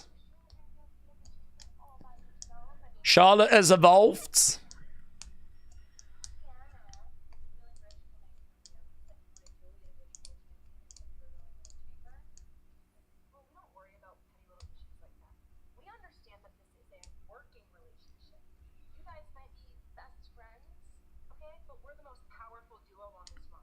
We're the most powerful duo on this roster, says Kiana. Alexa finds that hilarious. Julia starts screaming at Alexa.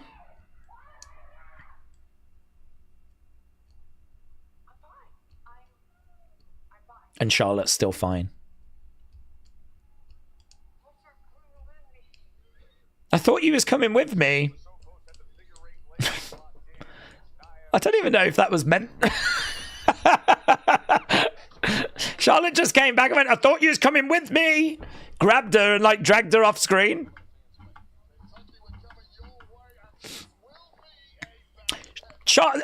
Listen, we've learned that Charlotte's fine. That's what we've learned. We back and we didn't forget, says Mia Meechim. We back.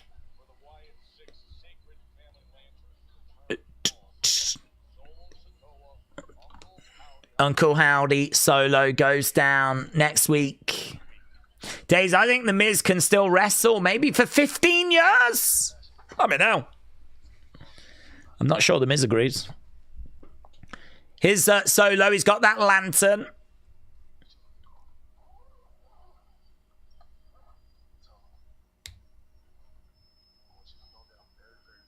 I'm very proud of you, Tama.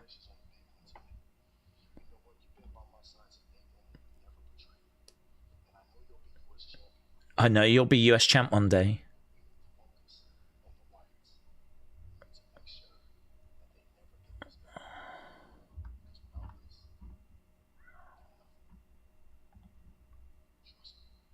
Solo says, without this, they're nothing.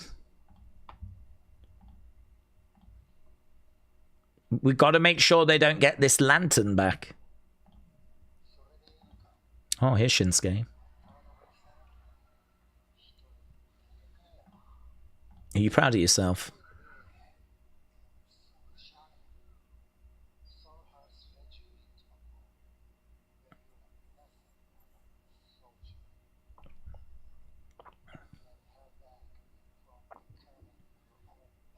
You're being held back from being your own man.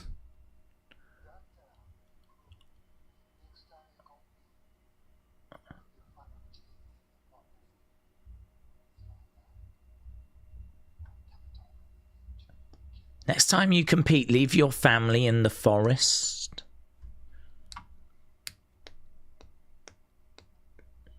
I don't hate that segment. Okay, main event, 20 minutes. Interesting. Him saying, without this, they're nothing. They are trying to sort of hint that that lantern is a bit like the urn for The Undertaker, but it's never been presented that way. Here's Alistair rising up. Here's Alistair making his entrance. Right. Let's end the poll.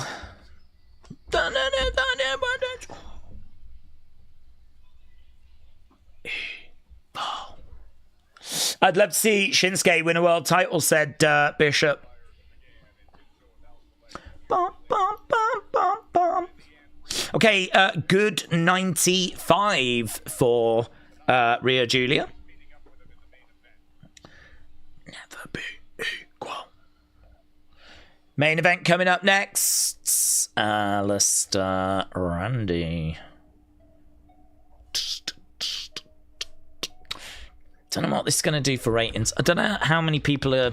Well, Randy's popular, really popular. Is that going to keep people around? There's not much to this feud at the moment.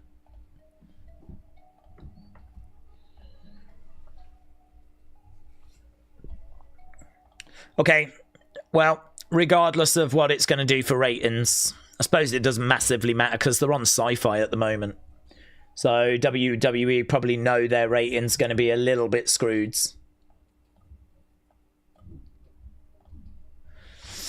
Regardless. Alistair Randy coming up. There's still something off about Zelina in that entrance, says Jennifer. Simply Simon said, I do think this is a pointless main event, so I'm out. Good night, y'all.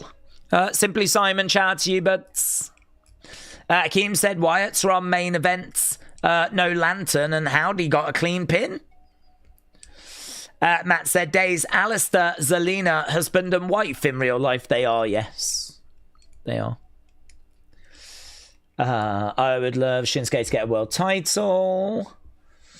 I want Solo, Tama. That's worthy of being main event, says Kappa. Bum, bum, bum. Okay. Commercial break. We'll be back in a moment with our main event. I do not like how they've presented Zelina these past few weeks, said Mr. 5165. Defcon said, how do you not cross over Aleister Black with the Wyatt Six? Wrestling Fans said, are we doing a breakdown for this? Yes. We always do breakdowns for Raw, SmackDown, PLEs. I don't bother with NXT. Not as many people join us for that watch along. And we've done breakdowns before, and, you know, again, not as many people tune in for those. So I don't bother with those, but when it comes to Raw and SmackDown, yes. So we'll be doing a breakdown. Of course, we'll also be doing an opinions video. So breakdown is just, this is what went down on the show. This is kind of what we were saying during the watch along, sort of condensed into a 20-30 minute video. And opinions, if you want to know what the community thought, then that goes on to the second channel. So we'll be doing both of those tonight. I'll have a little look at Unseen, but to be honest, we just did an Unseen yesterday that was kind of a bumper Unseen, had loads of stuff in. And I think there's been a few bits today, but again, I don't know if there's enough for an episode, so I'll have a little look. But yeah, the priority after tonight's stream will be the breakdown and the opinions videos. Okay, back from commercial break. Sonny said, hello, folks. We do have a Discord. Come in and chat with us. So Sonny has got the Discord link in the chat. Appreciate the all the good stuff that goes on there, Sonny. Here's Randy. Jess, shout out to you, buds. Jesse said, giving a shout out to Wrestling Fan. Loves Cat said, do we know if Daze got a new chair yet? No, not yet. Not yet. I'm good with the very, very kind donations from people, and with the kind of Christmas money that I've got. I'm quite happy with where we are on the chair fund. But no, I've not got a new one yet. I'll tell you the reason why. I keep looking and they keep saying that this one chair is the chair to get, but it's like 800 and something pounds. And that's in a sale. That's how much it is. And it's just not on sale at the moment. If I was to buy it, it'd be like £1,300.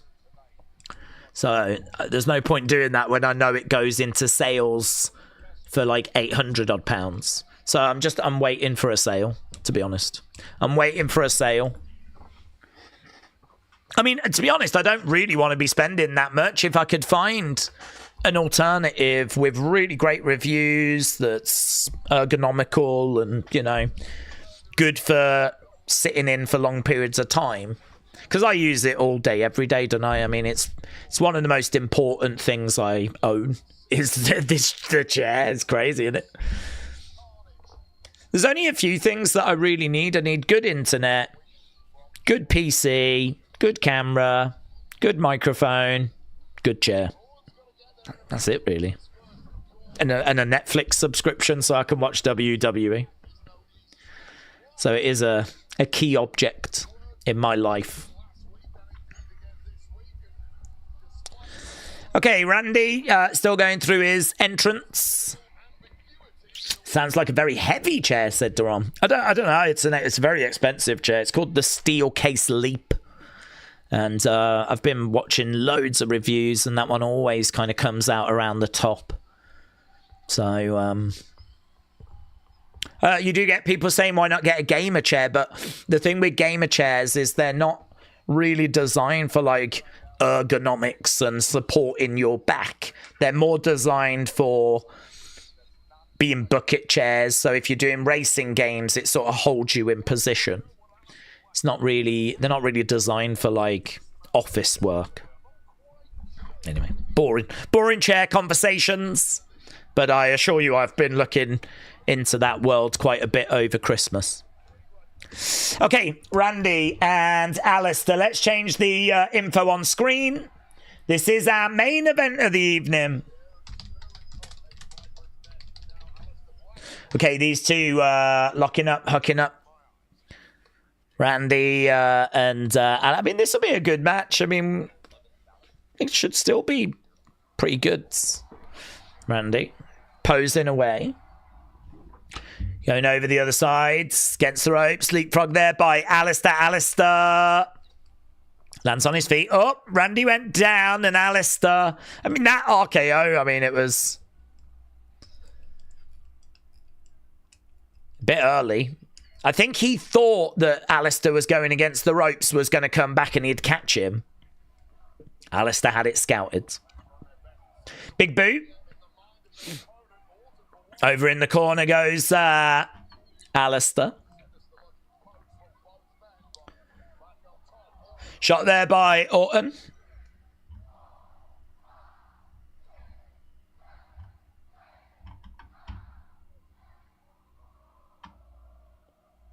Randy against the ropes. Clothesline, Alistair to the outside. Apparently Sol Ruka is getting a character change once she wins and comes up after Mania, says William. King Yeti said, your internet sucks. I think my internet's really good, actually. I think my internet's good. I mean, you got to remember, I'm in the countryside. I don't have, like, permanent broadband. So, I mean, if you think that every stream we do is over the 5G network, and that's, you know, I have to spend a lot on routers and all of that kind of stuff. Like, I mean, very rarely do we have any kind of major issue. Maybe once in a stream we'll have a little dip out for a moment, but I'm not too down on it, honestly. I mean, bloody hell. Think of all the streams we've done, all the hours and hours and hours and hours and hours. Hundreds. We might even be at thousands of streams. I don't know. We probably are at thousands of streams if you think about it, including all the members ones and everything. It's a lot of streaming. When I do kind of get into my own place, I will. That'll be a priority though, to make sure it's got really good broadband availability. That's definitely on my agenda. Right now, Randy going over, grabbing Alistair. Randy picking up Alistair and smashing him onto the commentary table. Tony said, that chair is awesome. I need one, says Tony. It is meant to be very good. Right now, it's the one that Tommy's got, actually. I'm not getting it for that reason, just by chance. I think he's probably done the same, looked at what the best is and got that. Randy flexing the guns whilst we're at commercial break at the moment. Do we think or have any time frame when we'll stop doing streams? Or is it until you can't anymore? I love the stream, so Radiator's on me. No, no time frame, buds. Absolutely no time frame. I mean, I think, to be honest, it's probably not me. It's probably you lot. I mean, it'll probably be whilst I can kind of pay the bills doing what we do, and you know, people are still joining us and hopefully having fun and enjoying the conversations and all that kind of stuff. I mean, yeah, brilliant. If you love it, then I'm really grateful. I love it as well. So yeah, I mean, I think it's not really me. It's, you know, as long as we've got people that love hanging out with us, then I love doing it. So, no. So I think what I'm saying is about a week. Give it a week. Give it a week. Have me show up late one more time. Probably be drunk one more time. And people will be like, forget this. So, pinned there by Randy. We're still at commercial break at the moment. We've got 8 minutes left to go. 8 minutes left to go. Harris said, how are you tonight? I'm good, Harris. Hope you're doing well. I'm good. I'm in quite a good mood, actually. I'm feeling pretty good. Ooh, I tell you what, blooming Alistair Black's not feeling good. He just got stomped on the throat. Moody, mate. Zelina's up. Zelina, I don't know what she's wearing around her waist, but it's not leaving much to the imagination. That kind of, it's like a see-through skirt type thing. Oh, big boot there by Alistair. Alistair's got Randy. Randy going into the ring posts. Randy over by the commentary table. Daze, you'll be 80, still sitting there watching and streaming, said Radiators. I'll be thrilled, honestly. Against the ropes, bang, big knee.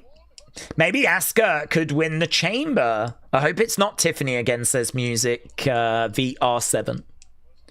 I think the show wasn't bad, but it has had some moments, said WrestleRants.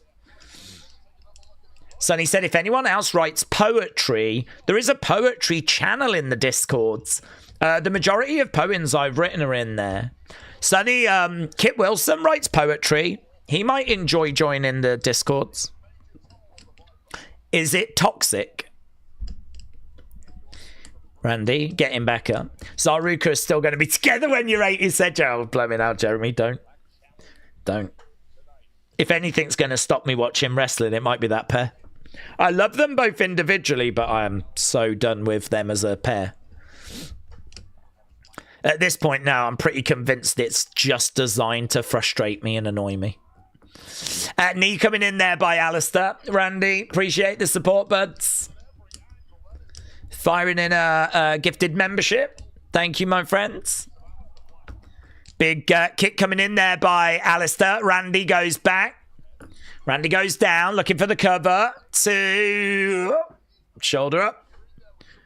Shoulder up. Okay, we're back from commercial break now. We got 5 minutes left to go in this show. Randy grabbing is down. Alistair grabbing a hold of him. Crowd making a bit of noise. Obviously, the fans love Randy. No shock there. Randy trying to find a way of getting up to his feet.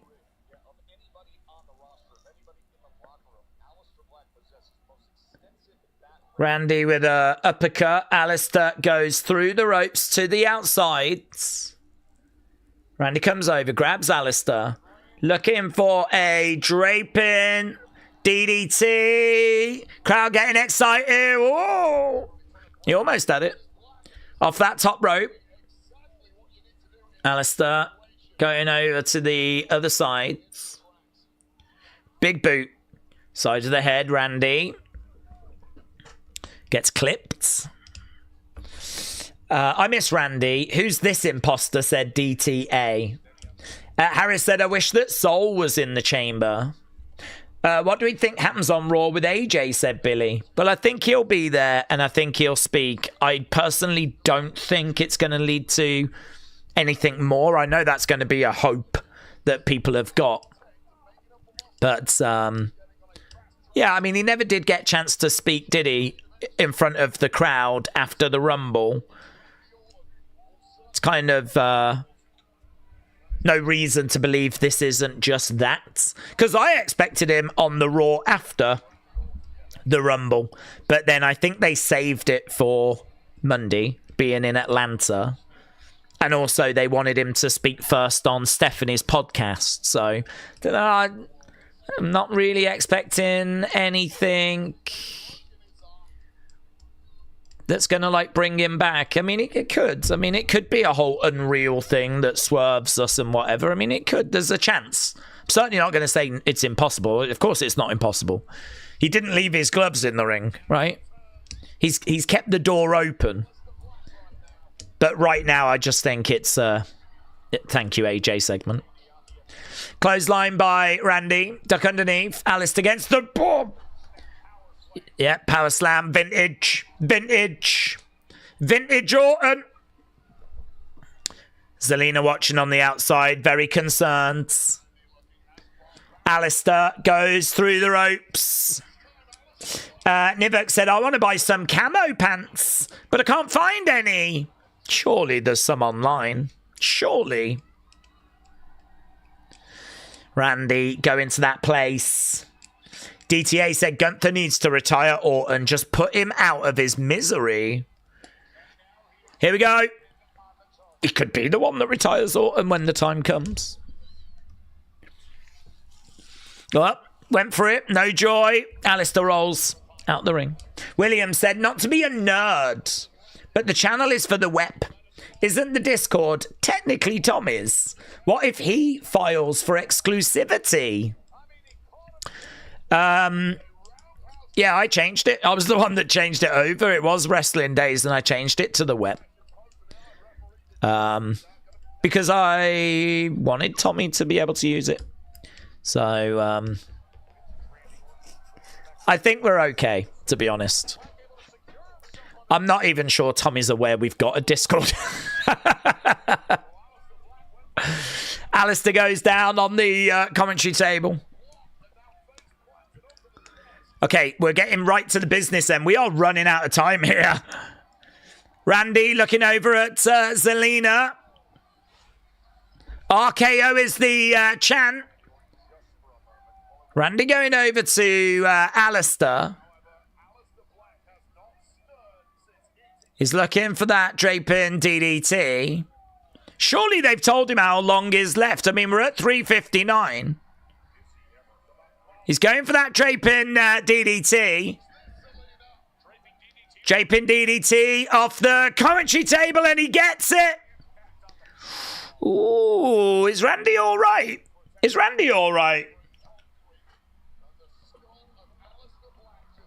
Yeah, I mean, I hope he's okay. There's a few boos. I don't know why people are booing. Is someone going to attack Randy? Yes, they are. Bang! Drew McIntyre. Drew McIntyre attacks Randy. Wow. Here's Cody. Cody coming down.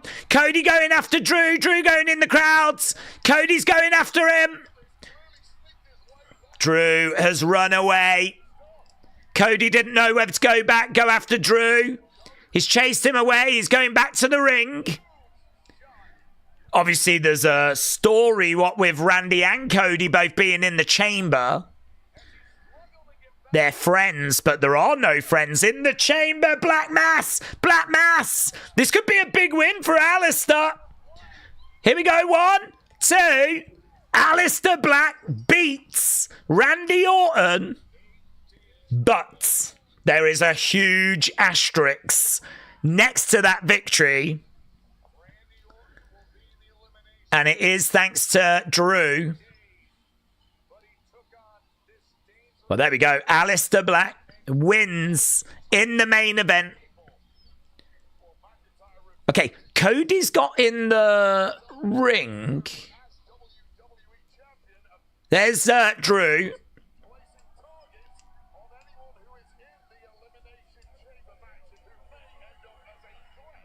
Cody's just checking on Randy.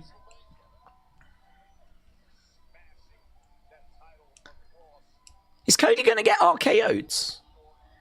This is like one of those moments where Randy might not quite know who's in the ring with him, and, do you know what I mean? Disorientated, bang, just hits an RKO. I don't think they're going to do that by the looks of it.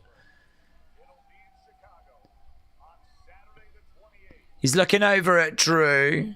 Randy's still down. We've got the trademark thing. Yeah, and it fades. It fades.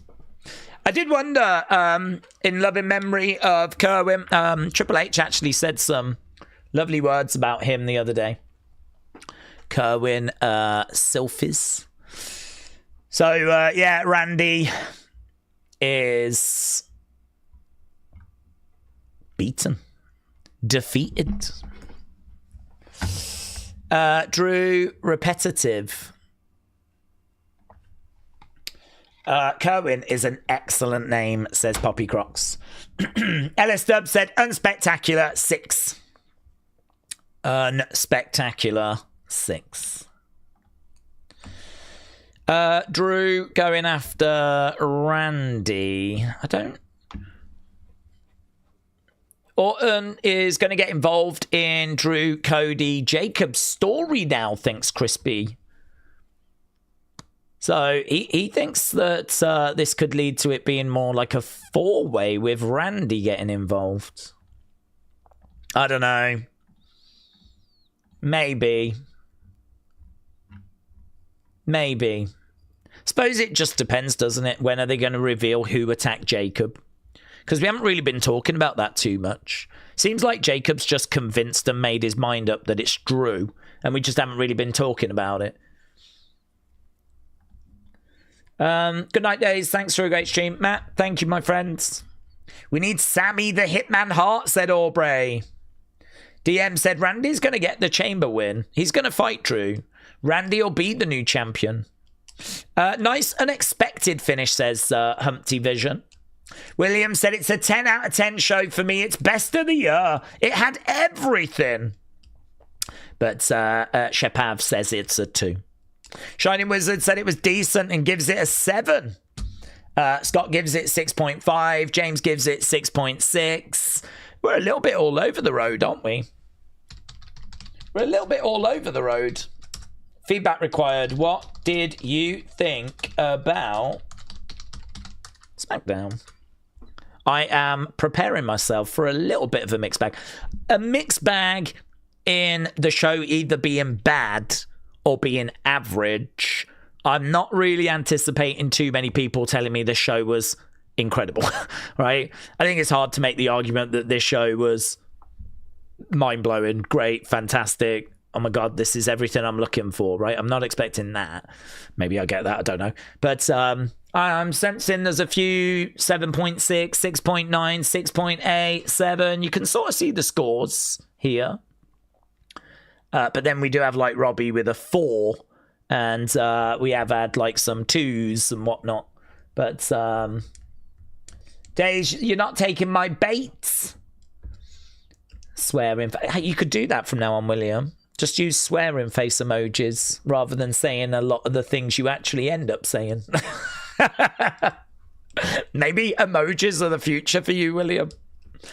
Beast Mode giving it 6.5. Big Time said 7. I enjoyed it. Papa Croc 6.25. 6. Steve with 8.5. Nivek said 0.099999. Justin said, did I miss anything important?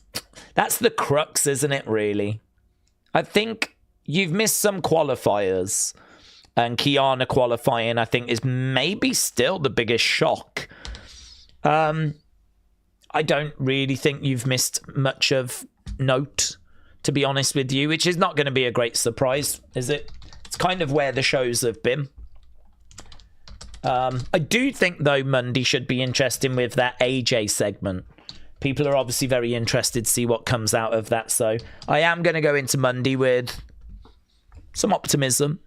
I'll be interested to see what that AJ Styles segment looks like. And then this time next week, SmackDown will be a go-home because we'll be going home for the Chamber. So, you know, in fact, both next week's shows are go-homes. The go-home Raw and the go-home SmackDown. So it's go-home time, Chamber coming up. It'll be nice to get the Chamber out the way. It'll be nice to find out what's in the crates. And, yeah. Get the other side of Chamber. Get into March. I'm hoping we eat goods. The show is the best episode of SmackDown we've got until next week, said Jim. Daryl said 6.5. Randy with a 6. Humpty with a 6. Charlotte not being in the Chamber means we're going to get Tiffy Jade at Mania, says Brett. You could be correct there. Yeah, that was the rumor, wasn't it? That was the rumor. Perhaps they have made the decision it's going to be Tiffany, and so they don't want Charlotte to be in there. So perhaps tonight, actually what we got was confirmation that it is Tiffany Jade's. Because those were the two rumors. It's Tiffany or Charlotte.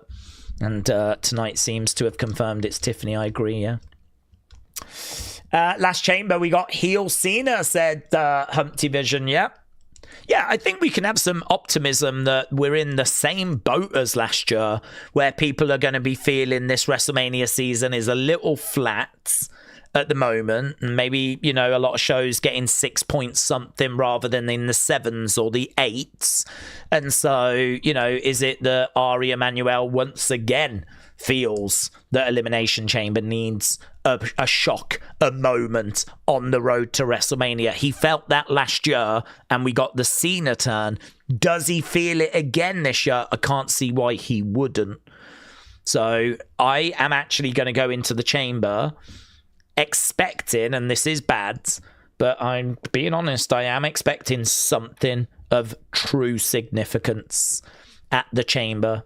And I am looking at that crate. I'm not saying it's going to be that. If the crate turns out to be a sponsorship thing, then I will hope that there'll be something else on the show that's going to give us that moment. But it is true. They do want the chamber to kind of help propel us towards Mania. This is not just a B show. It's a show that has to really carry us to Mania. And so we need a bit of a statement.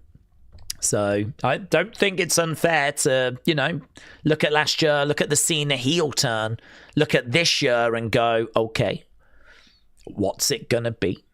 You know, what it might not be that magnitude. Do you know what I mean? Turning John heel is pretty epic. I'm not saying it's going to be that big, but something, you know, something than just the winners of the chambers. Yeah, something. But again, we kind of thought similar about the Rumble and we got what we got. We were kind of hoping that Survivor Series was going to be better than what it was. We was hoping WrestlePalooza was going to be this bonkers big show that was going to launch the ESPN era.